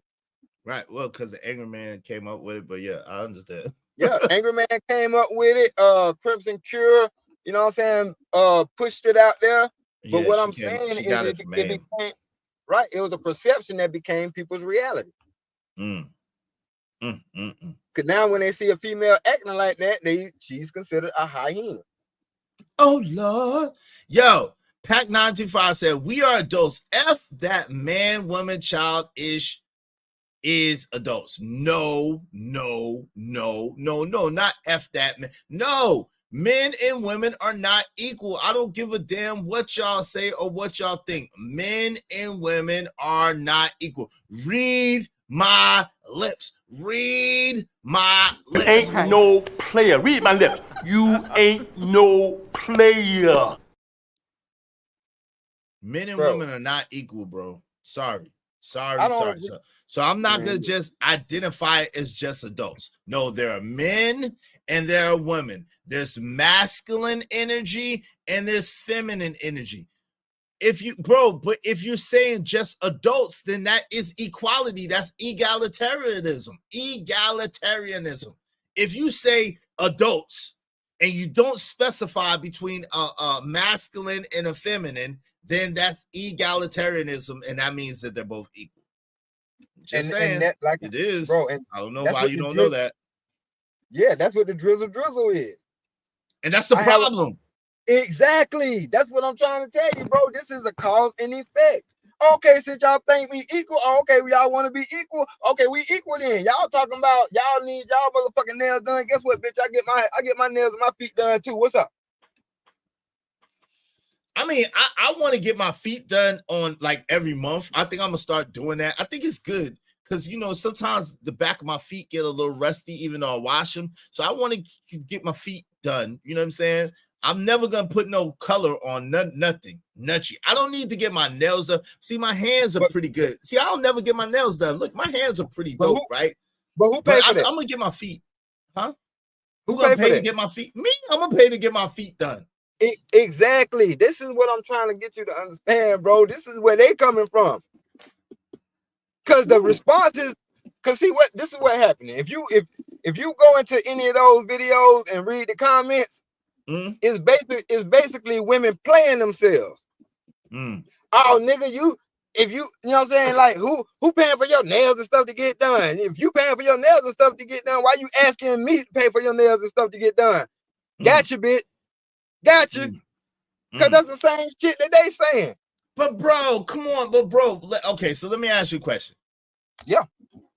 Do you believe that women should be taken care of by men financially? Why or why not? Of course. Okay, and why? Going back to the statement of women are perpetual children. That's why at a wedding, the father is, you're leaving from the protection of me as your father, and you're going to the protection of another man who I vetted during y'all engagement time. So you're going from one covering to another covering. The fact that these women out here talking about this and that and the other, they not in their fucking right place. They just not. And these niggas and my thing, this is what I was about to say. Because like I said, I don't agree with it, bro. But in order for us to turn this thing around, it's gonna be a lot of shit that's gonna take place between now and then that we don't know about and we may not like. But in order for this thing to come back around, bro, it's gonna be some shit. So you think that immolating them and mocking them or trolling them is what's gonna get them to change their mind and to do better? That's number one. And then number two, the thing that I wanted to say about this is if the man's responsibility is to take care of his woman, then you know that you're gonna send your wife every once in a while. Hey baby, go get your nails done, go get your feet done, go get your hair done, baby, go. Like a man is gonna do that for his woman. Now any woman that demands that is not worthy of a man's time anyway, because the truth is if she was operating in her feminine, her man is gonna want to do that for her anyway because it benefits him. Bro, absolutely. I know that and you know that, but we dealing with the type of people that marriage ain't even on their radar.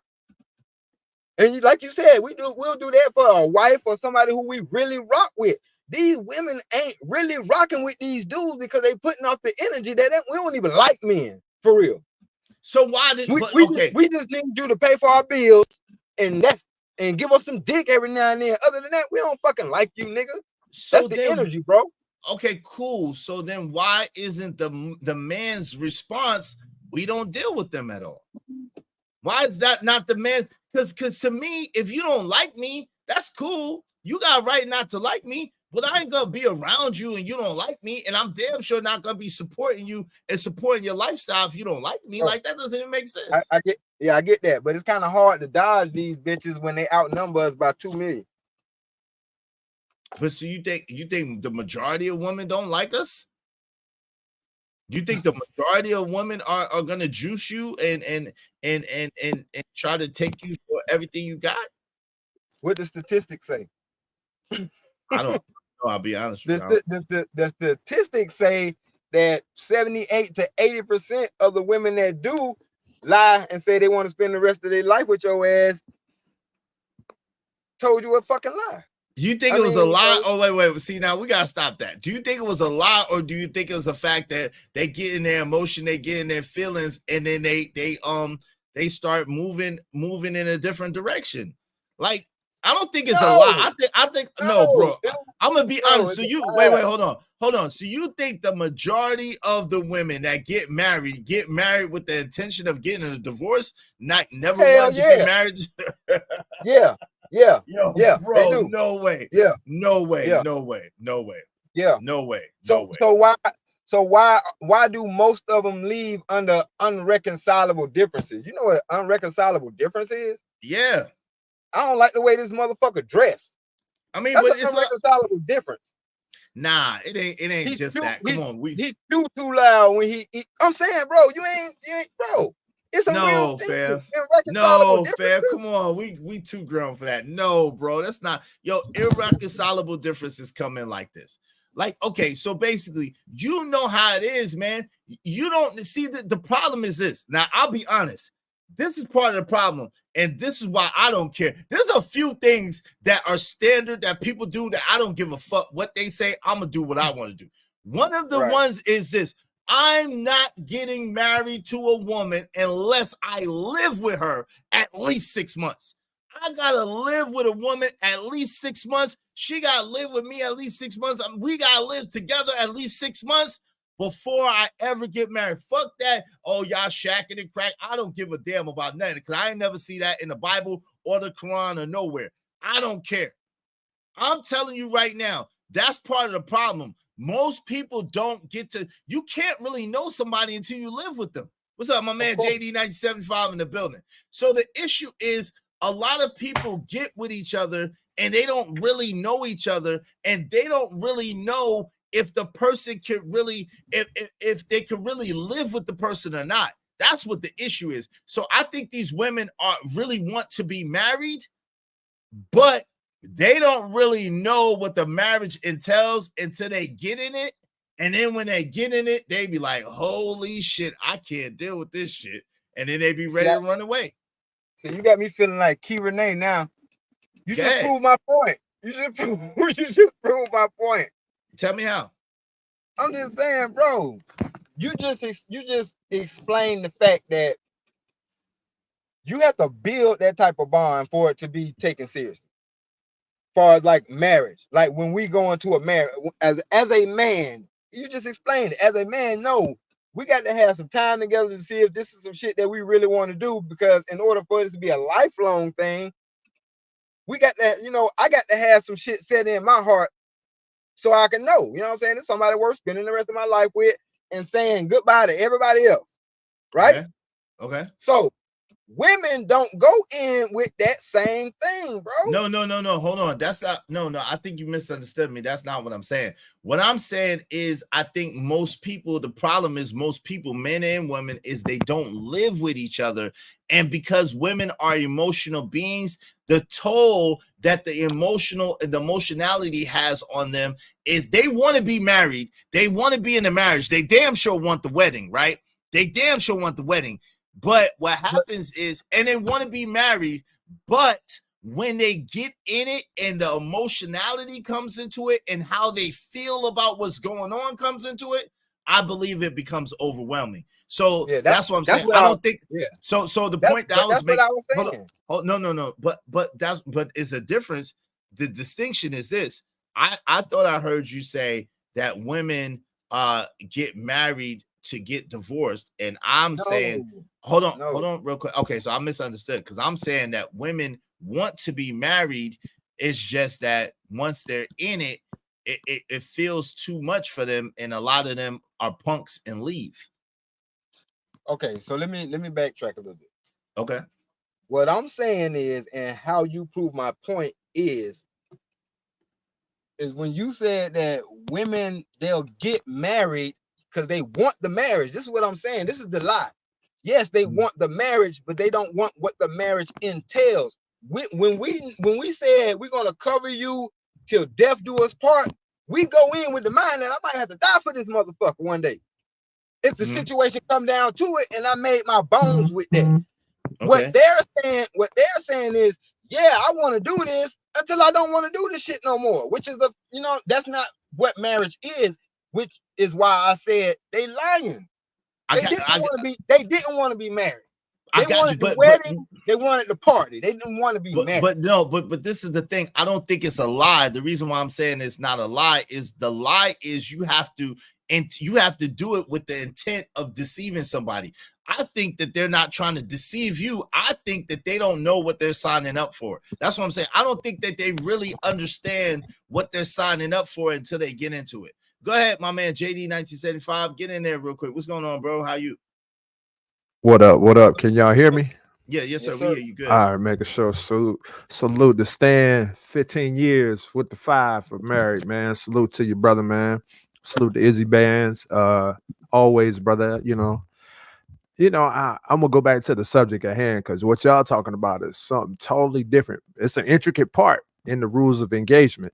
Both of y'all got valid points, but I will say this: this whole movement, what's going on with the young bulls and what they're doing.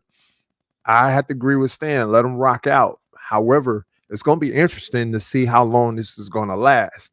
That's the issue because let's be real. The narrative, and I'm not trying to be on no red pill type stuff, but we've heard songs from "I love you, I miss you" to "What have you done for me lately" to "Can you pay these bills? Can you eat the groceries?" I mean, it's just another phase in the whole blanket over the face to see what I can get, out of that whole narrative. That's a whole different thing. But if the fellas gonna troll, they're gonna troll. But at the same time, this is how they're gonna earn their lumps too, as well. Is I know you see the forest before the trees. I know we can sit there and tell them, like, right now on our panels, interacting with brothers, like, yo, man, don't even rock that way. Those that are gonna listen, and there's some that's listening, are gonna be like, yo, you might be on to something. Trust me. You don't want to get a divorce later on down the road. You don't want to sit here and put all your emphasis on this one person and they don't have your best interest in return to reciprocate. That's the other thing. So these guys, they want to sit here and do the drizzle thing. It's funny, but it's dangerous because It's dangerous. That's what I said. But see, here's the thing. It's going to be something that the women are going to retaliate with after the drizzle thing dies out. That's my point. We've seen this mocked in history. Like, look at the songs, man. Remember Betty Wright? Remember all the shit she used to talk back in the day? And we go from Betty Wright to Sexy Red. And what's been the whole objective? I'm going to sit here, belittle you, beguile you, and make you not be the man that you're supposed to be. I'm going to sit here and say anything egregious, anything that's foul, and make sure that you just, you're going to suffer. You're going to follow my lead on what I say. But the problem, okay, but I think the problem is when men get into the drizzle thing, they are actually putting the woman in a position of the driver and a leadership position. And so, you know what I'm saying? I think that's the dangerous part about it. And you don't want to put a woman in that position in your life. So the part is, yes, it might start out as trolling. Yes, it might start out as playful. But unfortunately, as more popular it gets, unfortunately, the more it's going to take over. Yeah. What's going on, Trinidad? Yeah. What's up, Trinidad T? What's going on? I got a little pushback on that. Go ahead, I'm listening. Because the thing is, like you said, you're putting the woman in the driver's seat, right? Yeah. Once you put that woman in the driver's seat and she drive, she's gonna realize that I actually don't want to drive. Because you're starting to see a lot of that now. I'm sick of being independent. I'm sick of da-da-da-da-da. Bro, it's a cause and effect. This thing is going to balance itself out. That's why I say I'm not going to jump on them. I'm just going to watch because this is like, I don't know if you ever been in a situation where you was like, I know this person can't lead, but this person acts like they want to lead. All right. Now I know it ain't going to be a situation where we all get messed up or whatever, but I'm going to let this person lead. Then they get their hands on it and they get the control of it and they be like, oh no, this ain't what I thought it was. And he be like, yeah, I know. I make it look easy. I make leading look easy. You know what I'm saying? But it's not. And because I make it look easy, you think you can do the shit. All right, then you lead. And when it fuck up, I'm just gonna be like, see. So let me ask you a question. I'm gonna let you in here in a minute, Trinidad. Let me ask you a question. So Corey said they following the foolishness of women. So I want you to tell me, JD. I agree. Excuse me. I want you to tell me, Stan. Okay, you say you agree already. So JD, tell me how it's not following in the foolishness of women. Talking about what they doing right now, how it's not following. Yes. How it's not following that is just from strictly the joking and the trolling aspect. That's how it's not following, because it's almost like back in the day. I'm gonna give you an analogy. So y'all remember how coming up in kindergarten, elementary, it'll always be the boys on one side, and then we'd be telling girls that how ugly they are and all that stuff. It's just a modern day version of that right now. That's all it is. We're carrying on old high school tendencies onto this platform. That's what we do. Whoa. But in high school, I never told no girl that she was ugly in high school. I mean, well, let me say elementary. I mean, we're supposed to be grown now. Right, exactly. So that's the point. Like, why are we be grown? Well, that's what I'm saying. Why are we reverting? Hold on, real quick, Stan. Why are we reverting? I'm gonna let you get in there and let Trinidad get in after that. Why are we reverting back to childhood ways, expecting adult results? Because the internet and it's the internet, and the chat room is the chat room. This is what they do on this platform. I just can't agree to no black men walking around acting soft like that. That's crazy. I agree too. I agree. I mean, to me, you made a point earlier. Corey and I, we might have been brought up stoic. You might have been brought up a certain way, but at the end of the day, we still had to be a man. We still had to go to work. We still had to put in the work. That's not gonna, despite how we were raised, we still had to put in the work. The problem is this is discounting all that we grew up on. Right. This is talking about the drizzle. The drizzle. Yeah, right. This is discounting what we grew up on. Right. So, in essence, it's a joke to me, but at the same time, it's a slippery slope. It's not going to be so far that you can joke, because the way that these people are now, they'll sit there and they'll clickbait, they'll click you, they'll put you on, and next thing you know, you on the main screen, and you out there. It ain't a good look. It ain't a good look a month from now. That's all I can say. It ain't a good look now, really. But go ahead, Trinidad, get in there. You got it. I just wanted to say, hi, Mr. Israel. Mr. Israel, I agree with you. How you doing? Excuse me, guys. I agree with you. Every woman wants to be married. I personally I would love to be married. Yes, we look for that fancy, and Mr. Stan, you was right as well. We want the fancy dancy wedding and all that. We want that. Yes, as a female, yes, we do. And also you spoke on getting your feet done.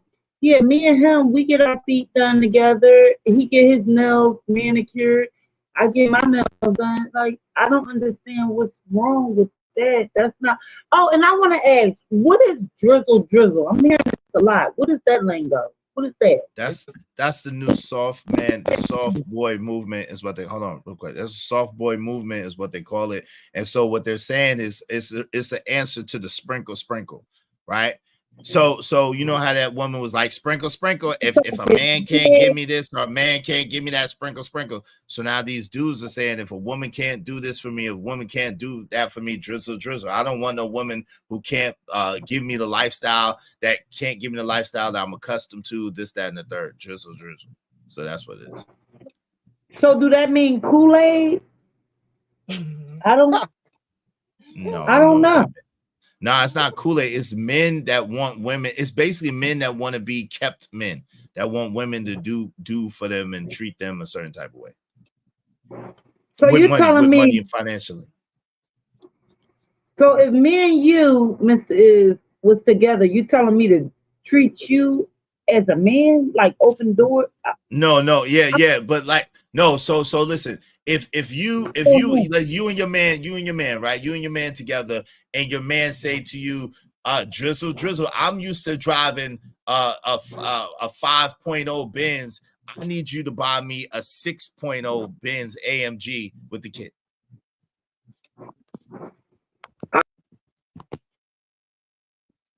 Well, bro, this is kids. This is kids teaching each other how to grow up. Because what people are not realizing, these are the children of the single mothers.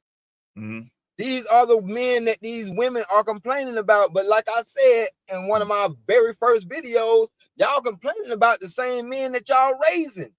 And you can tell, ain't no men are raising these men for them to even have this kind of vernacular, bro. You know what I'm saying? They not. And that's why I'm saying it is a cause and effect. Do I agree with it? No, I don't agree with it because I don't agree with the situation in the first place to make this to be the effect of that cause. That's all I'm saying.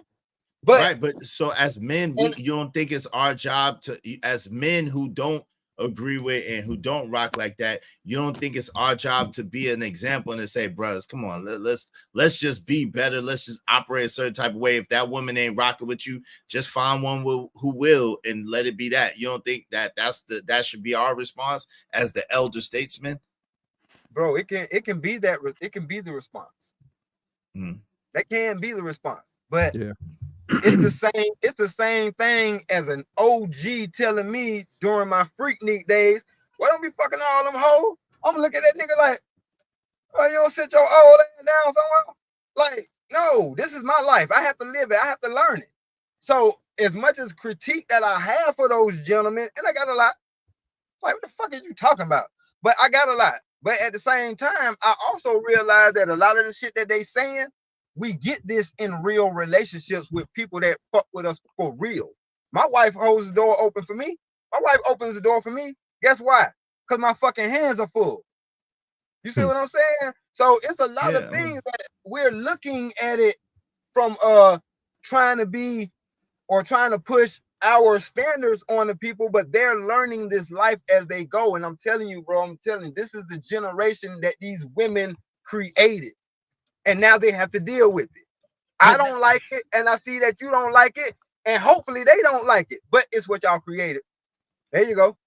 But that's weird. I just don't, so in other words, you basically, I mean, basically according to you according to what you're saying today, you kind of agree with Kia Renee, because what she's saying is she's saying that women can in fact create men, and that's what's saying, like, they're weak men nonetheless, but you're saying that these women are responsible for how men conduct themselves, and I just cannot hold on real quick. I cannot accept that men are responsible for how they operate and how they prostate themselves as men.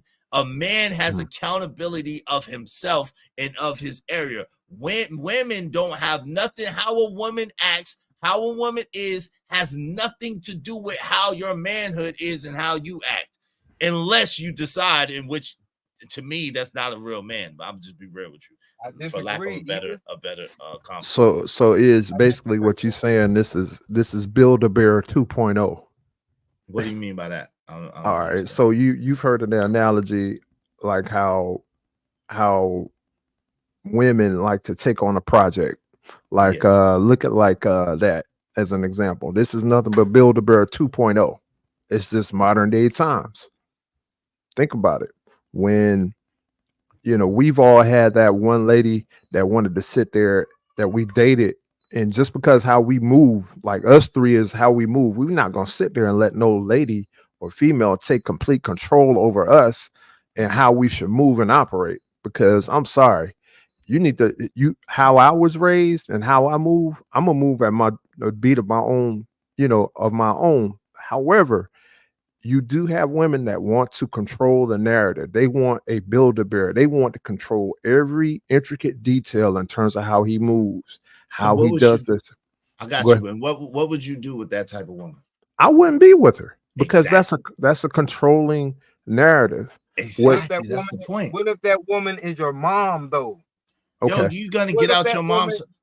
No, I'm saying, what if that woman? See, this is what I'm saying is the lack thereof of a man being in there to help raise these men is the other point. Yeah, but that's why. But I got you. But that's why it's up to you, men like you, me, and JD and Corey, and men like us to speak up to give them the game to say, yo, listen, brothers, nah, you can't do no drizzle, funny or not. Like, Right. no, you can't afford, you can't even afford to be in the mindset of, because these women do this. That's why I was trying to tell that brother the first time I met him. Men cannot afford to be in the mindset of, because women do this, we're gonna do that. No, men need to be in a proactive mindset that says, we move like this, and you either get down or you lay down. Period. You get down or you lay down. You on the program or you get left the fuck behind. Period. Right. So I got a question. At what point did you realize that you was a man?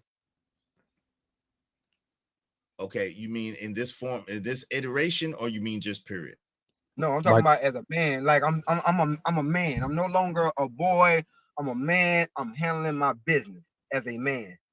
Well, okay, so let me answer that the best I can, the way I'm hearing it. Okay, so I felt like I was a man at 21, but I probably actually became a man at 36, 37. Okay. So I felt like I was a man because I was 21. But when I really became a man was like I was 30, 35, 36, 37 is when I really became a man. Okay. So can we agree? Can all three of us agree? And JD, I'm gonna ask you too, JD. Yeah, go ahead. No, I'm saying like, when did I become a man? It wasn't until like I might have looked like a man at 18, but it didn't kick in until like mid 30s, you know, after making some mistakes, after seeing what I really what I needed to actually make the moves that I need to make a move as a man. However, what made me move as a man was seeing other men that I held in high regard, and they set the example before me, whether it could have been an uncle, a mentor, or whoever.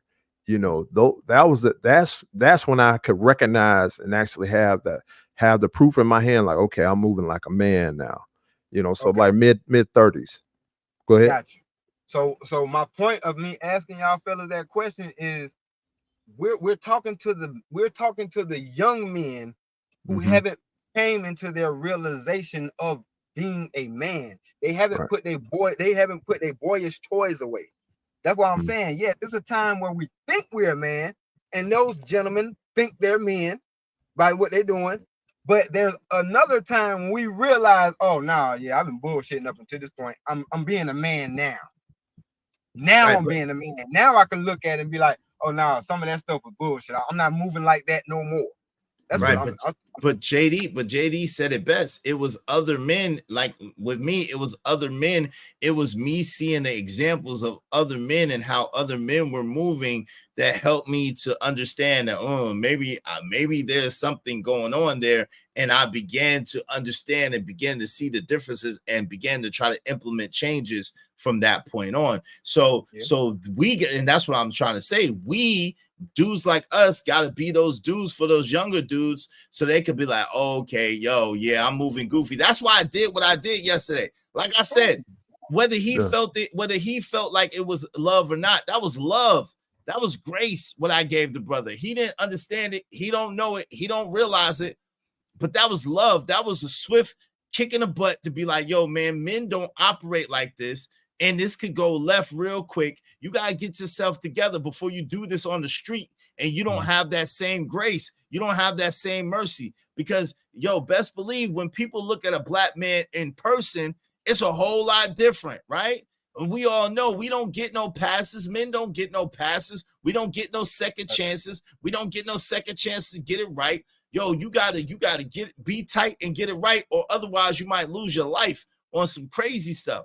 So what I'm saying is we gotta be. That's why I did that, because I am an older brother, and that was love to say, yo, listen, I know money is rolling like a female. I know that he got some real female tendencies. He probably don't know it. Let me shock the hell out of his system real quick. So maybe he might, when he get out of his feelings, look at it and be like, oh shit, like damn. Yeah, I might be moving a little goofy. So I think that we got to be the ones to not let these young brothers walk around here talking about no damn drizzle. I got you, bro. One thing you got to look at it. Bring something to the table. My bad, JD. No, you good. One thing you got to look at it, and you said something very key is what we're talking about is a logic that can help out them in the long run. And you just said the key word, they're in their emotions right now. You have to understand that there's a difference between the logic of a man versus the emotions of a man. Usually, a lot of times, as a man, when you have emotions, usually it's backed up and you follow by your logic first, time after time and time after again. But once he gets to that point where his emotions and his logic are together, you see men operate like a Dr. Martin Luther King. You see men that operate like that because their emotions are lining up.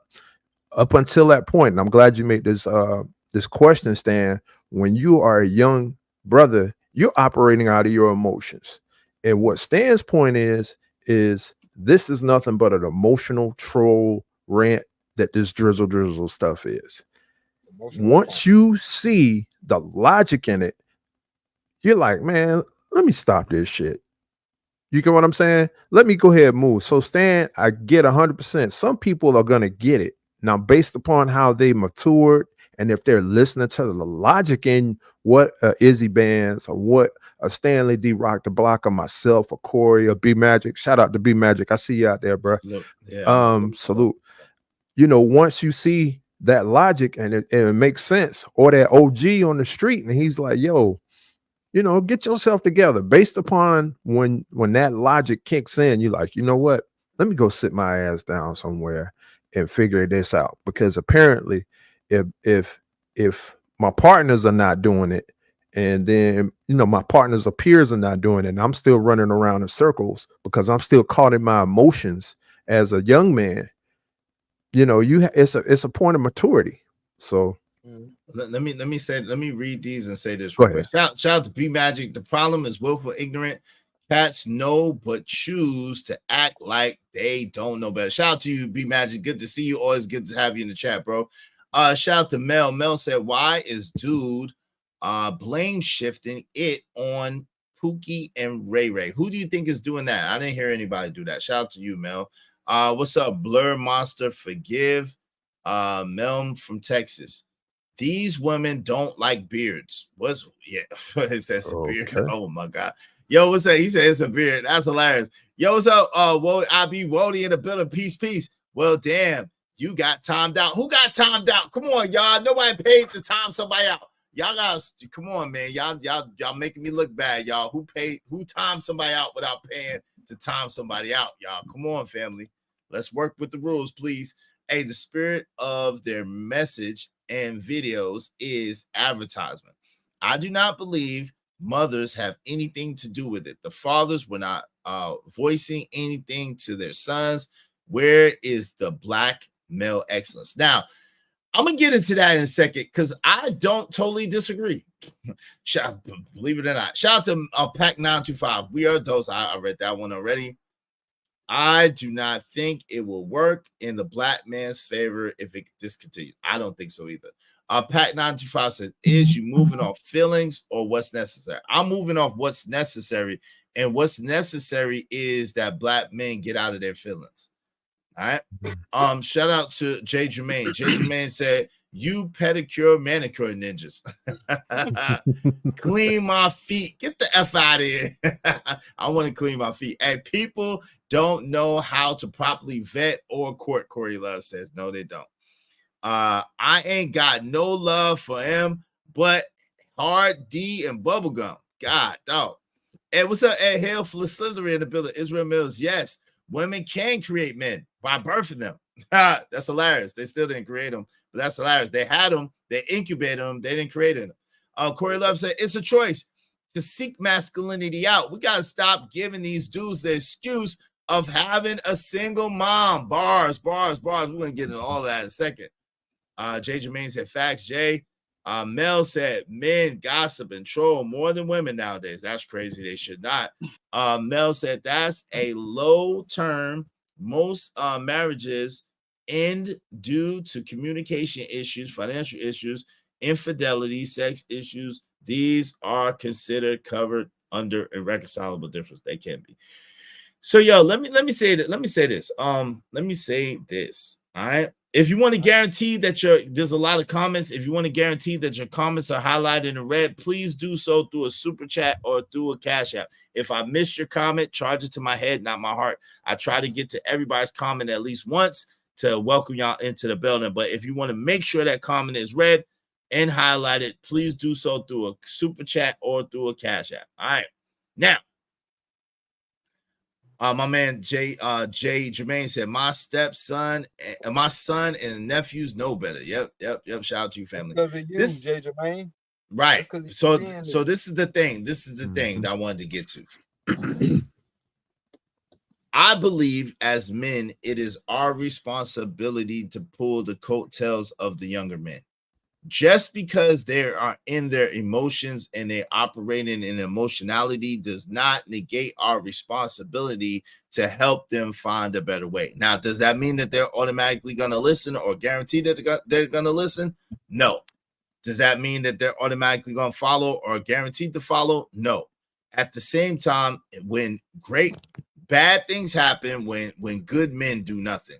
So as good men, as men who are solid, as men who have learned the lesson, I believe it's our responsibility, a charge in order to help our brothers that are coming behind us find a way.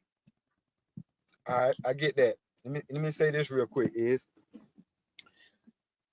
you remind me a lot of, or this conversation, not you particular, but this conversation reminds me a lot of on Belly, when Sincere went to go talk to that little dude in the projects who was out there hustling. This is what this conversation feels like to me. And this is why I'm saying, like, I get where you're coming from. And yeah, that's noble. And yes, it needs to be done. It should be done. Just like Sincere needed to have that conversation with that young man. He might not have understood it then, but when he comes to that point where he like, okay, I got to start moving like a man, he gonna thank Sincere for that conversation. But what did that little nigga tell Sincere? Man, I got mouths to feed. What the fuck you talking about? I know you looking at me as I'm a kid, but bro, you don't even know my situation. My mom's strung out. You know what I'm saying? She ain't paying the bills. I got to hustle, man. I hear you. That sound good, but bro, no, this is my situation. And that's why I'm saying we are not in the situation that these folks are in. And we can't discount or dismiss the single mom raised era. You know what I'm saying? I can personally say that my growth to becoming a man was hindered or at least stunted by not having no fucking daddy there, or dudes coming in and out that I know they ain't for me. They just here to bust mom down. You know what I'm saying? Like, I had to grow up and become and learn a man. Learn what being a man was. By how? By taking my lumps in the real world. Something that I wish I didn't have to do. But did you have any examples, or did you have anybody to give you any game along the way, or any brothers your age that helped you figure it out? I told you there was dope boys, hustlers. They were the men of the era, which to me, it don't count because it's not my father. They don't have the best. They don't have my best interest at heart. They can tell me, or I can watch them how they operate as men. But like I said, even with that, I'm watching these men, and it still had to come to a point where I had to realize, oh, this hustling, this D-boy life, this ain't the life. Oh, this pimp, you know what I'm saying? This imping and pandering life, this ain't the life. This gigolo life, this ain't the life. Like, I had to go through it. Well, my daddy could have said, hey, don't do this, and that. You know what I'm saying? I got you on that. It's not, but hold on, it's not to disregard or to discount the because we all know as fathers, and young men who's been sons, and like my situation is somewhat similar to yours, not exact, where, like I said, my mother and father got divorced when I was 15. So when I was 15 years old, my mom was basically a single mom, and I was there with my mom and my brothers and my sisters, and my dad was hundreds and hundreds of miles away. So I understand what that feels like. But shout out to Ask Av 711, $10. Love the way you sounded. Thought I was, and on TBR. Shout out to This Might Be Risky. Shout out to Hamp and them. Stand on your masculinity without the excuses that women control how they move, even whether they put on a condom or not. Shout out to you, Ask Av 711. Thank you very, very much. I appreciate you. I appreciate you. I sincerely appreciate you. Thank you. Make money, make money. When shit hit the fan, we'll take money.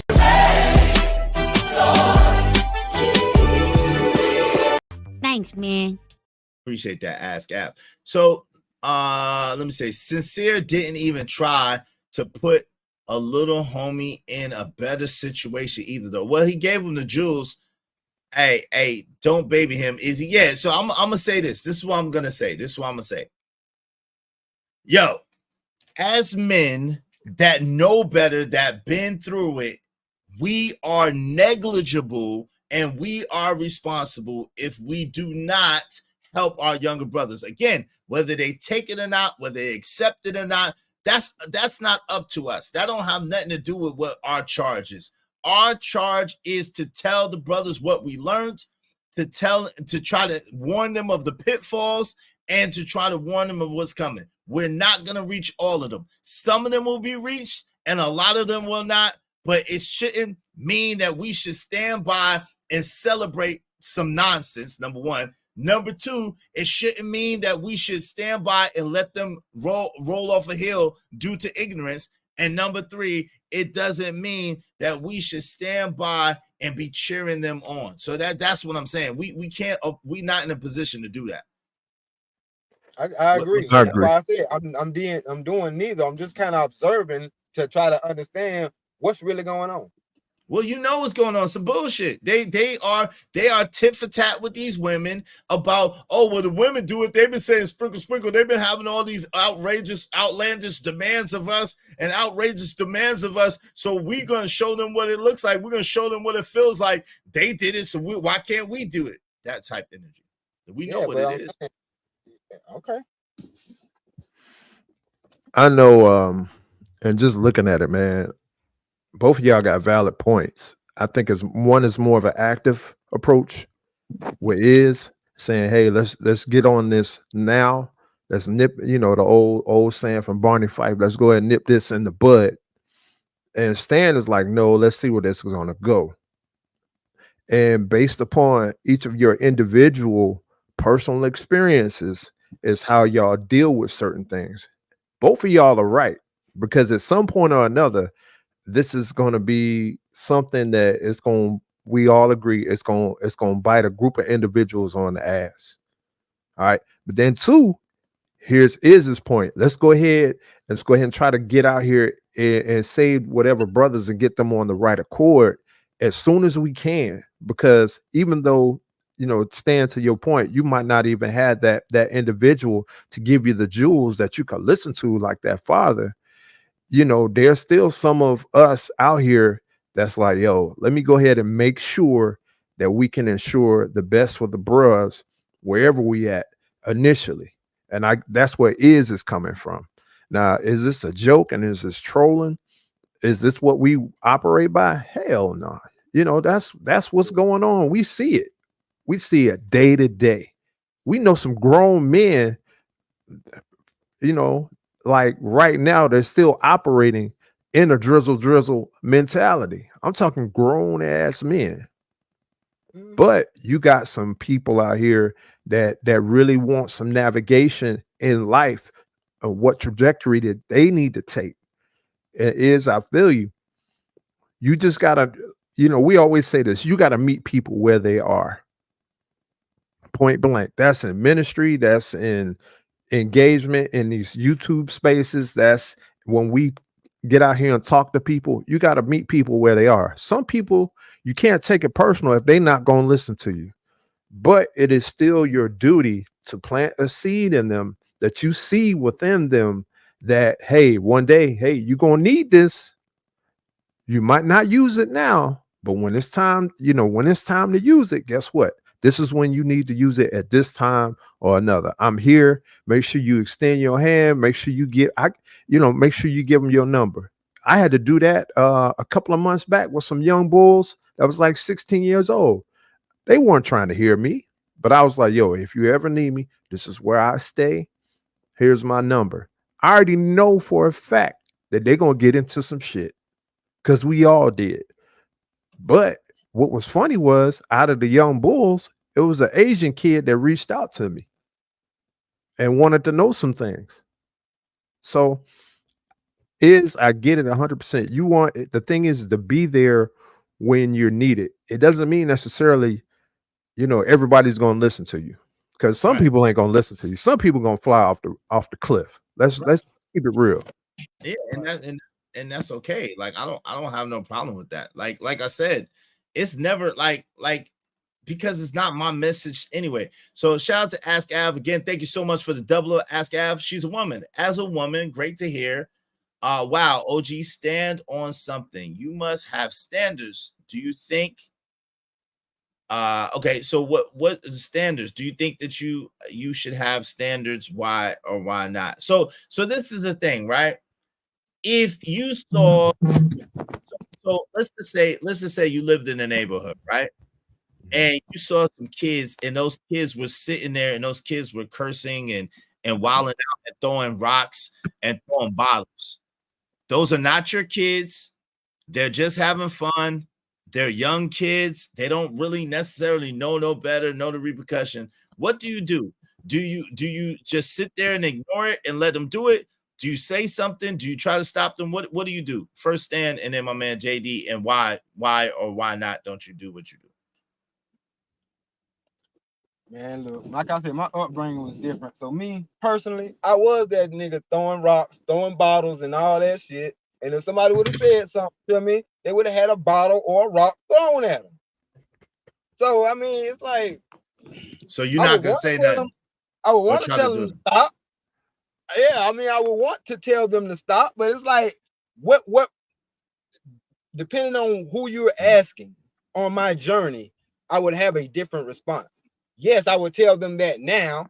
Right. Like, that's what especially if it's my neighborhood, like, damn, nigga, stop throwing, like, we're busting windows and shit in my neighborhood. Like, what's wrong with you? Of course. When I was their age, I was the nigga busting their windows and throwing bottles. You know what I'm saying? Halfway between that, I would have been like, look at these stupid motherfuckers. Like, so it depends, bro. I mean, I get what you're saying, but we can't save everybody. That's all I'm saying. I know, sometimes but we got to understand where people coming from. I maybe got they you, throwing bottles. Maybe they throwing bottles and stuff because they ain't got no toys. That's their form of entertainment. That's their recreation. So you would just but that's what I'm saying. So right now, you would just let them throw bottles and throw rocks and just be out there like that. Yeah, that's why I said, bro, I used to throw rocks and bottles, and it wasn't because I was trying to destroy nothing. It was just because I was throwing rocks and bottles. Like, I ain't bothered. I know in my heart I ain't bothering nobody. So if you come over here fucking with me talking about, hey, young man, I'm gonna hit your ass with a rock, old nigga. I'm telling you, that's me though. That's me. I'm sorry. Damn, keep that's real. problematic. All right, yo, what say you, JD? I got you. I appreciate that. What say you, JD? I mean, definitely in where I'm at now, I definitely will say something. And it'll be in a way where it is approachable and cautious at the same time, because I mean, these young cats out here nowadays, I mean, it's a new type of Negro out here. So you have to use discernment and you have to use some tact. But if it was me, definitely I would say something. I would want someone to say something to me. Just out of grace. And I mean, to be honest with you, I didn't start learning the lessons that I needed to learn until I got out there on my own. I'm glad that I had a reference point like back at home, because let's face it, you're not going to learn everything at home. You're going to be exposed to the information or the knowledge that you need to apply. But when you hear it reiterated in the world from someone that actually is out there and they see something in you, then to me, that's where it comes into play, where I think, what I'm doing now, I'm just reiterating what they heard somewhere else when someone wanted to protect them or guide them in the right way. So definitely I'll say something. Shout out to Opulent Jade. Thank you very much. Ask Av and Opulent Jade. Real quick, I'm gonna give y'all a salute in a second. So Ask Av 711 said, meeting people where they are will sometimes bring you in that same hole. Woo, I can feel that. Opulent J 999 said, you brothers have to give yourselves credit for the young brothers that sincerely take the nuggets from y'all. Everyone have the opportunity to learn. Shout out to you. Thank you very much, Apple and Jay. We appreciate you. Appreciate you, Ask Av 711. Thank you very, very much. Thank you to my man Robert Platinum. I'm gonna read yours in a minute. Let me give these to the ladies. Thank y'all. I love you. I love you. I love you. I love you. I love you. I appreciate you don't mind if I say this out loud. How wonderful life is, 'cause you're in the world. Thank y'all very, very much. I appreciate it. Shout out to my man and Dim.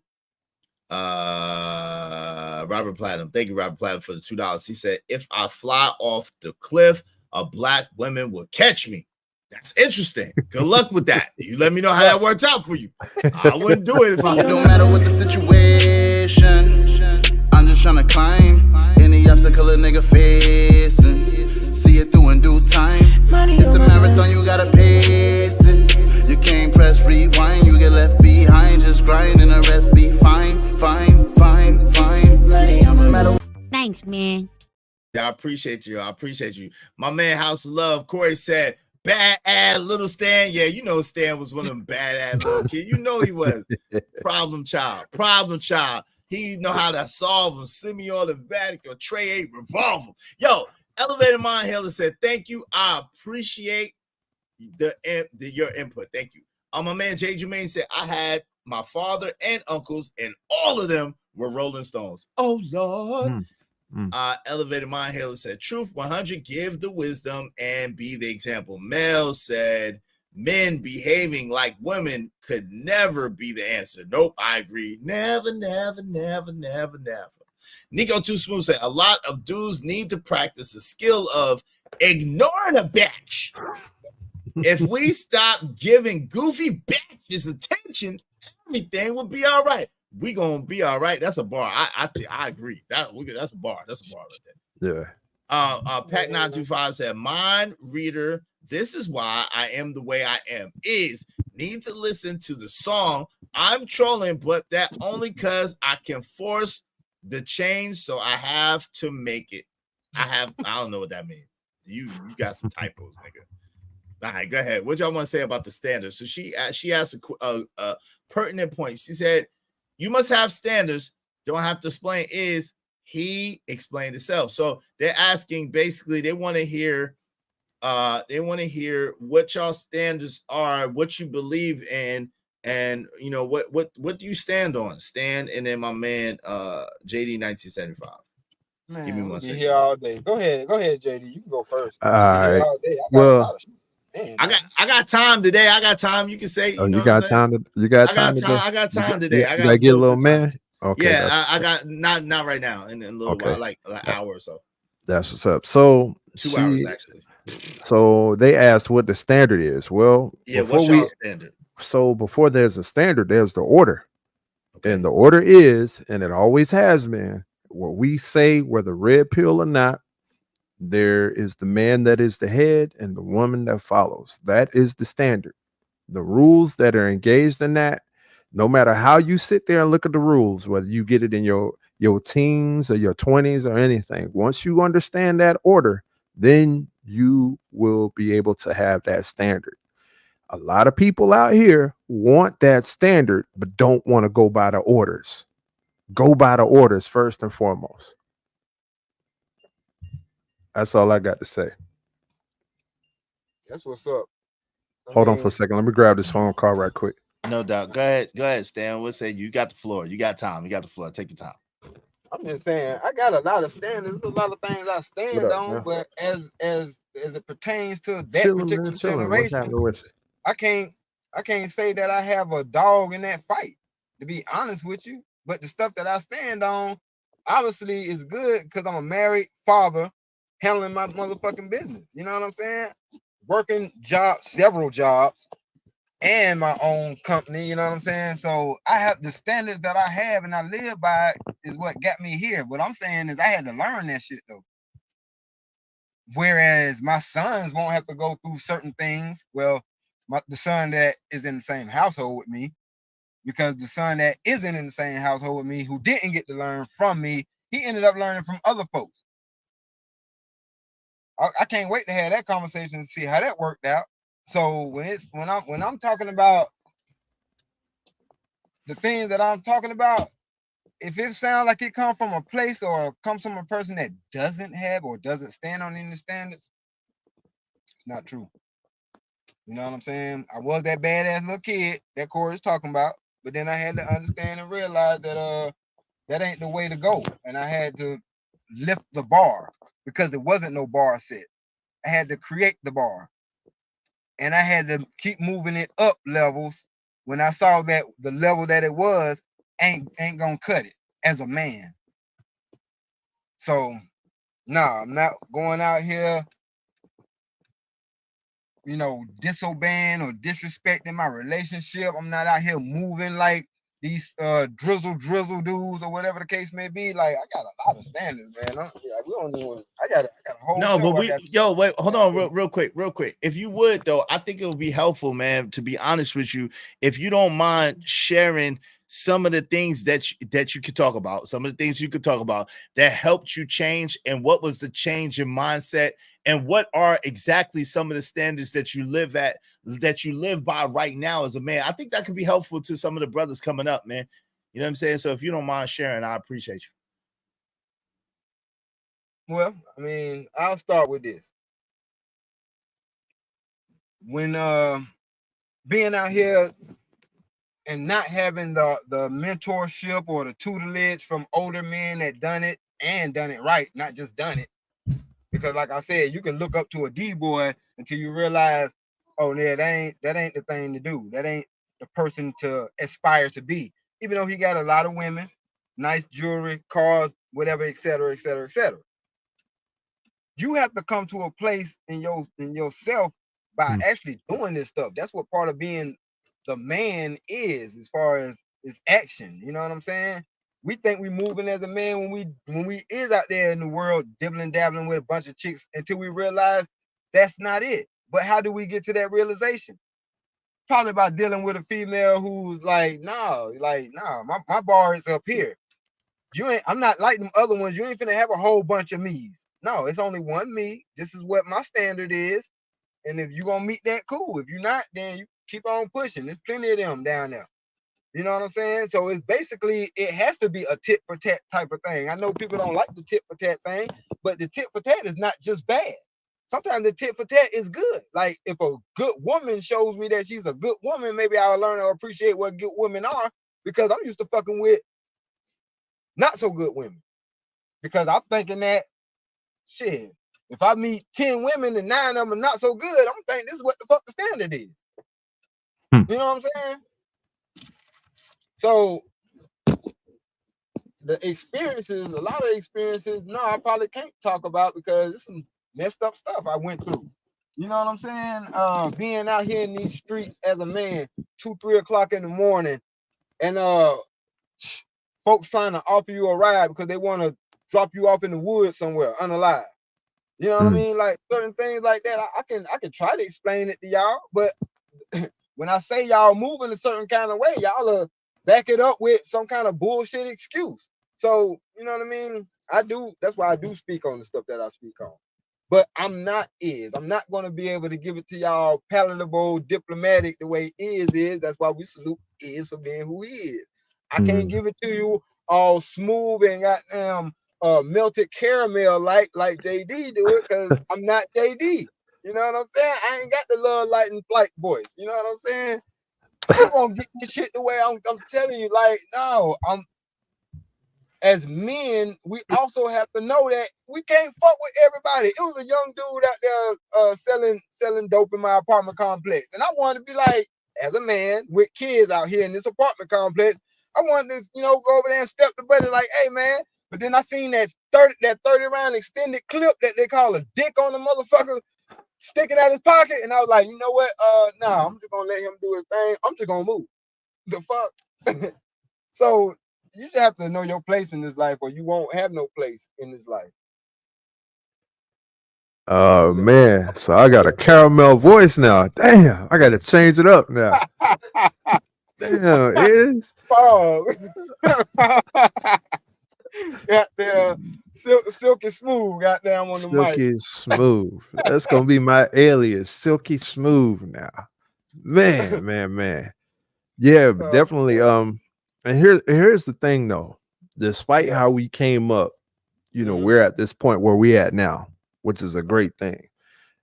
Yo, I may not be able to give an example, and I'm not say hypothetically, if my son get out here and stand you in close proximity, and I'll be like, yo, I ain't been through this. Let me holler at Stan right quick.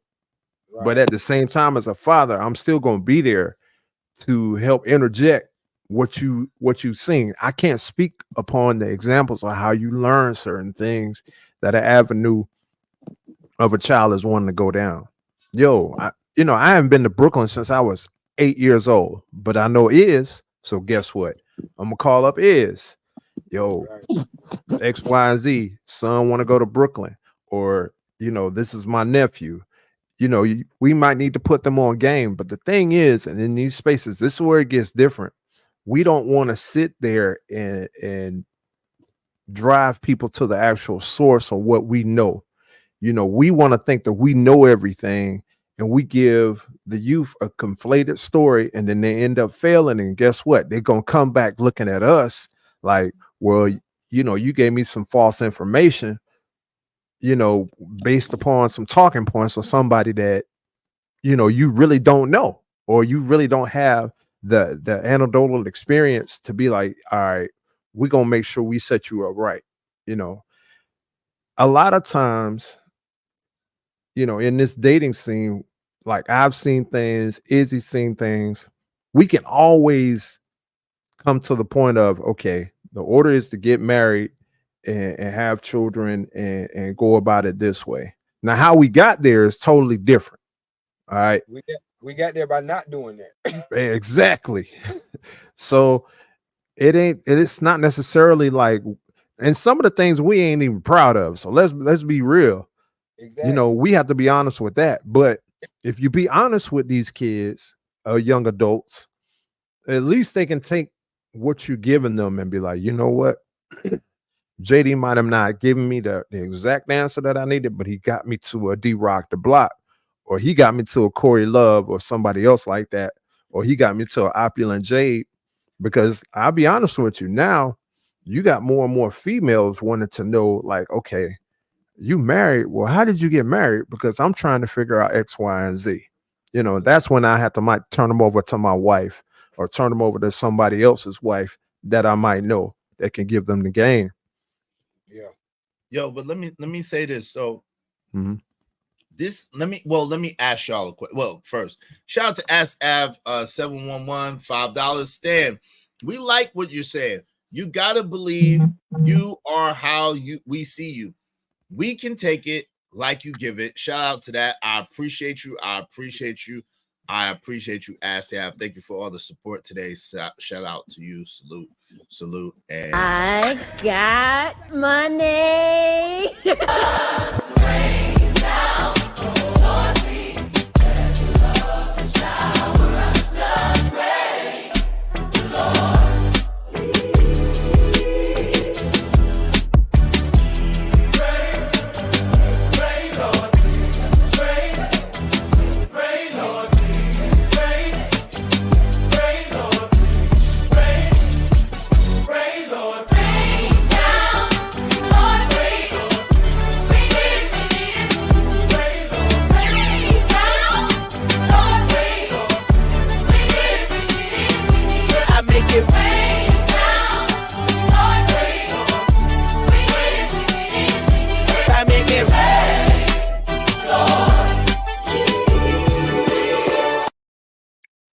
thank y'all very much. Shout out to my man Free Zone Lou in the building.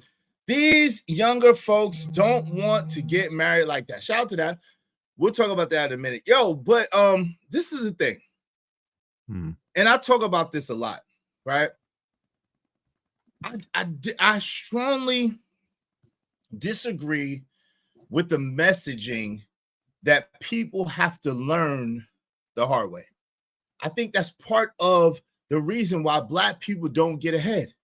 The fact that a lot of us have to start over every generation, We don't get to piggyback off of anything. We don't get to build off of anything. We just got to start all over. So the wise person is the person that learns from the mistakes of others. The wise person is the person that doesn't have to make those same mistakes in order to get the results that they desire. You know what I'm saying? So I think that more of us, if we speak up and if the younger people begin to listen and take what they can learn from the situation, like, because again, there's going to be young people who grew up like Stan, and he can help them. There's going to be young people who grew up like me, and I can help them. There's going to be young people who grew up like JD or Corey Love or whoever, and we can help them. You see what I'm saying? So now I might not be able to reach the same people that Stan can reach, and Stan might not be able to reach the same people I can reach, but each of us, if we are reaching out, each one teach one, reach one, and we can bring them up. You see what I'm saying? So I don't really like the messaging of, oh, well, you got to learn the hard way. You got to learn your own self. Because experience could be a hell of a teacher. They say experience is the best teacher, but God dog, if you got to experience it, then that means you might not survive that experience. Mm-hmm. You know what I'm saying? Because Lord knows there were some situations that all of us probably was in that we could have easily not survived. We could easily not be here right now, right? Facts. What do y'all think about that? I'm just curious as to that. I mean, I agree. What you were saying in the perspective, you have to, excuse me, you have to understand that we have to, you know, and go back to my old saying, what I said before, you have to kind of nip it in the bud ahead of time. A lot of us, we want to, you know, have the experience, but certain things we have to go through on our own individually. As far as giving them the knowledge, giving them the information, when I mean give, I mean like sitting there and talking to people, having these discussions on these panels, because at some point or another, you know, someone is going to have to listen and be like, you know what, they are absolutely correct in their situation. Now, a lot of times the issue is people don't like the approach of how you come at them. And I'm trying to figure out, in this day and age, out of everything that's out in the open, everything that is on this internet, if someone is trying to really sincerely help you, some people, not all, some people can't really take what you're saying and apply it to them because they feel offended. They feel like they're in their feelings, and it's like, yo, bro, I'm trying to give you something. I'm trying to give you tidbits. I'm trying to give you life lessons. I'm trying to give you something to where you're not running around in circles all the time, or you're not even shooting yourself in the foot per se. And you know, I wish some people would have given me more the game of life a whole lot easier and more palatable. Not because that's the type of person I am, but it's just certain things I just did not know. I had to find out, you know, whether it be from learning how to date women or how to engage in business, how to network with people, all those types of things. So, you know, it's a lot better when you actually have someone there telling you like, yo, this is how you need to do this. This is how you need to rock. I'm gonna give you books. I'm gonna tell you to read this, and we're gonna sit here and chop it up. And I'm gonna sit here and have you apply. But I mean, nowadays, I mean, everything is online, you know, and the application of how people are putting things now is totally different than how we receive things in application. Because let's be real, we got like hardcore, like, you know, discipline. We got hardcore, like, learning. We didn't have all of this stuff. So how we learn things and how we actually went through a life experience, yo, and I'll say this again, today's child would not survive growing up as a child in the 80s. Whether if you had to learn a lesson, or if you even went outside and played with your G.I. Joe with the Kung Fu grip. I don't agree, because we are today's child. We just was today's child in the 80s. They would have no choice. Like, human beings, the funny thing about human beings is we have an uncanny ability to adapt to our environments and adapt to situations. So without question, that's that silly thing about, oh, Jordan, LeBron would have made it. Yes, he would have. He'd have been the first LeBron James of the 80s and the 90s. It's the same shit. Like, it doesn't make sense. So I disagree with that. And then also, I totally disagree with this notion that people got to learn for themselves, because it's a waste of time. This is why we don't get ahead. I'm telling you real quick. My mentor said, yo, you got to be dumb enough to listen, smart enough to follow through. The reason why he said that is because he knew we didn't understand what he was saying, because we didn't have the experience to back it up. However, what happens is this: you have information and you don't have much experience, right? But if you're dumb enough to just listen to the information and do the thing that's in your best interest, even though you don't understand what it is, eventually you do understand, and then you thank the lucky stars that you was dumb enough to listen and smart enough to follow through. Shout out to Ask Ab 711, $10. Wow, that is so true. Why we gotta start from scratch always.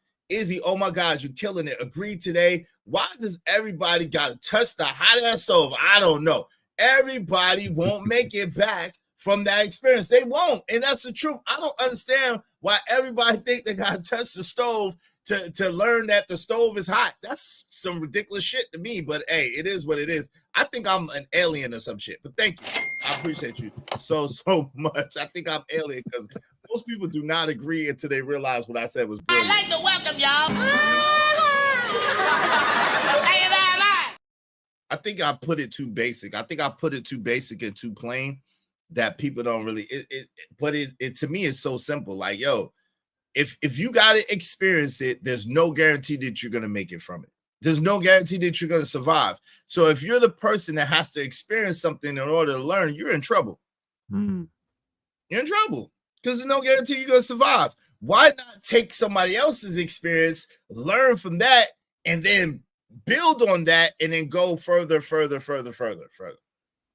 Like Howard Stark didn't experience none of the stuff that we know about that Iron Man, that Tony Stark did. But what Tony Stark did was Tony Stark built on what his father did, and it helped him to get to even greater level than he would have got to on his own. Yeah. See what I'm saying? Yeah. I mean, that does make sense. That does make sense. But yo, I'm gonna get off right quick. I got a phone call to make, bro. Definitely salute to y'all, man. Salute to Stan. Man, definitely I appreciate good convo. Iron sharpening iron. But you know, here it is, y'all. Y'all say black men can't get along. This is proof right here. You got 3 different perspectives, but towards the main goal, the black man. I'm out, man. Salute. Hey, appreciate you. Be safe, man. You going live tomorrow, right? Definitely tomorrow. I might do something. Yeah, definitely tomorrow. Definitely tomorrow. All right. Peace, man. Appreciate you. We gotta start doing our meetings again too, man. We've been slacking. Yo, what say you, Stan? Are you frozen? Stan frozen? Am I frozen? Yo, put a one in the chat. Stan frozen. Okay, Stan's frozen. I'm good, right? Stan We gotta start. We gotta get back on our meetings, man. We ain't been doing our meetings the last few weeks, man. Man, my schedule done changed up. So now they want to go back to the Tuesdays. So Tuesdays is open. So if you want to do Tuesdays, we can. All right, that's what it is. That's what I do. All right, man. Peace. Hey, my man Andrew Taylor said, this is why you only put the word out and people will either listen or ignore you. Yeah, that's a bar. What's going on? Gas Mask is in the building. What's going on, man? That wheel too small, not enough room for improvement. Time to start over. New wheel, bigger, better, with more gears. That doesn't make sense. But no, Pat, it's not that. It's that you're trying to reinvent the wheel. The wheel is not broke. The wheel is great. If you're building on the wheel to make it better, that's fantastic. But if you're saying, oh, well, we know that the wheels worked in the 80s, 90s, 50s, and 60s, and 30s, but forget this wheel and starting all over again, you're at a disadvantage all day, every day, twice on Sunday. You're at a huge disadvantage in life. So I'm strongly adamantly against that idea that says Oh, well, you gotta experience it to learn it. That's crazy. Oblin J says something changed, Stanley. It could have been the person he cracked over the head with the glass bottle. Oh, Lord. Jay Jermaine said, depends on the neighborhood. Sometimes young cats salute me, which makes me feel old, calling OG LOL. Yeah. Hey, but it's good to be an OG, brother. It's good to be an OG, to be alive long enough to be an OG. Hey, B-Love said, and to be honest, the youth is way more savage than Stan was when he was little. God, dog, I hope not. I hope not. That's crazy. I hope not. I hope not. I hope not. I hope not. Let me see what to say. Oh, nah, nothing better than the wheel. Yeah. Maybe the pyramid. There you go. But yeah, the wheel is important. But when you try to scrap, when every generation scrap the wheel, how we ever gonna have improvements if every generation say, oh, this wheel, man, forget that. And then the generation build up a wheels a little bit better. They say, nah, forget that. Then the generation build a wheel is not as good, but they say, nah, forget that. And they keep starting over and over and over again. It's no bueno. No bueno. Shout out to my man, Stanley D. Rock the Block. Welcome back. Did you come back and freeze again? Bro. Oh, no. You good. Oh, no. But what I wanted to say is I agree with what you're saying, bro, but I think that saying that experience is the best teacher is there for a reason. Yes, we can, you know what I'm saying, teach.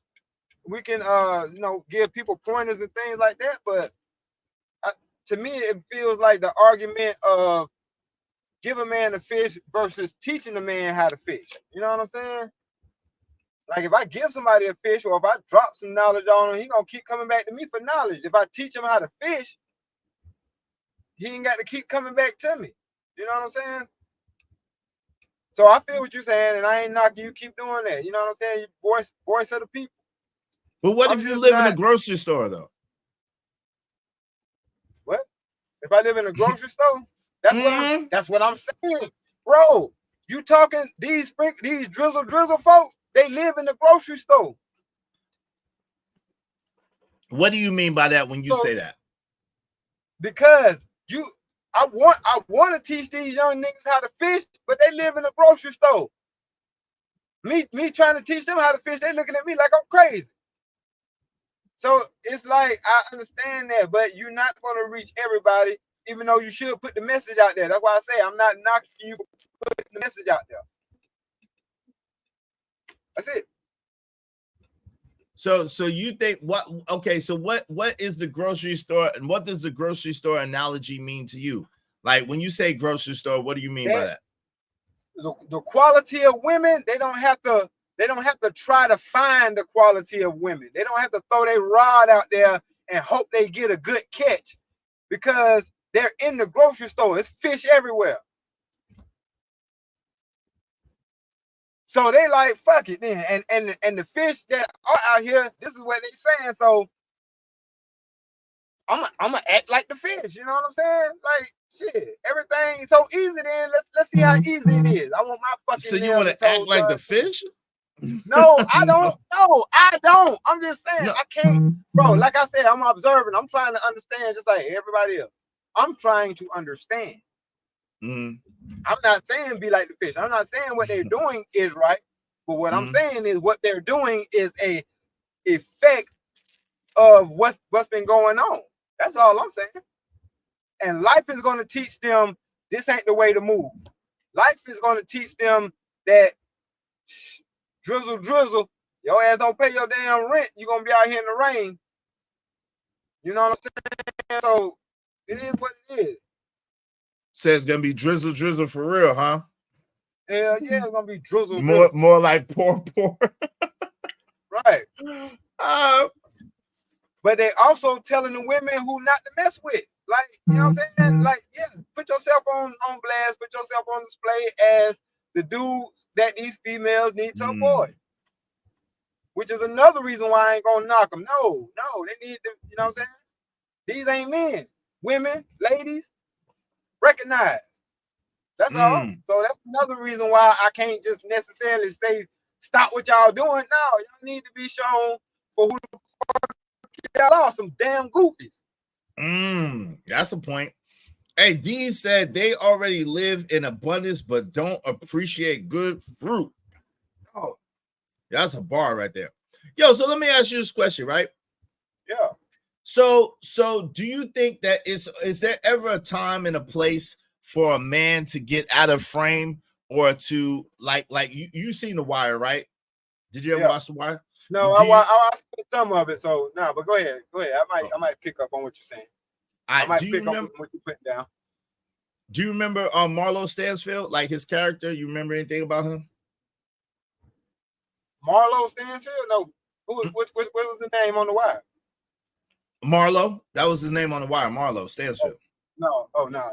He was the skinny dude that hung out with Chris and Snoop, the boss of Chris and Snoop. You remember them? Yeah. All right, he had the dude right. This dude right here. Hold on. Hold on, real quick. The dude on the thumbnail. Hold on. With the dude that always wore the bandana with the low haircut was really cool. You remember him? He was calm most of the time. All the time, you're right. He was cool. He was cool and calm, right? But cold and calculated. But what happened was when they said remember when Omar, before Omar got taken out, how Omar was calling him out in the street and saying that he was a punk and saying that he was scared to face him and stuff like that. And so they told him in jail, they was like, yo. And so his man told him, he said, what? Y'all, why y'all ain't tell me? Why y'all been into? He's like, yo, you had so much on your mind, boss. We didn't want to. He's like, yo, that month. And so that was like one of the first time we started acting up. And he was like, yo, my name is my name. Like, yo, my name is my name. So what do you think that there's ever a time, for all that said, that a man should act out of frame or should get out of frame or like be ultra aggressive or expressive? Why or why not? Yeah. Yes, there is a time for that. It's called when somebody breaking your damn house, in your house with your family, and you know what I'm saying, you got a wife and kids and things like that, and somebody breaking your house, you're gonna get totally out of frame. Guaranteed. What about if someone playing with your name or with your character? What do you think about that? I mean, if your name means something in the streets, then I'm sure it would. But I personally, like, I don't, how can I put this? I have a street name. I have a street name, but if somebody was to violate that street name, which they probably could now, because my street name was basically, I was the type of dude that can get chicks, but now I'm a married dude. So if somebody said something like to that effect, I don't feel like they putting dirt on my name. Nigga, you just don't know who I am now. I wouldn't get out of frame. I wouldn't get out of frame by that. Nigga, you don't know me. I don't give a fuck what you call me. What's up, Free Zone Lou? What's good with your family? How you? Man, what's good? What's good, man? You having a good convo up here, bro. Thank you. I This is appreciate a that. great topic. What's good, bro? I don't know your name, but what's good with you, bro? That's Stanley. That's D-Rock. D-Rock the block. Oh, okay. D-Rock. What's good? As far as men exhibiting emotions and in the context of what you just said, it is only right to do so if you're doing it for an intended purpose. A lot of times I see a lot of guys when they're emotional, it has no purpose to it. Or it's out of a frame of weakness where you don't feel like you're being heard, and so you act extra emotional, to be heard. But other than that, I don't really see no reason for it. Me personally, because you go ahead. No, I just wanted to add on, like, I said this before, and women thought that I was on their side or trying to be a white knight when I said this, but I said that, yeah, women are emotional, but men are emotional too. Except when y'all get emotional, y'all go to, crying and snapping your neck and talking all loud. When we get emotional, folks end up missing or in the hospital. So we have to, as men, that's why we have to control our emotions and not operate emotionally or out of our emotions. Out of our emotions. Hey, shout out to Ask Av 711 $2. Thank you so much, Ask Av. She said, we miss drizzle drizzle. Please tell us what it means. Well, drizzle drizzle is Mel's trolling response to sprinkle sprinkle, and it's like a soft boy era. So meaning like if let's just say I got a 3-bedroom house with 2 bathrooms, right? I'm gonna be like, well, if a woman want to mess with me, she gotta have at least a 4-bedroom house with 5 bathrooms. You know what I'm saying? Drizzle drizzle. Or let's say I got like a nice car. You know what I'm saying? Well, if a woman want to mess with me, she got at least have a Lamborghini Gallardo. Drizzle drizzle. So it's the dudes trolling response to the women talking about sprinkle sprinkle with all these unrealistic demands and quote unquote standards. So that's what it is. Yeah. But To me, it's a gay troll, and I don't really do the whole. I don't really do that kind of trolling, you know. Yeah. But it's I will say this. I disagree. Let me give her this real quick. I'm sorry. Let me give her this. Hope you don't mind if I say this out loud. How wonderful life is, 'cause you're in the world. All right, freeze on. My fault. Go ahead, fam. Nah, you good, bro. You good. I will say this. I don't agree that it's an emotional response. I think it's actually a very logical response. I just think that it ain't it. Like, everything that's logical isn't necessarily the right thing to do.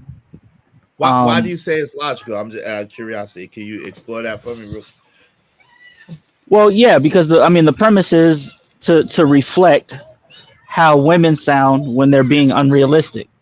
Mm-hmm. And so from that perspective, it is very logical what they're doing, even if it's trolling, even if I don't agree with it. I don't really see it as I don't really see it as a fully emotional response. I just think it lacks the foresight. Like, okay, you do this drizzle drizzle thing. What happens after that? Right. Where do you go from there? That's kind of like because it seems like a low-brow response, but it seems like you can't go no lower than that. It's like you set the bar real low by doing that. You know what I'm saying? I get good point. That is a good point. Hey, let me read this real quick. Shout out to Silk the Shocker. What's going on, family? Hanging around black people will test your patience, and it's a terrible combination if you're a emotional person. Shout out to you, Free Zone. I mean, Silk the Shocker. Shicey Bum said, we been said black men are hypergamous. You're crazy, Shicey Bum. Yo, but it's crazy trying to flip everything on us. Shout out to Shicey Bum. It's crazy, but she said, if you're a soft boy, I assume you're submissive. You like them submissive, don't you? You like them submissive. That's crazy. And Silk the Shock just said they got jail for you if you can't control your emotions. Yes, they do. Yes, they do. Love it. Thank you so much, Ask Av. I appreciate you, Ask Av. Yo, so go ahead. What were you saying, Stan? I think you was trying to get in there. Shit, I don't remember. My fault. I was just saying he had a good point, and to his point, that's what I was saying. It is a logical response. Not saying that it's right or whatever the case may be, but I get it. Like, I actually understand why they like, okay, y'all delusion. I'm gonna shoot this delusion back at you. Not saying that it's gonna do anything, but we're gonna see. We are yet to see. So with that being said, Free Zone, you still there? Yeah, I'm here. So what are the possible outcomes? You seem to be a brother that thinks about outcomes and stuff like that, right? So what are the possible outcomes you see that could be beneficial from this era, if any? And what are the possible detriments that you could see from this soft boy movement that you see?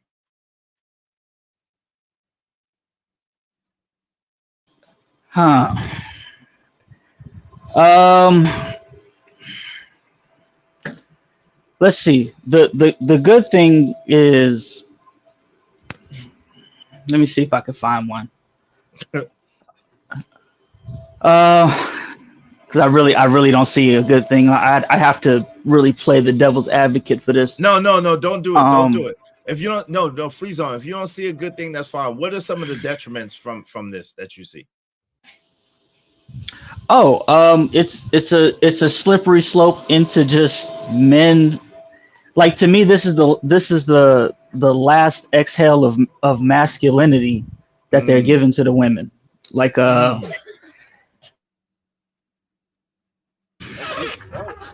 bad.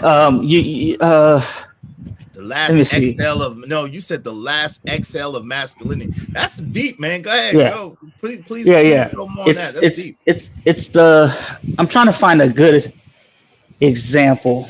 I'll give you an example because I've been watching Disney movies with the little one.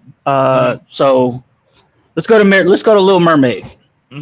Little Mermaid. I was watching that the other day with the little one. I put it on for her.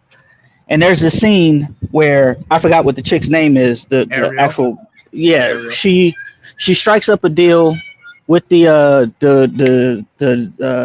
sea bitch, the octopus chick, to give away her voice so that she could get the man she wants.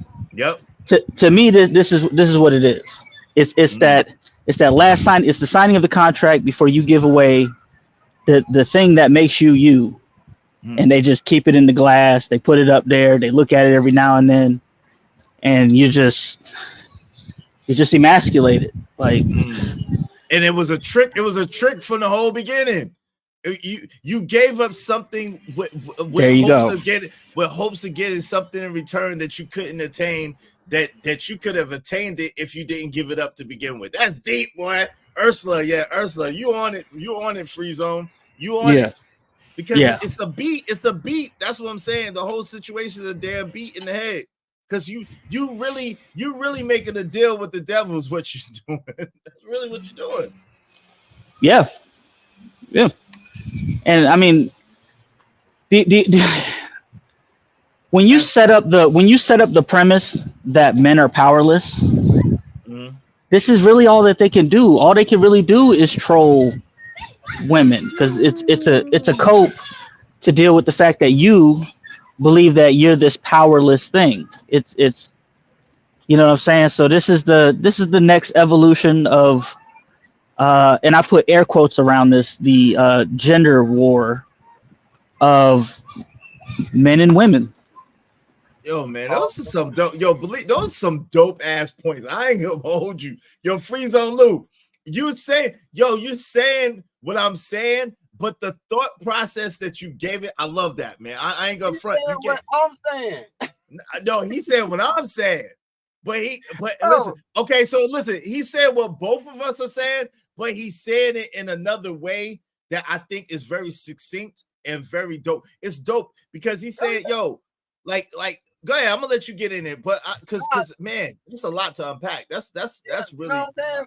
Because what he said, I said that this is cause and effect, bro. Nah, but he's not. No. But he's not. Yo, Free Zone, correct me if I'm wrong. He's not. He's saying that, yo, yes, this is men's response to women, but I believe what Free Zone is saying is, yo, this is not the way to go, because what it's actually doing is you're actually waving the white flag saying, yo, we realize that we're not powerful. We don't have no power. So the only thing we could do is act like a bitch and a batch and sit there and troll, because we don't have no other power to do anything else. Cause and effect, bro. Cause and effect. These women, bro, real quick. Okay. These women saying that they don't want men. These men are not being men. It's cause and effect. I hear you, but I think in Free Zone, you could go ahead and say it and correct me if I'm wrong, but I don't think you're coming at it from the same point that Stan is coming at. Am I hearing it wrong? Go ahead, you could correct me. It is a mixture of both of what you're saying. Like, on the one hand, it is a cause and effect thing, but on the other hand, they're tricking themselves into actually thinking that they're doing something when they're actually just surrendering. Right. It's like I'm not saying you're wrong. We both right, bro. Yeah, it's cool. I mean, but to me, I mean, it's cool. But it's like a wolf. It's like a wolf licking the blade, licking and thinking it's getting a good meal, but it's licking and it's really drinking its own blood. It's really gonna suffocate on its own blood and die. Yeah, that's probably true too. I'm not saying that ain't. Yeah, I mean, and when you've had generations upon generations of just believing that women have more power than you, I mean, This is part of the logical conclusion. So, you know what I'm saying? Instead of just actually being men, you'd rather just be. And this is taking many forms, right? This, to me, this is in the same category as I don't know if you've ever heard of transmaxing, or like the. Is that something So, I get in trouble for? Wait, y'all. I don't know. That sounds scary. Just something I get. I'll keep it. Okay, I'll say it this way. It's another avenue of men being envious of women's privileges while being completely ignorant of their own privileges. Okay. Like it's actually a lot easier for men nowadays because women have fought to be equal, so they want more responsibility. And it's like, okay, if you want to give it to them, give it to them, because that actually relieves a lot of responsibility on your end for most women. Number one, you don't have to even deal with those type of women if you don't want to. But number two, if you're a single guy, then you essentially don't really need a woman unless you find that kind of woman. And what I mean by need a woman is this whole idea of, there's this whole idea of like, you can pay people now to do the things that these women won't do. Cook and clean, you can pay somebody for it. Keep the house clean, you can pay somebody for it.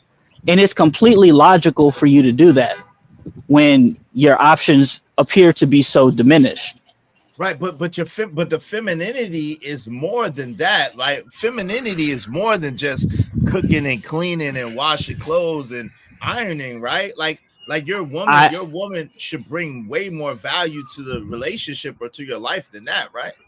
I agree, but that when I hear these conversations, I don't think it translates that way. Like, I mean, have you ever heard the question of and I'm paraphrasing, they basically asked the question of what is the benefit of, like, there's men that ask, what are the benefits of women outside of sex? Outside their box, right? Yeah. So you see what I'm saying? So when you, and I think that's a cause of the generations of thinking, the generations of buying into this thing where these women are no good and modern women this and modern women that. And so under that umbrella, you don't really see any worth of a woman outside of that. But that's weird though, because to me, like we was talking about yesterday, a man brings his value to a woman. So what to me, what a man does is a man is going to enhance his woman, right? Women have natural gifts and abilities and stuff that each one of them brings, right? A man is going to get with that woman and he's going to help enhance those gifts and abilities that his woman has. And they're going to work together to make their situation better. So the only value, women's not only value is not in their pants. Women have way more value than just what's in their pants, right? At the same time, right, if you're not a certain caliber of man, then you're not going to be able to utilize those things that the woman has that are more valuable than just her box. Okay, but at the same time, if the woman is saying that, but just like he prefaced it with, those ain't the women for you anyway. But for the women who's saying, we don't cook, we don't clean, we ain't finna do none of that. We don't even want to be mothers or wives. So it's like, well, then what value are you outside of your box? None. I think that's where that comes from. Well, I got you, but those women are not, those women shouldn't be considered. That's what the problem is. Those women should, hold on real quick. Those women should not even be considered for box.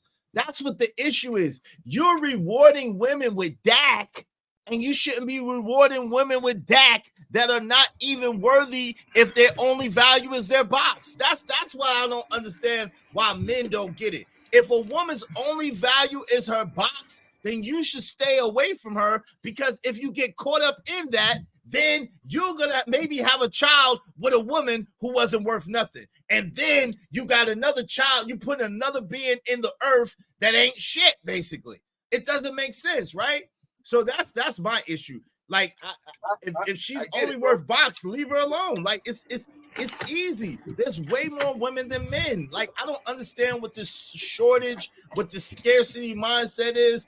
Why niggas is so pressed that I gotta get any chick just because she act any type of way. Like, I don't understand that. But shout out to Caramel Drip. Welcome back, sis. Good to see you. Never seen men running to be soft while other men cheer them on. Men behaving like unvirtuous women voluntarily look beyond what you see. That's a bar. That's a bar right there. I ain't mad at you at all for that. Okay, yes, Carmen, good to see you. Upward BM said, femininity is beauty, soft, and peace. The feminist movement started with ugly, butch, and no. That's hilarious. There That's you real, go. though. That's real. Yeah. That's real. Hey, I agree. But man said nah, cuz what's up, Anton in the building? Anton, what's up, family? They say, it's what's that mean? What's that say? Spooty categories? What's that? They say it's separate categories. Oh, separate categories. He said, you called me strong, you called me weak, but still your secrets I will keep. You took for granted all the times I never let you down. You stumbled in and bumped your head. If not for me, then you be dead. Oh, that's the song. Okay, shout out to you. Sing Lace song said, when I was a girl, my mom pointed out easy girl actions and that men would take advantage of them. My mom, she was right. She explained why the girls had that easy behavior. Well, listen, if a woman is easy and a man is with that woman, that is not a man taking advantage of her. That's her giving away her virtue. Like, let's be honest. Let's be real. An easy girl gives it away. No one got to take nothing, right? Oh, that's Centurion. Shout out to you, man. Oh, Centurion. Okay, Centurion. Okay. Anton Centurion. Shout out to you, man. Good to see Caramel Drip in the building. Good to see her. Hey, in honor of Caramel Drip, dope discussions deserve dope donations. Make sure y'all hit that Cash App. Support the show, support the movement. Bless the show. We appreciate you. To support Izzy Bands, please hit the Cash App. The Cash App is Israel Mills. That's $ Israel Mills. $ Israel Mills. Show your support. I appreciate you. What say you, Freeze on Luke? It sounded like you was trying to say something. No, I was letting you rock, man. It's just we're in a time where just men are soft, man. Men are soft. A lot of them let women dictate what being a man is, and that has created this situation. I mean, I was raised with a father and stuff. Like, I can't relate to any of this. A lot of this stuff, bro. Like, a lot of these guys give too much credence to what women say, and women like, I don't give credence to what women say. I look at what they do. Bars. And I said that. You see what I'm saying? So it's like when you're like, but you said this, but you said that, and you're just like not paying attention to what they're actually doing. Right. You end up in this. You're cooked, man. Like, you just so many guys are just cooked. Like, even from the perspective of trying to help the young men out, most of them are cooked, man. Most of them are. And so, like, to me, the most that you could do is live your life for you and your family the best way that you can. And if a young person sees that and says, hey, put me on, like, what do you then you can do that. But I don't really agree with the whole, going out there to save kids or save young people kind of thing, especially because a lot of them just won't be receptive to it. So I would rather just help the ones that I guess attract to me. No Diddy, if that makes sense. I hear you. Shout out to Gas Mask. He said, again, I repeat, soft boy era is the latest Trojan horse. Ignite TV got thumbs down. Why you say thumbs down? Ignite TV, tell me what's up. Why you say thumbs down? Ignite TV is in the building. TGG said all the fat girls we thought was easy was on that in vogue type of time. Never gonna get it, never gonna get it, never gonna get it. Woo, woo, woo, woo. Hey, Sin7Sin is in the building. She said, when you come for the king, you best not miss. That's a bar. That's a bar. That's a bar. That's a bar. Go ahead, Stan. What were you saying, bro? Nah, I gotta head out, bro. I gotta take care of some stuff, man. I'm about to go get my nails and my feet did, and my wife about to pay for it. Shout out to you, man. Shout out to you. Salute. Sophomore era. Sophomore Stan. I'm about to go do some fucking work. Yeah, I'm about to go do some work. Now I'll catch you on the next one. I appreciate you, man. I'll have my show in a little bit. All right, what time you doing your show, you think? 5 o'clock. All right, y'all check out my man Stan in about an hour. He's doing his show. Please he's the MNF of Truth. Check him out, the MNF of Truth, man. Y'all check him out, man. Appreciate you, bro. Be safe out there. Peace. Salute. Peace out. Hey, peace out, bro. Peace out, man. Hilarious. Yo, so Lou, so free zone. I want to talk about this. So you're saying what does that look like? Hash that out for me real quick. Like, and of course, we're talking about within the realms of decency and within the realms of, you know what I'm saying, honor and stuff like that. So no funny stuff. I know you're not talking about no funny stuff. But like the younger people, hash that out, what that looks like of the younger people that kind of gravitate towards you. Like, how does that look? How do younger people like gravitate towards an adult or OG in this day and age? I mean, basically, they see the life that you have and they want it. Okay. You don't really have to. Do they come up to you and talk to you? They come up to you, ask you questions? Like, that's what I'm saying. Like, hash it out. What does that look like? I'm just curious. Okay, so based off of my personal experience, a lot of them will come up to me and ask me, or even something as simple as like they just would rather be around you and your family. You know what I'm saying? Like, it could even be something like that, where like you just notice that, man, this kid don't want to go home. You know what I'm saying? Like, there's those kids out there that would rather be hang out with you and your kids than like be at home. Okay, so these are kids that basically hang out with your children, in other words. Yeah, something like that. Okay, I got you. And then you just you start having conversations with them, pick at their brain. Hey, my son is going to this particular event. Do you want to come with us? We're all going together. Stuff like that. And you just kind of show them give them a deeper dive into that better life that they want. What does it look like? And so they just, they take notes and they see. And then if they ask questions, then you go from there. No doubt. Hey, and my man Pac 925 said, we talk about what our wives do for us all the time. Now it's soft boy era. Yeah. Because of course, generally speaking, men that marry good women, at least good women to them, right? And they treat them good. You know what I'm saying? They treat them good. So of course, if your woman loves you, there's gonna be a certain amount of things that she's gonna do for you, certain amount of things that she's gonna try to help out with, or whatever the case may be, right? That's a good woman, right? That's gonna make sure her man is straight. If you don't mind me asking, how many children do you have, man? I have one. Okay. Yeah, I have one. I just had her last year. Oh, congratulations, man. Congratulations. Yes, sir. So you all got little kids hanging out with y'all, huh? Yeah. And honestly, the blueprint for what I'm talking about actually appropriates more to business, because I do business and stuff like that. And so it's like, somebody sees the way that you're living. I think mentorship goes beyond. I mean, you could get mentorship in various areas.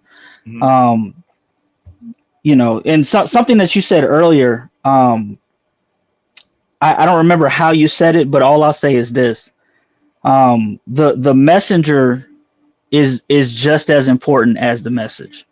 It actually legitimizes the message, in my opinion. Like, I wouldn't take if you were broke, I wouldn't take financial advice from you. If you were obese, I wouldn't take diet advice from you. Well, let me say that. I think that's a huge mistake. Let me tell you why. Because if you're broke, you could be fixed, right? So I could have been a multi-millionaire, right? And then I could have gotten an accident. Let's just say let me just say this. I could have been a super bodybuilder and been bodybuilding my whole life and got rich off of bodybuilding, right? Then I could have gotten a freak accident. You didn't know me before I got a freak accident. And then I was laid up for a year and I gained 140 pounds and lost everything. Now, does that mean that number one, I don't know how to get money, and number two, I don't know how to get in shape? The answer to both of those is no. I still know how to get money. I still know how to get in shape. It's just the circumstance that I'm temporarily in.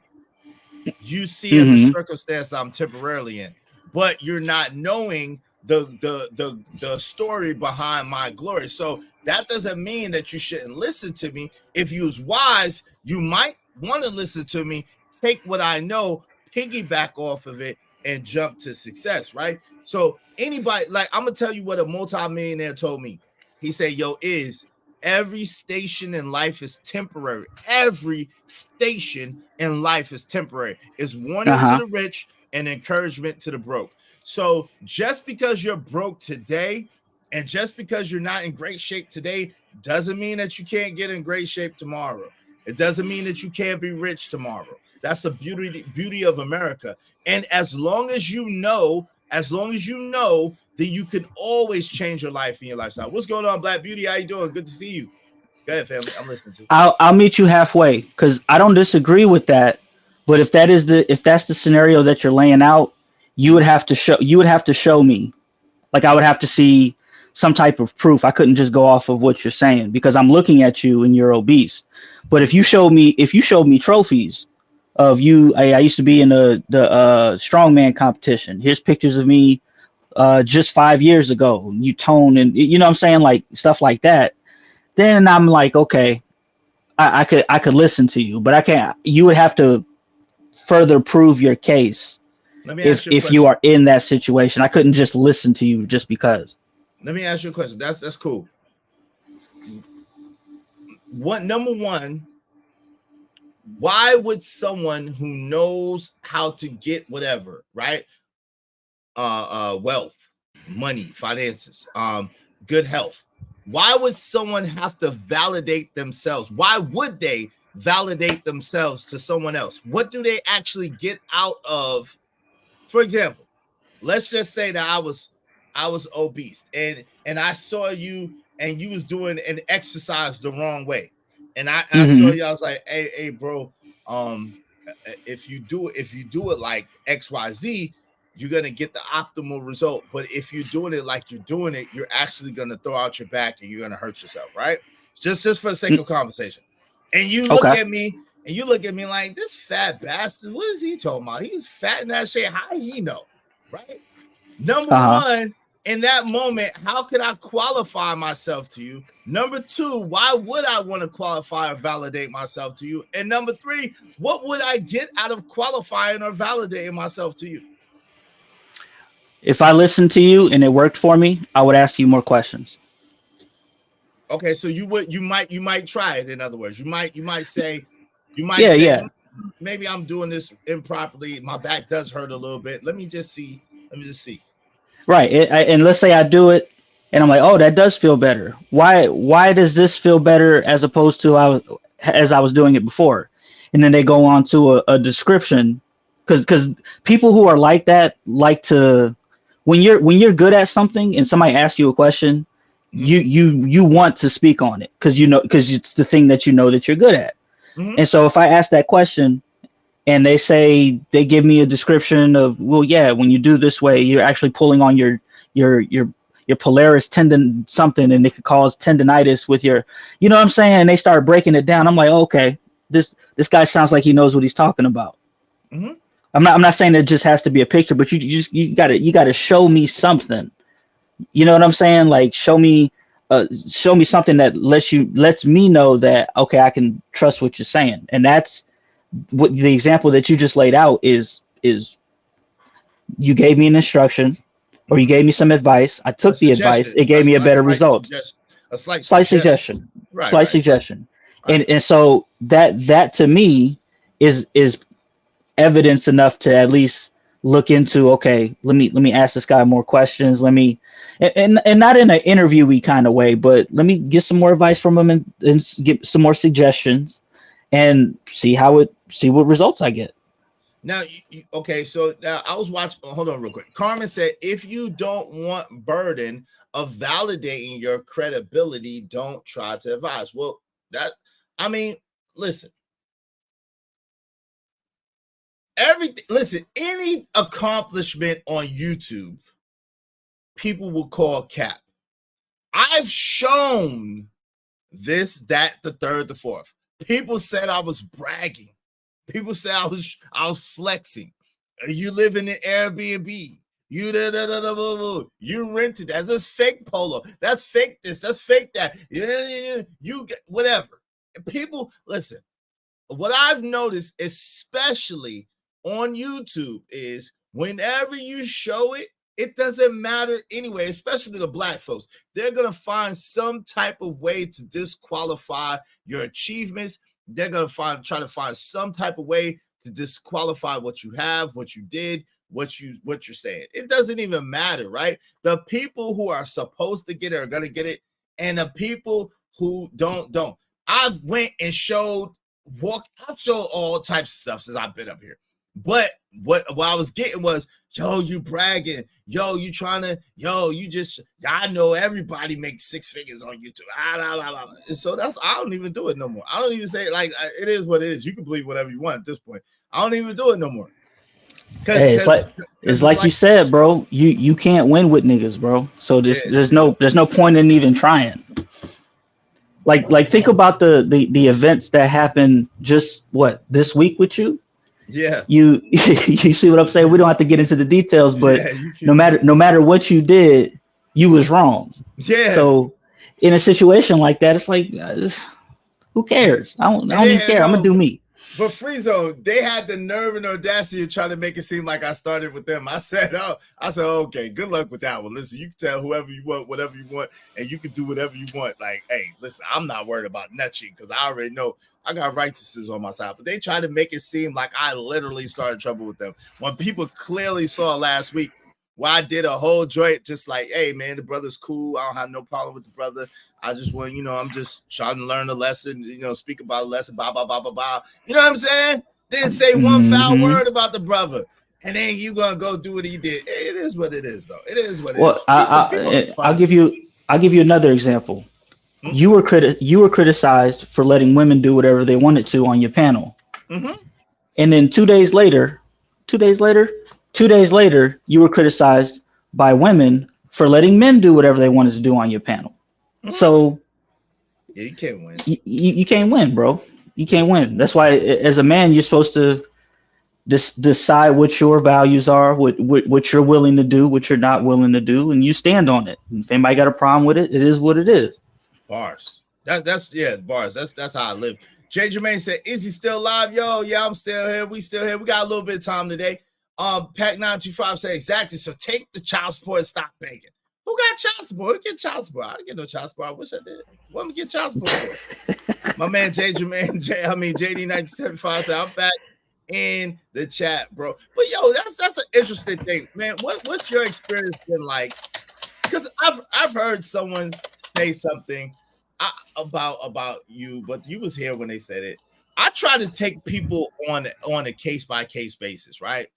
I usually don't go off of what other people say about other people. I try to like get to know people for who they are and what, you know what I'm saying? Because I know that there's ideologies and philosophies that I have that everybody doesn't agree with. And what I notice is nowadays, if people don't agree with a particular ideology or philosophy that you have, they'll try to make it seem like you're a bad person or like you ain't shit. You just like a terrible person because you differ from opinion from them. And I don't understand that at all. You know what I'm saying? So no, I don't either. But you know what? It is entirely possible that I am a bad person. Like I'm willing to, and I'm not saying that as in like a like. It's like, who cares, man? I don't care if you think I'm a bad person for what I'm saying on YouTube. You know what I'm saying? Because I got you.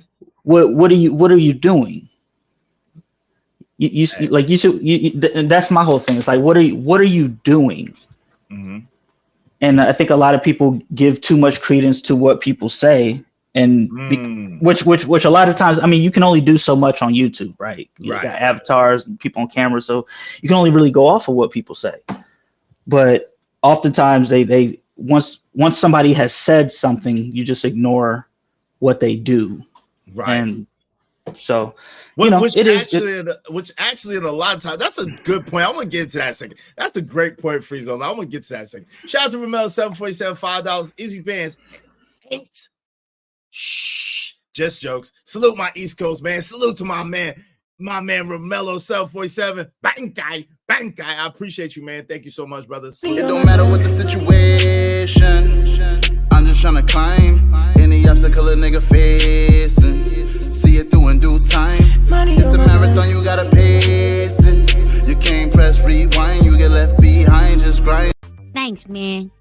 Thanks, brother. I appreciate you. Hey, there go Caramel Drip trolling again. I don't appreciate you telling my story. My situation is temporary, like you said, already halfway back. I'm glad you're back. I didn't tell your story, but I know you're trolling. So, hey, there's that. Shout out to you. Shout out to you. Why do y'all troll? Why do y'all troll y'all friends? I don't understand. Did y'all read that book, How to Lose Friends and Piss Off People? Did y'all read that book? Is that just me? Nah, shout out to you. I'm just joking. Yo. Hey, I do my share of trolling too. How to Lose Friends and Piss Off People. That was hilarious. That was on Hoodlum. Dutch Schultz said that on Hoodlum. But yo, so he asked Lucky Luciano. He said, "Yo, did you read that book, How to Lose Friends and Piss Off People?" What's up, Lucky? Maria's in the building. Lucky is in the building. What's up, lady? How you doing? Yo, so when you're navigating, right, and navigating life and navigating these streets, right? We all know that there's only so much you could show, only so much you could tell, only so much you could expose on YouTube, right? How do you personally, just curious, how do you navigate the waters of what you believe, what you stand for, and how you present what you believe, what you stand for? Like, what's that process like? So it depends on where I am, and this is where the trolling thing comes in. When you come in on YouTube, it's incumbent upon you to figure out who are the serious people and who aren't the serious people. And so I have serious conversations with serious people, and I troll with people who aren't serious.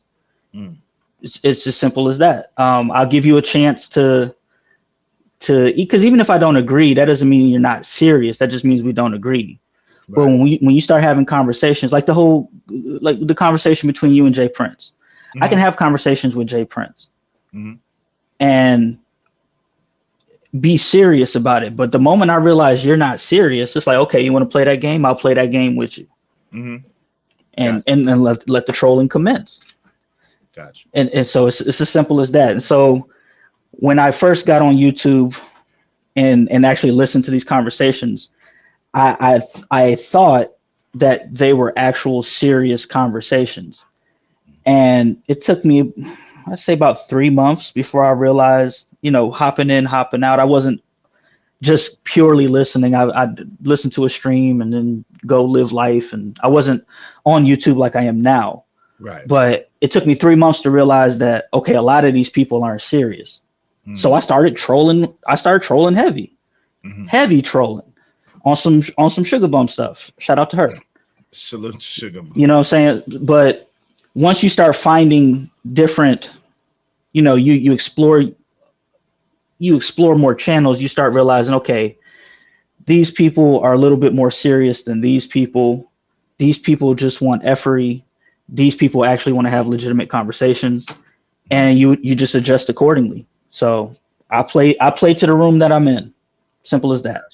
But and sometimes to that point, sometimes that room changes from time to time, right? Because I like to have serious conversations, but I'm a person that can be silly and can be, you know, just jovial or whatever the case may be. I could be serious.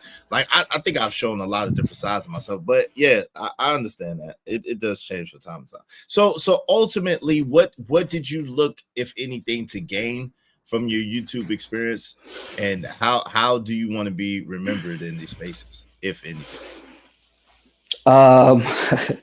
That's actually a tough one. I came into the space because my entertainment for TV and movies was destroyed. So YouTube became another place of entertainment. Like, to me, this is all entertainment. But out of this entertainment, you'll find one or two that are legitimate and serious, that actually want to have a serious discussion.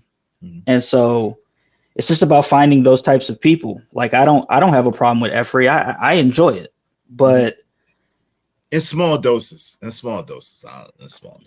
In small doses. I mean, I be clipping, so I'm in large doses. Like, yeah, for it's me, the top tier clip slicer. That's you, top tier clip yeah, slicer. yeah. So I just, you know, you start to read people and you start to read situations. Even if let's say somebody hit the panel right now and it just turns into straight effery. If it does, then it does. Like, it's your channel. If you don't want it, then you'll remove it. You know what I'm saying? But hopefully someone will pay to remove it. I think I have too much faith on people, like, to be honest, Freezone. I'll be trying to get people to weed the people out. I like to use that as incentive to get people going. You know what I'm saying? I think trolls hate to have to let the hosts make money. So that's why I like to make money off the trolls. You know what I'm saying? I like, that's my business model. I want to make money off the trolls. So I like for people to pay to get them people going. I ain't gonna lie. Is that bad? Is that a bad thing? I think it's kind of ingenious, but is that not good? It's a great thing. It depends on what your goal is. Like, for example, people will find out that, you know, engaging in effery makes them more money. So then they'll start leaning completely to that side for the money. You know what I'm saying? And so the motive being money as your main focus is very problematic if you're actually trying to do something. I got that. Like, can't you do both though? I think I'm a firm believer of both. Am I delusional? You can do both. Yeah, I'm a firm but believer. There has to be a hard line in the sand that says, okay, I'm done. Enough for the day. You know what I'm saying? So, like, there is a balance, and it's up to each person's channel how they want to run it. But at the end of the day, if money is the main focus on how you run your channel, then that's going to be very problematic, because there's going to come a time where you're going to have to choose between your values, the things you stand for, and money. And most people, especially on YouTube, are going to go with the money. Yeah, I can't be bought. I can be borrowed, but I can't be bought. Like, I can't be bought. So I don't really worry about that, because I already know I've been placed in those situations. So I'm gonna choose my my morality every time, right? What I believe in every time, right? Over money.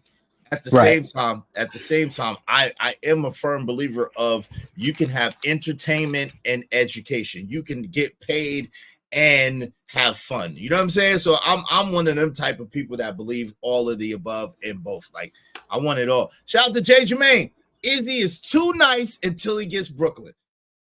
Damn, I don't got no balance. I thought I was a balanced individual. I'm not balanced. I'm not really that balanced. Okay. Yo, Pac925 said it always shout out is, I'm not trolling for fun. It gets annoying when people have different perspectives, and you gotta be that quote unquote guy. I get it. I like that too. That means there's always room for improvement. Yep. Value for me, not money. Shout out to my man Stanley D. Rock the Block. I like both. I want to get paid. Don't make no mistake about it. I want to get paid. Is there anything wrong about wanting to get paid? I want to get compensated for my time, energy, and intellectual property. At the same time, I want to make a difference. So I can't do both.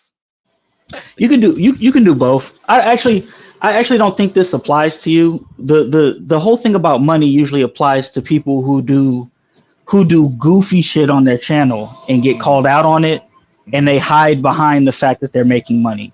That's where the issue comes in, where it's like, y'all hating on a black man getting money. It's like, no, get your money. But what you did, that shit was goofy.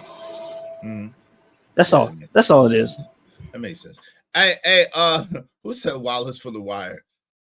He said, come on, don't do him like Wallace. Yeah, I'm not Wallace, man. Don't do me like Wallace. Hey, yes, make the difference first. Payment comes later. Hey, I can get paid and make the difference at the same time. Pack 925. Yo, when you're a young doctor, guess what? You make the difference. But you don't get paid as much as you do when you finish your internship and you finish your residency and you finish, it's steps, it's levels. You get a little bit of money at first, enough to maintain, and then you get the bag later, but you're still making a difference, right? So you could do both, right? Shout out to Dollar Washer. Mills is cool. Thank you. I appreciate you, Dollar Washer. Thank you very much. That means a lot from you. That means a lot, brother. Shout out to you. Thank you so much for that. Yo, so Izzy Bands wants to righteously. Yeah, I want to get righteously paid. Is there such thing as that? Can I get righteously paid? Because I want to get paid. I don't want to make no mistake about. See, this is the thing, Free Zone Lou, right? I don't want people to Malcolm X me or Martin Luther King me, man. I have a problem with that. I have a problem with people that give their whole life to people and be struggling and can't get a damn cup of water. You know what I'm saying? Like that's terrible, right? When people give their whole life, their soul and their energy and everything that they have of themselves for the advancement of their people and for the betterment of their people, and their people kind of just defecate on them and treat them like shit. I don't like that. Yeah, I've learned very quick. I learned real quick that that's not an optimal laying your life down for people who don't. If your life isn't valuable to you, it's not valuable to me. Simple as that. That's how I'm coming. You know what I'm saying? Like I don't have I have too much on my plate and I got too much to do, and I got too much going on to try to be that complex in regards to YouTube. I keep it very simple on YouTube. Makes sense. Yeah, and I don't have a savior's complex. I really don't have a savior's complex. I don't. Hey, Jay Jermaine said Negroes will pay a preacher, but will pay pennies to. Yo, listen, Negroes will pay to see a dog kick a can down the street and laugh at it. Negroes will pay to see crackhead boxing, but at the same time will penny pinch on anything that's educational, penny pinch or anything like Negroes. We're a special type of people. I'm just saying that. I love my people. We are definitely a special type of people. Let's just be honest. Let's be honest. Let's be real, right? Right. And it's sentiment. And yo, you tell me, man, you kind of in different spaces now, man. I'm not familiar in all the spaces that you're in, but I know you're in a little bit different spaces I'm in sometimes. Mm-hmm. Let me ask you this: Is it universal nowadays that people throw rocks and hide their hand, people start trouble and then make it seem like someone's starting with them? Is that a universal thing, or is that just the modern Negro? I need to understand. On YouTube? Yeah, YouTube, around town, like anywhere. You can tell me all well, on YouTube, I think on YouTube it's a content strategy for people. In the real world, I think it's a lot of this Machiavellian 48 laws of power nonsense. I think it's a lot of that. You have a lot of insecure people who try to get over on people instead of just like you. It's hard to find people that you can actually be cool with and in good faith. A lot of people don't live life in good faith in regards to people, and a lot of that is a reflection on themselves. You know what I'm saying? So like when I hear people give a description of how people are, where they'll say people are parasites, people are evil, people are dumb, people are idiots. You already know what All type that of person they are. you already know, bro, because you are when you say people, you're talking about yourself as well. So you're included in that, and so that's the way you view them is probably the way you view yourself, because that's probably how you move. Interesting. You notice how when I describe people, I was describe people as good, benevolent, wonderful. I think there's room for everybody. I think there's more than enough for everybody. So hey, listen, there's that. Hey, shout out to E Black, and I detest the 48 laws of power, by the way. Even though I know some people who love it, live by it. When I first I was there, and I don't know what you saw. So forgive me. No, listen, I swear. My right hand of God. I don't know. Do you have a relationship with AM or whatever? Do y'all have anything back and forth or anything? No. Okay. No. So, I just had to ask. So real quick, I just want to say this. I just had to ask real quick because I don't know this stuff. I just want to make sure. But I was there the day Angry Man got that book, The 48 Laws of Power. I was there. I was there when he bought the book. And he loves that book. I can't stand it. I couldn't stand it from the day he bought it. I said, yo, bro, that seemed demonic to me, bro. I ain't gonna lie to you. That seemed like some demon shit. That seemed like a perversion of the laws of nature and the laws of the universe that are already like that. But that seems like a perverted version. And I don't care who feel like they feel. I told him that when he bought the book, when he got it. Well, the book is useful if you're dealing with snakes. Yeah, but if you're dealing with genuine people, a lot of that book's not gonna fly. Yeah, but even if you did, why would you be? See, that's the thing I ask people. Shout out to my man E Black. Why would you be dealing with snakes? That's the thing. Why would you deal with women that you don't like and that you don't want, and with just the box is just the value? And then why would you deal with snakes? I don't understand it. Why do people deal with things that they absolutely know is not in their best interest, not for their best of good? Why deal with it? Why have it around? I don't understand. I don't know. I don't know. I have no idea. I'll be honest, I don't get it, bro. I don't get it. I don't like snakes. I don't want to deal with those things. Hey, J. Jermaine said it's the morality clause. What's the morality clause, bro? What you mean by that? She said, I have a flair for analyzing the notes. Shout out to you with your analyzing the notes. Shout out to you, Sing Lacey. It's on. My man Tato Mills is in the building. What's good, fella? That book works in prisons the most. Oh my God. He said, you're not that evil, Mills. I would argue probably not at all, to be honest with you, but it is what it is. I guess everybody has, you know what I'm saying? Nobody's perfect. I definitely do bad things, but I try not to. Hey, what's up, Sing Lacey? It's on Temptation. The Temptation? What you talking about? Yeah, that book works in prisons the most. That's crazy, Tato Mills. Wow. I had no lies told there. Because that's where most niggas learn it. Like that's where most niggas learn it. Oh yeah, Lord. bro. Oh, prison politics. Oh Lord. Yeah, man. Yeah, and I guess it works well for YouTube as well because there's a lot of snakes on YouTube. But damn. Again, man, nobody's making anybody do anything on YouTube.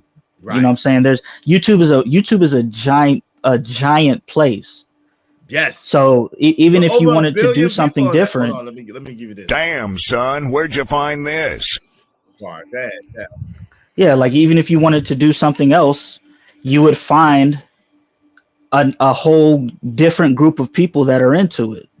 It's just you don't have to be in the space like that if you don't want to. It's as simple as that. And so to me, it's just fun to watch, man. I think I find it endlessly entertaining to watch these folks just flail, especially when dealing with women. Like they just oh, bruh. I love to see it, man. You love to see it. You like train wrecks waiting for somewhere to happen? I'm there, man, with popcorn ready. Absolutely. You know what's crazy? I don't enjoy that either. I don't enjoy seeing people crash out. I don't enjoy seeing people fail, seeing people crash out, seeing people lose. I don't enjoy it. I don't get no pleasure out of it at all. Not even a little bit. I ain't gonna lie to you. Hey, Expect the Unexpected said 48 Laws of Power is a manipulation of power struggle. It starts off with learning your masters. That's weird in itself. Yeah. Why you got master there, bars? Yeah, I enjoy it, bro. It mainly because on YouTube specifically, because like in real life, it's different. I don't want to see you crash out in real life. Like for example, I'll take a Jay Prince. On the one hand, it's funny to see him when you ask him about parenting, to see him crash out over that, or when you ask him about business, to see him crash out. At the same time, in the real world, I would want the best for his kids. I would want the best for his business. Right. But a lot of times, a lot of these folks talk a lot of shit, and so it's fun to see them crash out because it's like a crescendo. They get to this point where YouTube meets reality, and it causes this cognitive dissonance that makes them crash out. But that's what I was thinking. Like while you're talking, right? But it's real life implications. So it is reality. I mean, we're human beings. We're human beings that happen to be on YouTube. So what happens on YouTube has real life consequences and real life ramifications, right? Depends on how invested you are into it. Like there's nothing that anybody's ever said on YouTube to me, or anything that anybody's ever done to me, that has had any real world implications, me personally. Right. Because I'm not. Are you a content creator? I'm not 100%. I mean, I post. I post clips that people enjoy, and then every once in a while I'll go live about a topic. I wouldn't really call that a content creator. Like to me, a content creator looks at their analytics, looks at their, they do all of that. You could tell when you're in the presence of a content creator because they start talking about YouTube, like the actual business of YouTube. And I'm not in that category. Okay. I'm a person, I'll see some funny stuff on YouTube and I post it. And if people want to have conversations about whatever I post, then I'll have a live stream about it. That's as far as I go. I have the ability to monetize myself. I don't even care. So that's where I'm at with it. Your channel's on the free zone, Lou? That's correct. Okay. I apologize. I never saw your content. I'll be honest with you. I didn't know you was a content creator. I'm gonna check you out though. Yeah, man. I said right. How many videos did you do on me first before I check it out? How many videos? Just two. Two. Oh, were they bad? Wait, I gotta check it out. The one with you and AM, and then the one with you and Jay Prince. That's it. Any other clip I've seen is like something that somebody else was doing. Like I got a clip where y'all were talking, and all of a sudden, I forgot who it was, but somebody like bent over the camera, showing their crotch and stuff, and y'all just stopped the whole conversation. It was like, oh, hey, whoa, what's going on? What are you doing? I think it was D-Town, because he be cammed up and doing everything when he's cammed up. But it's like little stuff like that, Yo, Sing Lacey a song said, I think with social media, people are addicted to and starve for attention. It is a void. You know what I never came on YouTube for? Attention. I mean, it's weird, right? Because you need likes, you need views, you need people to come and patronize your channel. I want that. But to be a star, I never wanted to be a star. I never wanted to be famous. I never wanted to be a star. I always wanted to be rich, but I never wanted to be a famous or a star or like people or like my face even seen. I didn't even want that. If AM is not mad at me and you ask him and he'll tell the truth, yo, he'll tell you when we was talking about doing YouTube together, I wanted to be like Wilson. You know that dude, the neighbor from Tim the Tool Man. I just wanted to be a voice on YouTube. And he was like, yo, that's never going to work, fam. That's never going to work. I'm like, bro, I could wear a mask or something. Like, they don't have to know my identity. He was like, yo, nah, man. I was like, man, I don't want to do it then. That's why it took me so long to come to YouTube. Hey, are y'all cool again now? Are y'all good? I mean, we'll probably always be good because that's like my brother. Like, you can't be cool with somebody for 30 years and then over something. We always go back and forth anyway. So that's like my brother. Like he said he quitting. I said, so quit again, nigga. And I like, yo, get the fuck out of here then. But that's my brother. I love him, man. That's my brother from another mother. I love him. That's my brother. We've been through so much together. That shit ain't shit from real. I don't know how he take it, but I don't take it. I don't take it like that. We just go back and forth. That's what we do. Yeah, y'all seem to every time y'all do it, it's epic. Yeah, it's funny as hell. Yeah, we've been doing that. We like brothers. Like I wish that man nothing but the best, nothing but ultimate success. I'm proud of him. I celebrate him all the time. Like people that say, yo, y'all must have something. I don't have nothing but love and goodness in my heart for him, right? But if you notice me on YouTube, you'll notice I'm much like I am in real life. If you talk shit about me, I'm going to try to obliterate you. It don't matter who it is. If you come at me, I'm gonna get at you. That's just how I am. That's how I'm built. It ain't nothing personal. I don't have nothing in my heart against people. Nothing like that. I'm just like, yo, you ain't gonna sit there and bully me. You ain't gonna sit there and little boy me. Never. Like never. Like that's how I look. That's how I act. Like that's how I am. So it's all love. We still cool though. As far as I'm concerned, I can't speak for him. Good. I think I'm not even a mod on it. You're not even a mod over there. That's crazy. I'm not even a mod on his channel no more. But look, I still got the angry man emoji. I ain't take his emoji down because I don't hold no grudges. Look, he still got his emoji. Angry man emojis in the building, y'all. Shout out to the homie, the angry man. Angry man emojis in the building. They still in here. He still got his wrench. I didn't take his wrench. I took old buddy's wrench though. Fuck him. Fuck that other dude. I took his wrench. How about that? Took your wrench. Uh-oh. Yeah. Nah. Hey, yo, I'll be messing something. Hey, shout out to my man Juan Solo in the building. That's how brothers talk. It is. What's up, Jimmy H? Third, what's going on, brother? How you doing, man? How you doing? JP is a bad bee raised by a bat. Oh my God, giving out manhood. Oh Lord. I have an older brother and we get into beef. We fight and shake hands. LOL. Shout out to you, JJ, man. I never had an older brother. I wish I did. I had two younger brothers, man. And one of them is not with us anymore. God rest his soul. Yo, shout out to D Degenerate. What's up, D? What's going on? My A1 Day 1 D is in the building. My man Ron Mack is in the back. What's up, Ron Mack, man? Oh, nigga, what is that, a bonnet? Damn right it's a bonnet because I like to keep my hair beautiful and luxurious for the ladies so they can rub through them very, very softly and gently. Hey, we started talking about Jay Prince and this nigga came up here with a bonnet. Look at this shit on God's internet. Look at this bullshit. Oh, you know what? I got on the bonnet right now, but you know what? I'm about to switch it up just for y'all. Please put the do-rag on. I'm gonna go all the way left just for y'all. Please put the do-rag on. Watch this. Nah. I'm gonna switch it all the way up because I'm about to be on demon time right now. What, you in the RV? You in the RV touring the world right now? You in the RV touring the planet? Yes, Shout out to my man on tour, my man Ron Matt Mittens on tour. Y'all check him out in the city near you. Oh, he put the ski mask on.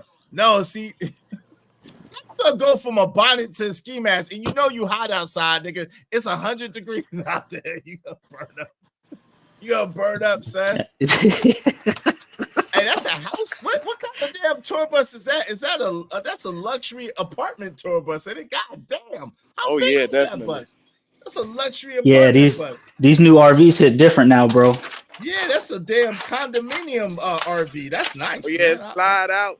Look, I got a TV outside. Man, this shit lit. That's nice, man. Lit. Hey, you can't do nothing with rich folks. I like that. That is nice, nigga. That is nice. Let me see that. That is nice, man. That look like a whole. Look, I wanted to say this too. What up? I wanted to say this because what up? What people be getting misconstrued when it comes to YouTube or internet, period, is that all of this shit is real life, right? But it just allows you to see how very sensitive a lot of people are, and how much of a degree they willing to go to actually like trick you off the street, or actually crash out on their own. Like we shouldn't even have we should. This is a space where we should be able to have a intelligent conversation with each other. Because the whole goal of what we're doing right here is to better ourselves as a people. You know what I'm saying? Some of us, though, especially as men, we're supposed to be able to have debates as men. But Ron Mac, listen, I think. Can you hear me? Yeah. Yo, I think you got a little delay. But yo, this is the thing, and Free Zone Lou was talking about this earlier. Everybody didn't come to YouTube for the same purpose. That's what the issue is. Everybody doesn't have the same intentionality or the same purpose for coming to YouTube. You frozen. Yeah. And another thing too, everybody doesn't have the same outlook of what a particular thing means, right? For example, like if you say we're here to build, which on YouTube I still have no fucking clue what that means. But if you say you're here to build and I come to your channel and you're never having any constructive conversations, or you're having circular conversations that go nowhere, it's like, okay, are y'all really building, or is this just like a little, you know what I'm saying, echo chamber coping, I don't even know what to call it, man, mental support group, where you know what I'm saying, one of those things where it's like we just want to vent and complain in our little circles, but it never actually reverberates outside, or we never link up or any of that stuff. Because if I'm here to build, I want your information. At some point, it's like, hey, Izzy, you live okay, you live like 3-4 hours away from me. Let me get your info. Let's hang out. Let's do something like that. And it doesn't seem like any of that kind of stuff. If it goes on, it's in very small amounts. It goes so, on. It goes on for sure. 100%. I got his number. He got my number. It goes on. It goes on. It goes on. Right. It's just that when the brothers be building and they on a certain vibe and they be working with each other, it's like we don't have to announce it per se. You know what I'm saying? We just do it. Like this is kind of, we just do it, get it done. Like I've done, man, my man Ron Mac done this. Let me just show you. Ron Mac done this for me. I done collab with Ron Mac on a few things. So he done my this Ron Mac did this. Ron Mac did my my logo. Ron Mac and the crew did my hold on real quick. I'm gonna put my banner up. Did my banner. You know what I'm saying? So we work with each other. We do business with each other. We contact each other behind the scenes and stuff like that. But it's like when you really getting stuff done, when you really get into it, it ain't really much to talk about. You know what I'm saying? You just get into it. You feel me? Right. And you would be atypical in those respects. You know what I'm saying? Because like I've been on panels and I've been accused of like you're getting in the way of black men building, and I'm like, y'all are talking about Brittany Renner right now. Like what are we building? Talking about Brittany Renner and hoes and stuff. Like what's, you see what I'm saying? So it's like stuff like that. Yeah. J. Jermaine said it goes on, Lou. Yeah. We even got groups like it goes on, but it's just like, you know what I'm saying? The serious minded people that about business, they generally get together and then be trying to make stuff happen. But like my man on tour right now, he doing his thing. He doing the world tour. So grown man got to let grown men do what grown men do. You know what I'm saying? So that's kind of how it is too. It's like we have groups, or we have this, or we have that, but sometimes life get in the way, and brothers got a lot of stuff going on. You know what I mean? And we can't get together as much as possible. We try to do what we can. And my brothers will tell you, I definitely spend with the brothers, and they definitely spend with me. You know what I'm saying? We practice good business, group economics, working with each other, trying to support each other. And man, I appreciate that, man. So we do got some brothers that definitely do that over here. Absolutely, without a shadow of a doubt. And I appreciate them. I hope they appreciate me. Shout out to Romel 747, Bank Guy, $5, Love and Hip Hop, YouTube edition, season 14, episode 4. Shout out to you. 100%. Like, and then like, you know, it's just like we shouldn't be threatening each other, because you don't know like what people be capable of. Like, and it's kind of hard to link up with people, because I'm all about like black empowerment. You know what I'm saying? Like, I'm all about doing my part to help out the next brother, you know what I'm saying, or sister. So like, you never know who you be talking to sometimes. In these spaces, you know, you got people that's flip-floppy, that they just talk the game, but they really don't be having like issue going on. You know what I'm saying? But you know, we all just got to come together and just help each other out, man. We got to stop being so negative about certain stuff. You know what I mean? And so I call it baby mama energy. Yeah. But you know what's crazy when you said that, man? That dude the other day accused me of threatening him. And I'm like, bro, I never threatened you. You said, oh, he threatened me physically. Yo, I see that. I'm like, yo, bro, what's wrong with you? Like, because I called you a bitch 100 times, all kinds of bitches, I threatened you? Like, where's that at? Where they do that at? What's up, Poppy Blanco? What's going on, bro? You on mute. You're on mute, Ron Matt. Yo, what's good? Oh, no, I ain't say nothing. Oh, okay. I'm just saying, but since when is calling a man all types of bitches threatening him? I didn't threaten that man. He said, yo, you threatened him out me. His name, though, which is not 100% right either, though, is. Yeah, no, but I didn't threaten but do him, you though. know So why? that's not even gonna, like, what people got to understand is we got to start thinking about it. We got to start thinking about laws, right? Because you can curse the motherfucker out and say all kind of this and that to a person, but you can't threaten a person because now that's like legally like. But I didn't threaten him. I didn't threaten him. Smell me? I got you. I didn't threaten him. That's the thing. I didn't threaten him. But he said it. So to me, that's on some police girly shit. I didn't threaten him. Yo, believe it or not, bro, I've been threatened. You know what I'm saying? But like me, I don't take certain shit serious at all. I do, but I don't. Because I know how I move. You know what I'm saying? Like right now, nigga, I got my security right here, man. Like, come on, man. I know. I believe. Big Chuck. I see Big Chuck. Say we will fuck some niggas up, man, Big Chuck. Off the flap. But niggas just be talking, bro. I move like the president sometimes. Like, for real. Hey, Scrap Skillerilla said, doesn't matter why, is you don't like to be called out your name.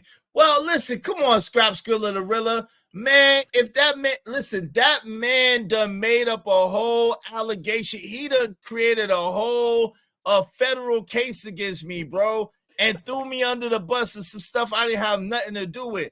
Yo, bro, I can't agree with you on that one. You know I got sincere love for you. I cannot agree with you on that one. He deserved worse than what he got. That man put me in some stuff that had nothing to do with me and tried to use me as a shield to get out of some bull crap.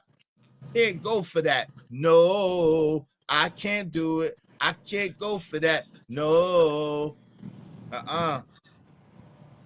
Make his mommy step back and say, bitch. Yeah, you missed a lot. You missed a lot, Scrap Skillet. If you didn't see that, you missed a lot. Yeah. So for the people in the back, I was not on Ilkhan Ali's show the day before yesterday. I had not had a situation with Fantasy Island Girl no times recently. That was over a month ago. Fantasy Island Girl and I squashed it. We squashed it. We was cool. He kept bringing up the Fantasy Island Girl situation. I didn't say nothing to him about it. He did 2 streams on it. I didn't say nothing to him about it. He did a stream, mentioned it on his stream that he invited me to. I said, bro, man, it wasn't like that. It was because she called me a bitch and kicked me off the panel. I mean, kept muting me on the panel. Sorry, kept muting me on the panel. She didn't kick me off the panel. Kept muting me on the panel. He said, cool. The next day when I did a stream about how I did things, then he was saying some other stuff. I did a stream about how communication, he was offended before I said one word. I gave him props the whole stream. I said, this is not disrespectful. I hit him in the DM, gave him the link. Then a week later, he on Ilkhan Ali trying to throw me under the bus because he had something with them girls. It had nothing to do with me. So that's a violation as far as that's, the only 3 things that's worse than that is if he would have did something to my kids in whatever manner, if he would have tried to rob me physically with a gun to me, or he would have touched my girl. Those are the only 3 things worse than that to me. I'll just tell you like that. So y'all can take that what it is. What's up, Poppy Blanco? What's going on? Who you got into it with? Ah, man, you slow. You late. I'm sorry. You say you slow. You late, man. I ain't even gonna go. I ain't asking what happened. I said who did it? Like who you got into it? Man, Yeah, okay, you it's a got to run stream. that one back, bro. That's Philosophical, the philosophical. And shout out to I call him not so logical. Hey, J Jermaine said I refuse to watch that stream with JP. It's okay, that's all right. We all still here 2 days later. This reminds me of another time in band camp. One time in band camp, what's up, Shindy Alice? One time in band camp. But I wasn't really talking about that. It was just that my man was talking about people who say you threaten people, and I was accused of threatening somebody, and I didn't threaten them, but then they felt threatened because I don't know how a grown man could feel threatened by another grown man that didn't say he was gonna do nothing to them. Like, I don't understand how that goes that way, but hey, especially when you the one starting trouble. How you start trouble and then feel like someone gonna do something to you? How does that work? Can y'all help me understand? How does that work? I'm listening. How's that work? I've been listening. Hey, people that my I'm gonna tell you some real shit. People that send threats, they really hoes. Yeah, but who? But that's what I'm saying. Who sent bitch the threat? niggas? Fuck niggas. Cause you send the wrong threat to the wrong person, bro. Your ass ain't gonna wake up the next goddamn day. I mean, I feel you, but I ain't send no threats to nobody. You must be talking about something different. I don't know what you're Nah, it's just on the same page, you know. But I ain't send no threats to him. Do shit like that to each other, bro. But listen, he thought I sent threat. What can you do with someone who thinks that you sending threats when you didn't send no threat? How does that work? That's what I'm trying to understand. You ignore them niggas, man. You ignore them type of niggas. Pretty much, man. You bet, yeah, and hope they don't take it to the next level, so you don't have to put them down. That's really it.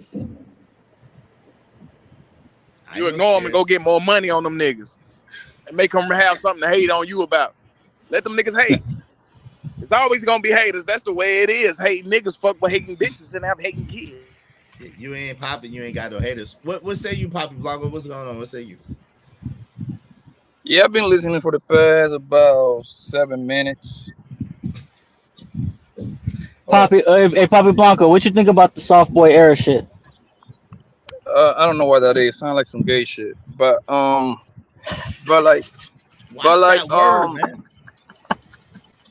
My nigga, you need to kind of go and listen to read the YouTube guidelines. You can actually say that. Oh, you can But say anyways, that. Okay. What's up? We got Yeah. Ye on the panel. But go ahead, Poppy Blanco. but like I said, I've been listening for the past 7 minutes, man. And my man that he's like right next to me. What is his name? Talking about Free Zone. That's Free Free Zone. Zone. Yeah, I cannot see no names. That's why. That's okay. It's okay. Yeah, he was right on the money, man. Yo, this shit is not.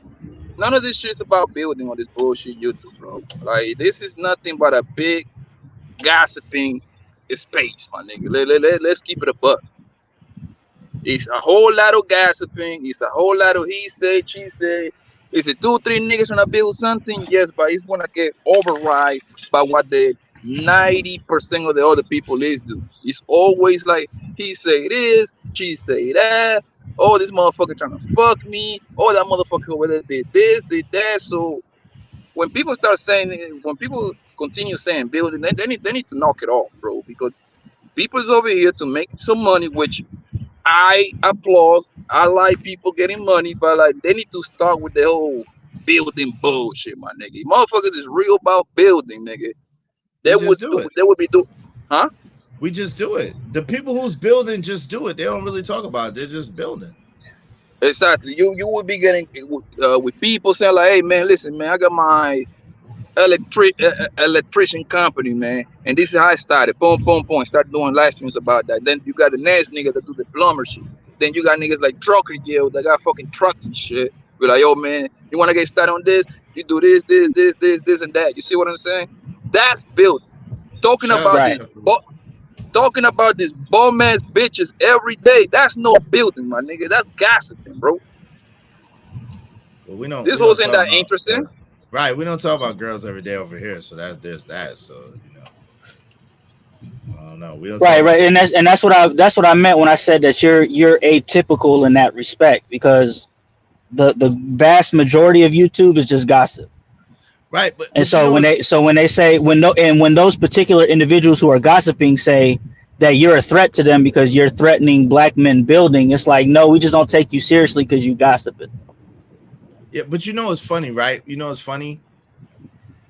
if you don't put the medicine in the message, as Anton said before, if you don't put the medicine in the message, if you don't put the message in the entertainment, then a lot of people won't show up. Like I've done streams where I was just like, I've done some of the most interesting streams, like on the fall of Rome, like on the fall. I did a whole stream on the fall of Rome and how it correlates to what we got going on right now. I've done streams on what you call it, bias, something bias that no one else talks about. I've done streams on that. I've done streams on just mad different concepts, ideas, and stuff that's just strictly intellectual. Nobody cares. Attribution bias. No one talks about attribution bias, but it's something that I'm talking about right now, but in a different way, right? Does streams about that and all that. But people don't care. Shicey Bum say, I'm her favorite gossip channel. Thank you. I appreciate you. Salute. Glad to help. Yeah, but like I said, man, like if people, like I said, the building thing is being thrown out there too much, right? You got to entertain people. You got to quote unquote be entertainer, right? So let's just call it that then. But that building shit, got to take that shit out of your motherfucker's name, man, bro. Building would be like financial. Had to fucking start a trade, a career. That's building. Talking about fucking Jada Pink, fucking August Alsina, that's no building. That's gossiping. Talking about these raggedy bald-headed hoes in these fucking chats and these channels, that's no building. That's gossiping. That's just what it is, bro. And 80% of that is gonna beat that. And listen, I'm fine with it because I'm over cool here. with it I'm too. entertained. Yes, exactly. Because listen, I be on my business. I be buying my car from the option. So this kind of made my day go a little bit fast and shit like that. So I engage into the whole gossiping. But when people, it's like when people start throwing the words, "Oh, build a community," or I know for a fact when a nigga say community 3 times, he capping. Because nigga, you don't fit no fucking community on a Wi-Fi connection, bro. That's not true though. What you talking about? No, you can, bro. No, don't somewhere. What you mean, though, Poppy? That's not true. Hold on, real quick. Let me read this and we go back and forth. Cause I don't have too much time, more time, but we go back and forth. Give me 1 second. Shout out to Calvin Cook. What up, y'all? Why everybody sound broken? We living in your mind, your choice era. Be all you can be. It is what it is. Shout out to you, Calvin Cook. What's going on? Thank you for coming through. Appreciate you always, man. Caramel Drip said, Ron Mack, that's the RV that almost ran me off the road a couple of weeks ago in ATL. He didn't have that he wasn't even in ATL a couple of weeks ago. So there's that. So it was another one. It wasn't his. This is 2024. He wasn't even in Atlanta then. He was in, what did you mean? Texas? Was he in Houston? He was in Houston a couple of weeks ago, right? Anyway, Scott Skiller said, dang, don't care is you have to find your audience. Yeah, it's all good. He said they do care. Oh, they do care. My fault. They do care. My bad. Y'all can hear me now? Yeah, we can hear you now. Tell Caramel Drip, this is 2024. It wasn't even made a couple weeks ago. Ooh, that's a flex. Do we have habitual line steppers in the chat? Yeah, we do. But hey, J. Jermaine, if you're gonna kick them out, put some money on the head, man. You know how we do. Gotta grease the wheel, man. Hey, but listen. So Bobby Blanco, man.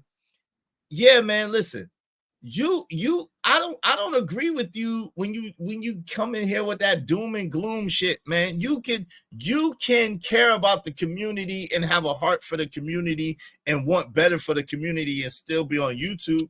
Like, come on, fam. That's not what I'm saying, buddy. What I'm saying was very simple. You cannot fix no community on a Wi-Fi connection. That's what I said. How can't you? How can't you? A community is made up of multiple individuals. And what is a Wi-Fi connection made up, or YouTube made up multiple individuals? So you can fix a community. You can fix the world off of Wi-Fi. What you mean? No, you can. Oh my God. Yes, you can. This is what I call it, Wi-Fi activism, bro. This is the lazy. What you wanted to. This is the laziest, the slowest activism you can ever find in life. Yo, like do that make sense to you, bro? Okay, you know how you really quote unquote help the community, my nigga. You take your ass outside of your house, go to your fucking city hall, whatever city you live at, right? And start fucking doing whatever needs to be done for your real community that you live at, bro. Why can't you do both? Yo, do you understand, Poppy Blanco? When that chick, when that dude got up on the internet on the Wi-Fi connection and said, "Yo, this black girl named Carly Russell was missing all of a sudden." Don't you understand? In less than 24 hours, they raised over $64,000. Don't you understand? By that dude getting on the Wi-Fi connection and blasting it out that nobody protects black women, that they had a search party for this chick. And Cheez-It Gate begins. Yo, there you can absolutely make it happen from a Wi-Fi connection. This is how we communicate nowadays.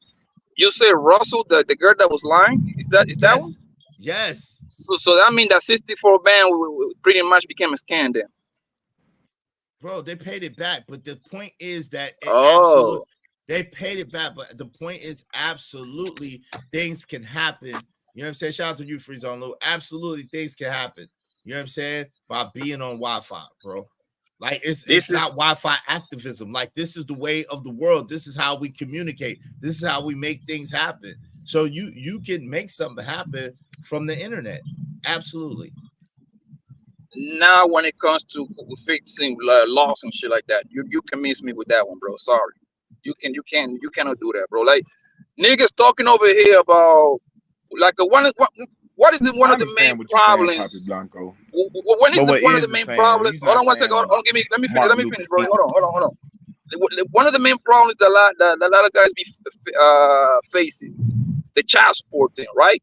How the fuck like 3, 4, 5 niggas talking about that shit gonna make it right, bro?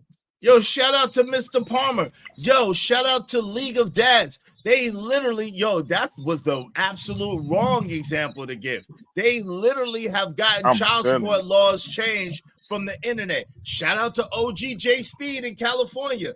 They literally got some child support laws changed, got some things moved around with child support, taught brothers how to maneuver the system with child support. All 3 of those brothers in different ways. So there's that. What's going on? Wind Chime in the building. How you doing?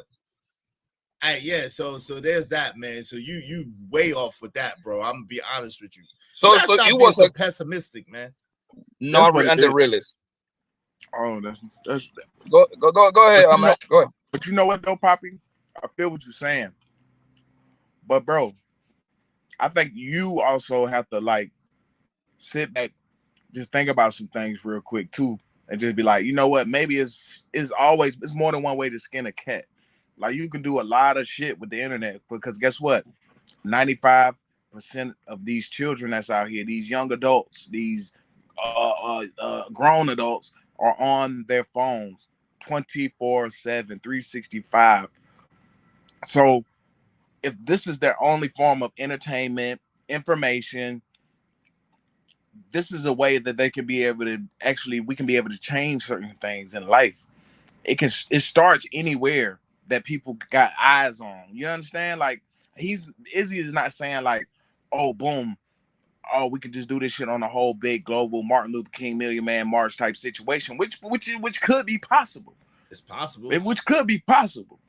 But also, it does take the steps of going outside, doing stuff hands-on. That's why you build a team of different warriors and people that have different positions, different.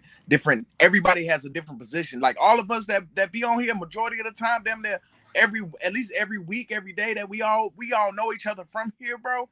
Like we can change a lot of shit and help each other and make all of us our community bigger. You dig what I'm saying? Hey, BMCC, baby. BMCC, bro. Hey, Free Zone, waving it back. All right, I got you. But you know what's crazy, Poppy? Hold on. You know what's crazy, Poppy? Poppy thinks then just talking online is fake, LOL. But you know what's crazy? What's the number one complaint that people always say? People don't go outside. So you talking about just go outside and be outside? That ain't gonna change nothing. Everybody's inside on their damn phone or on the computer. This is where all the people are at. Online, bro. Online. I'm not saying the internet. I'm not saying the internet is all bad, my nigga. Especially you. I'm not saying that because I spend I split my time in 3 different ways, right? Because I'm learning about I've been watching a whole lot of shit about real estate, right? Because that's something I want to tap in the next 2 years, right? So I'm pretty much educating myself and I ask questions and shit like that, right? So I watch a lot of real estate videos. Shout out to the man Carlos. He got a channel. It's pretty good actually, right? Then I watch a lot of stock market kind of videos too, right? Because that's something I'm putting a couple of dollars in there, right? However, that's not what's going on over here, bro. You see what I'm saying? Those people, Carlos, I forgot his fucking last name. He talk about real estate, nigga. That's building. You see what I'm saying? This other guy called me for 100K. That nigga talk about stocks. That's gold building right there. It's money. You see what I'm saying? But Over yo, here, I hear you. But the can I problem is, finish? yeah. And I want to say, yeah, you got it. What I'm talking over here, this is 80% entertainment. Fucking 90% entertainment, 10% truth, bro. That's just what it is, bro. That's not true over here, my space. But let me say this. Let me say this. The issue, see, we have a unique issue, and this is why sometimes people ostracize you, and I don't think they should, but I think that you need to be a little bit more sensitive to. I'm gonna mute you real quick, Freezer. I'm gonna let you there. I think that people shouldn't ostracize you, but I think you need to be a little bit more sensitive to the plight. What you don't understand, it seems like, is that we have a unique plight as Black people in America. We got a lot of other issues besides just go to work or go start a business and get money. In order for us to even get to community, we have to get to the point where we get along. We have to get to the point where we respect each other. We have to get to the point where we like each other, where we can operate with each other. So we got to put the first things first. Like, yo, getting money, we all know how to get money in one way or another.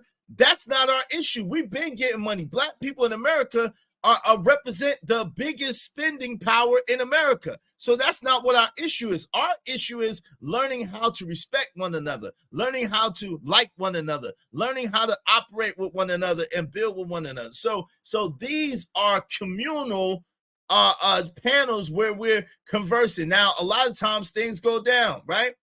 But we try to mitigate it. That's why I go out of my way. That's why I go out of my way. And people say most of the time I'm too nice because I'm trying to work with my brothers and my sisters, trying to get us to a place where we can be cool, trying to get us to a place where we can like operate in a good faith, right?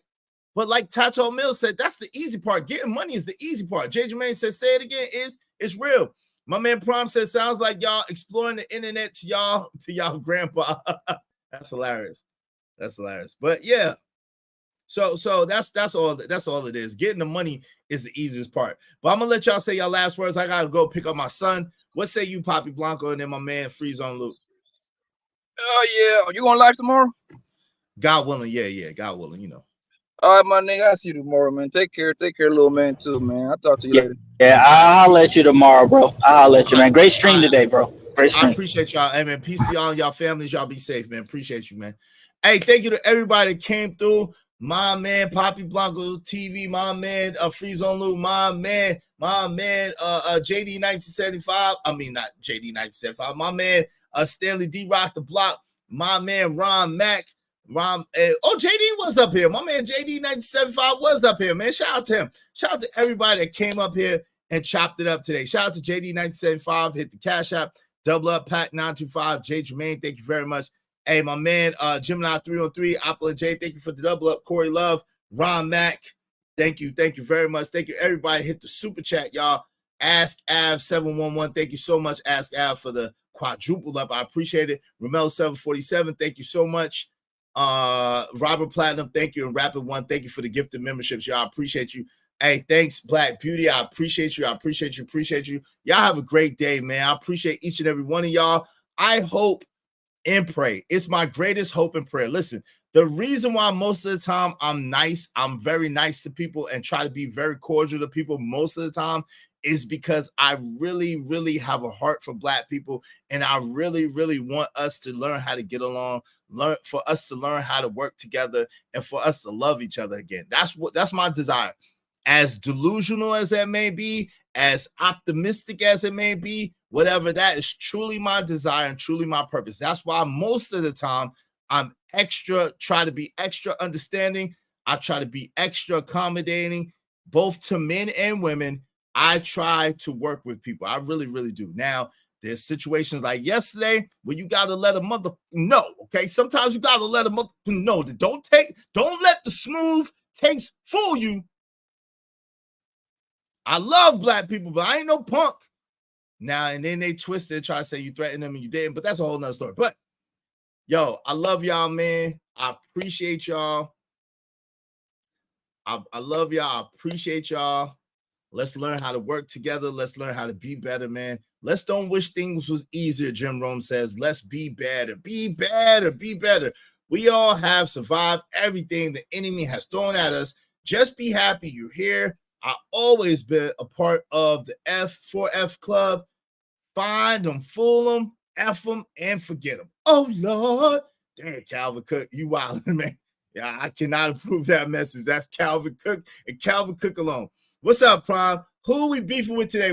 This not no beef channel. We're not beefing with nobody. Yo, relax, my G. Shout out to JJ, man. Yo, man, peace, love. Y'all be easy out there. Be good, be safe, man. God willing, I'll see y'all tomorrow, man. I'ma holler at y'all. We out, we out, we out, we out.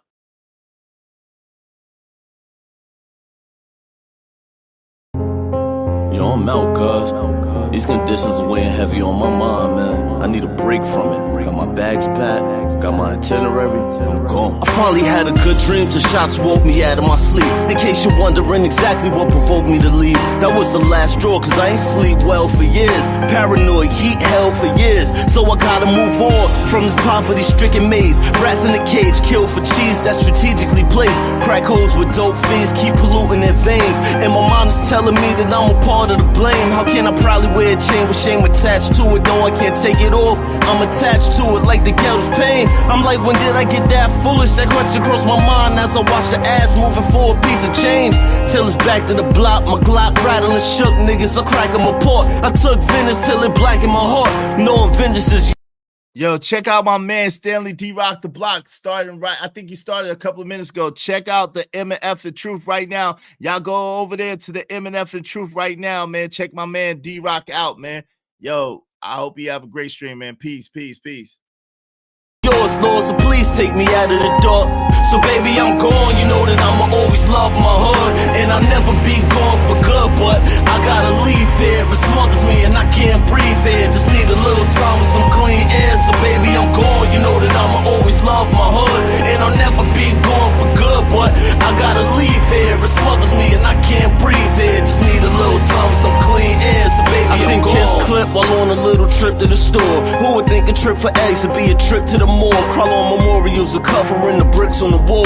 This is common when you're living with conditions of poor. With poor liquor, let it spill on the floor. The more niggas we lost, I'm gone, niggas. You're never gonna see me no more. I love you dearly, but the hood is like a lost effort. Nobody cared before, drastic got to go measures.